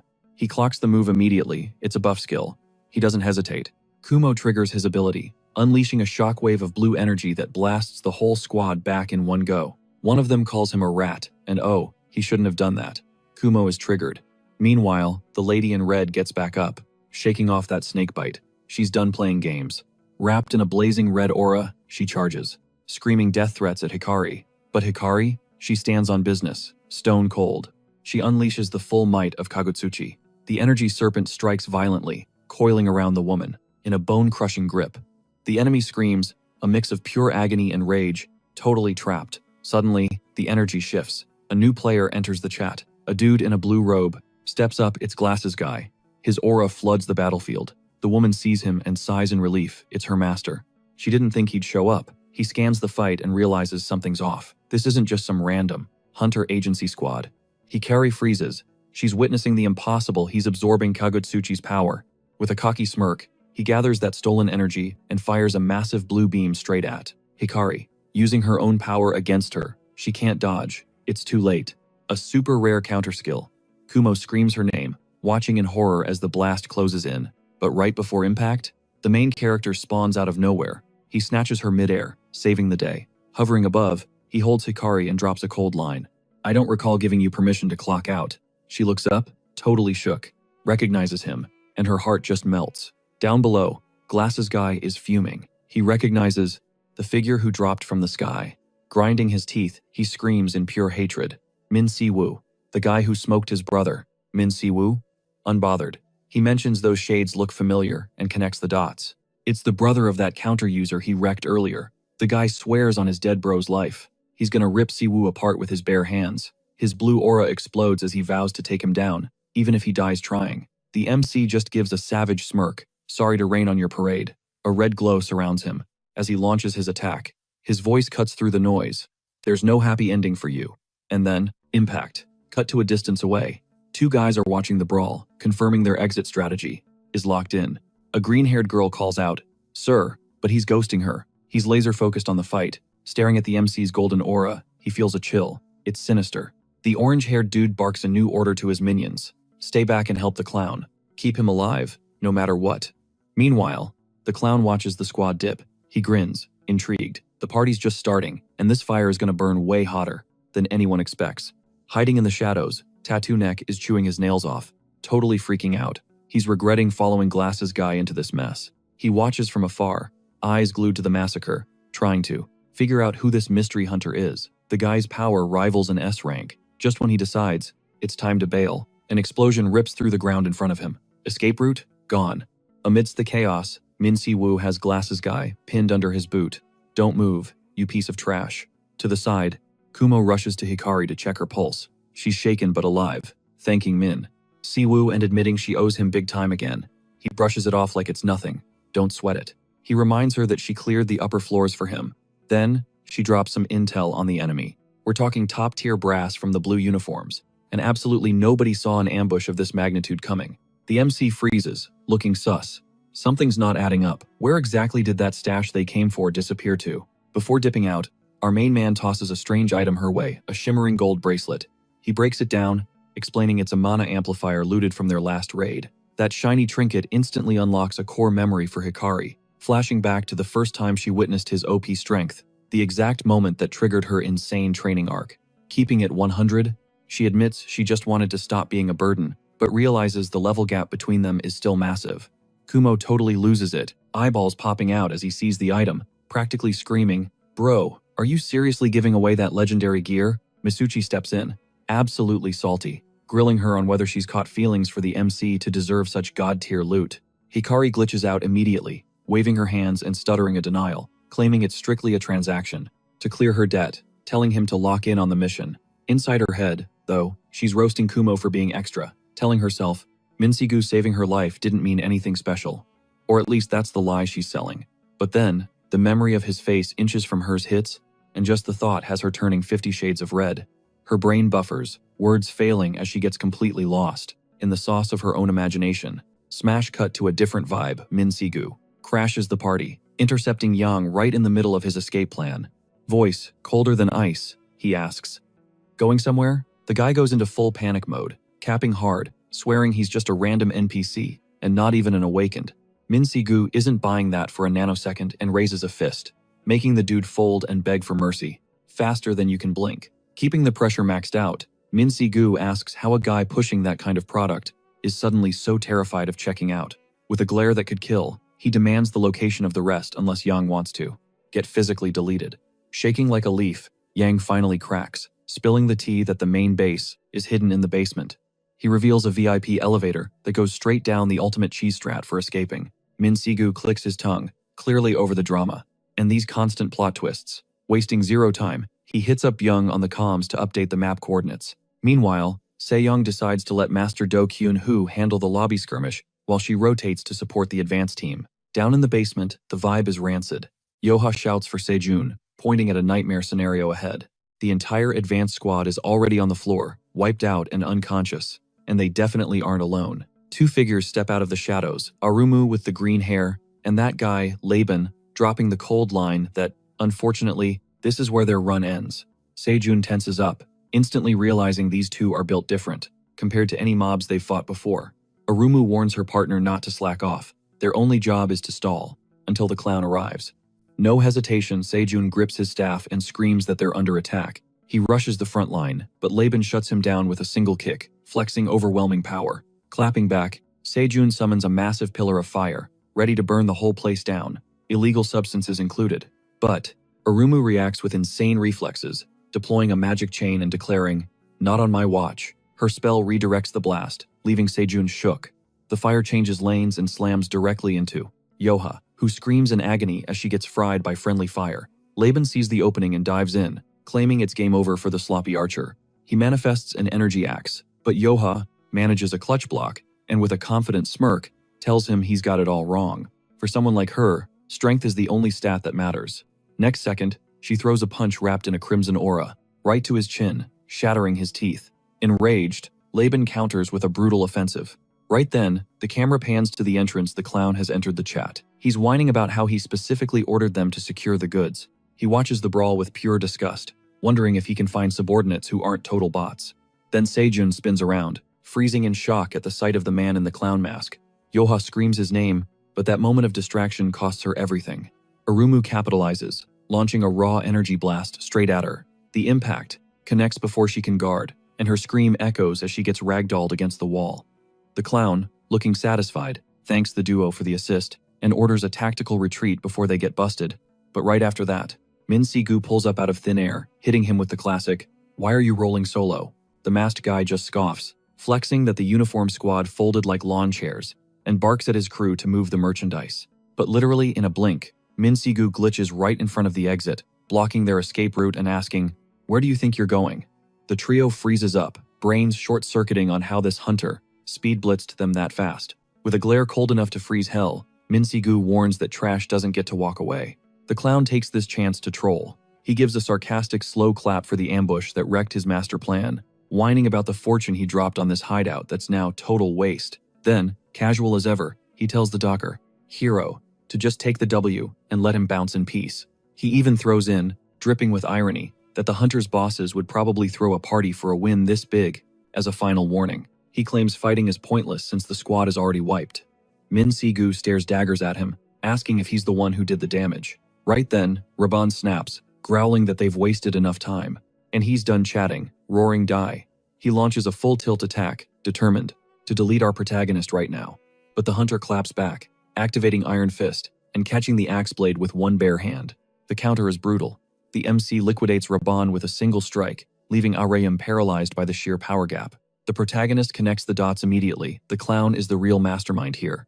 Arayam tries to beg him to retreat, but he shuts that down. He declares he's handling this personally and orders her to guard the stash. The clown tries to cut in, asking for a timeout to talk, but Min totally ghosts him, focusing every ounce of energy on ending this circus act. A split second later, Min Si-gu rushes in with max power. The clown barely dodges by a hair, leaping away just as an explosion rips through. He still gives props though, admitting he barely scraped by even with his broken speed stats. Min Si-gu doesn't waste a frame and presses him, asking straight up if he's the main plug for the drugs. The villain plays dumb, but Min calls his bluff. He talks way too much to be a grunt. He demands intel on the supply source, warning him to start singing while he still has teeth in his mouth. The masked guy just busts out laughing, clearly entertained and way too confident. He rubs his hands together, asking if Min really thinks it's going to be a cakewalk. Suddenly he vanishes speed that shouldn't be possible and respawns right in Min Si-gu's face, catching him off guard. The punch is a direct hit, forcing the hero to double over from the shockwave. Giving zero breathing room, he follows up with a spin kick that spikes Min violently into the warehouse floor. Our protagonist, shaken but focused, runs the numbers. The enemy's agility is off the charts, surpassing even EPO, Daesu, the hunter with monster strength. But there's a catch: his raw power output isn't on the same tier. Exploiting that, Min unleashes a wind blast that tags the clown and drags him across the pavement. Meanwhile, Min Si-gu resets, ready for round 2. The clown, wiping blood from his lip, laughs in disbelief, refusing to accept he actually took damage. He stands up raging, screaming, "Me?" Unable to handle the disrespect, the fight goes nuclear. Both start trading a flurry of punches and kicks at god-tier speed. The clown seems to tank the damage, wrapped in a dark aura, asking what the issue is. Min Si-gu just smirks with pure disdain, mocking him for thinking he's special. Instantly, he triggers a magic circle under his boots, unleashing a violent tsunami of ice and debris that surges upward. The clown gets caught in the freeze, but instead of panicking, he cackles and calls Min a monster. Then the scene flips. Min Si-gu materializes, right behind him, revealing the true play. He warns him he's not the only speedster, and drops a frost-charged stomp. The villain screams as the Sub-Zero chill invades his system, freezing him solid. With the enemy locked down, Min Si-gu finishes the combo by summoning an ice pillar that seals him for good. Fight over, Min Si-gu takes a deep breath as the cooldown on his powers starts hitting him hard. Cutting to the next beat, Se-jun rushes over seeing his brother hurt and tells him to hold still. He procs his healing, magic, and a golden light wraps around Min Si-gu, patching up his HP instantly. From the sidelines, Ah-reum watches in silence, mind completely blown by Min Si-gu's absurd power level and Se-jun's life force magic. Min Si-gu stands up and loots the enemy's weapon from the ground. Keeping his eyes locked on target, he orders Ah-reum not to move a muscle. He states she isn't just some random NPC. The subordinate gets up close and personal, demanding he spill the tea on the dealer's power source. Her patience officially expired. The ultimatum is crystal clear: start talking now, or check out permanently alongside your buddy. But then, from deep inside the glacial prison, the clown whispers a single trigger word: superheating. Instantly, white steam starts hissing through the cracks, putting Min Si-gu on high alert. With a twisted cackle, the clown shatters his icy confinement, unleashing a massive shockwave. Min Si-gu is shook. Was this the ace he was hiding? The masked maniac grins, declaring that now that his cover's blown, the kid gloves are coming off. He makes his move. He's gonna torch the MC and everything around him. Ah-reum starts freaking out, screaming bloody murder. She demands to know if he's actually insane enough to burn the whole building down. But her words die in her throat when she spots a silhouette standing amidst the inferno. Completely unbothered, the MC is literally holding the fire back with one hand, looking cool as a cucumber. "Why are y'all making such a scene over nothing?" He tells the clown to take a chill pill literally and blasts another massive wave of frost his way. The glacial surge rushes forward, explodes on impact, and slams the clown against the wall, freezing him solid again. Min Si-gu sighs, clearly salty about wasting his precious mana on this scrub. But suddenly, the vibe shifts. He feels a weird, sharp pain, a totally unexpected side effect. Meanwhile, encased in ice once more, the clown flashes a victorious grin and whispers that the hunter has finally walked right into his trap. He's got him right where he wants him. The MC tries to extinguish the flames and dispel the heat, but nothing works. The clown starts mocking him relentlessly. He reveals his trump card. This isn't regular fire. It's called infiltrating flame, and get this. This nasty blaze latches onto the target's unique life force. Once it sticks, it never goes out. The masked villain taunts him even harder, explaining that, since Min Si-gu is a life mage, he's basically a walking gas station for this fire. His massive life force just makes the flames burn hotter. Our MC couldn't care less. He buries a brutal punch deep into the clown's gut, casually mentioning he just feels a little toasty. "Feels like a nice sauna," he quips, promising to smash the clown into bite-sized cubes before he burns up. The clown retreats from the onslaught. He's crazy, but not stupid. He knows exactly what's happening. Min Si-gu is auto-healing while burning, which is draining his mana battery at record speed. The MC knows it, and the clown knows he knows it. Like the troll he is, the clown keeps poking the bear, trying to tilt Min Si-woo. So the MC decides to level up the violence, activating his iron skill while his mind races. He reflects on his return to Earth. Those physical limitations from the dimensional transfer side effects, they're actually a safety lock. The mana stored in his Dantian for 100 years hasn't changed, but the dimensional structure and how spells are cast are totally different here. To protect itself, his body naturally slapped a limiter on his output. It's a natural defense mechanism. To bypass it, he'd have to forcefully detonate his Dantian and redline his output. He remembers breaking that limiter during the fight with President Dae-soo, and he's still paying the price for that stunt today. And he has no clue what the backlash would be this time. The MC mentally sighs, wishing Predator was around to witness this mess. The masked villain shouts, asking how the hell the MC is still standing. Meanwhile, the green-haired girl watches, looking kinda disappointed. Her partner has completely lost the plot. She needs to save him, but she's running on fumes, low mana, and only one teleport left. In a blink, she teleports right behind the clown, telling him to freeze whatever crazy move he's planning. She tells him to read the room. They're surrounded, their crew is captured, and the escape routes are already being compromised. She warns him to drop the attitude because, frankly, he looks better with his mouth shut. The masked psycho ignores her and keeps taunting our protagonist. Min Si-woo knows the clock is ticking on his mana, but the clown is draining too. The problem is, the MC's auto-healing is lagging, becoming slower and slower. It becomes secondary to the fact that Ye-hwa and Se-eun have taken critical damage. He's running out of choices. Without knowing if the building can even handle the shockwave, his only play is to break that limiter. But he hesitates. He doubts. He wavers until a dark voice cuts through his mind. Yo, kid, why the hesitation? If you're too chicken to break that thin wall, I'll do it for you. Predator manifests a pitch-black circle and completely devours the clown's entire ability. The clown freezes, having zero clue how his superheating just got eaten alive. The MC thinks, oh, so that was the name of that annoying skill? Since he can't exactly explain what it feels like to burn, he decides to show him igniting the clown in pitch-black flames. Ram, watching this unfold. Since words can't describe the pain, he decides to give a live demonstration, lighting the clown up with pitch-black hellfire. Then Arium, the green-haired girl, makes her move. She screams that she's extracting the masked man right now, claiming it's the only way to save him and protect the future of Pandemonium. And just like that, poof, they trigger a warp and vanish into thin air. Our MC is stunned, but he snaps out of it and sprints straight to his brother. He frantically asks if he's holding up. His brother nods, saying he's healing, but he can't take his eyes off the creature looming beside our hero. The main character cuts him off, reminding him he already dropped the lore on this one. That beast? It's Predator.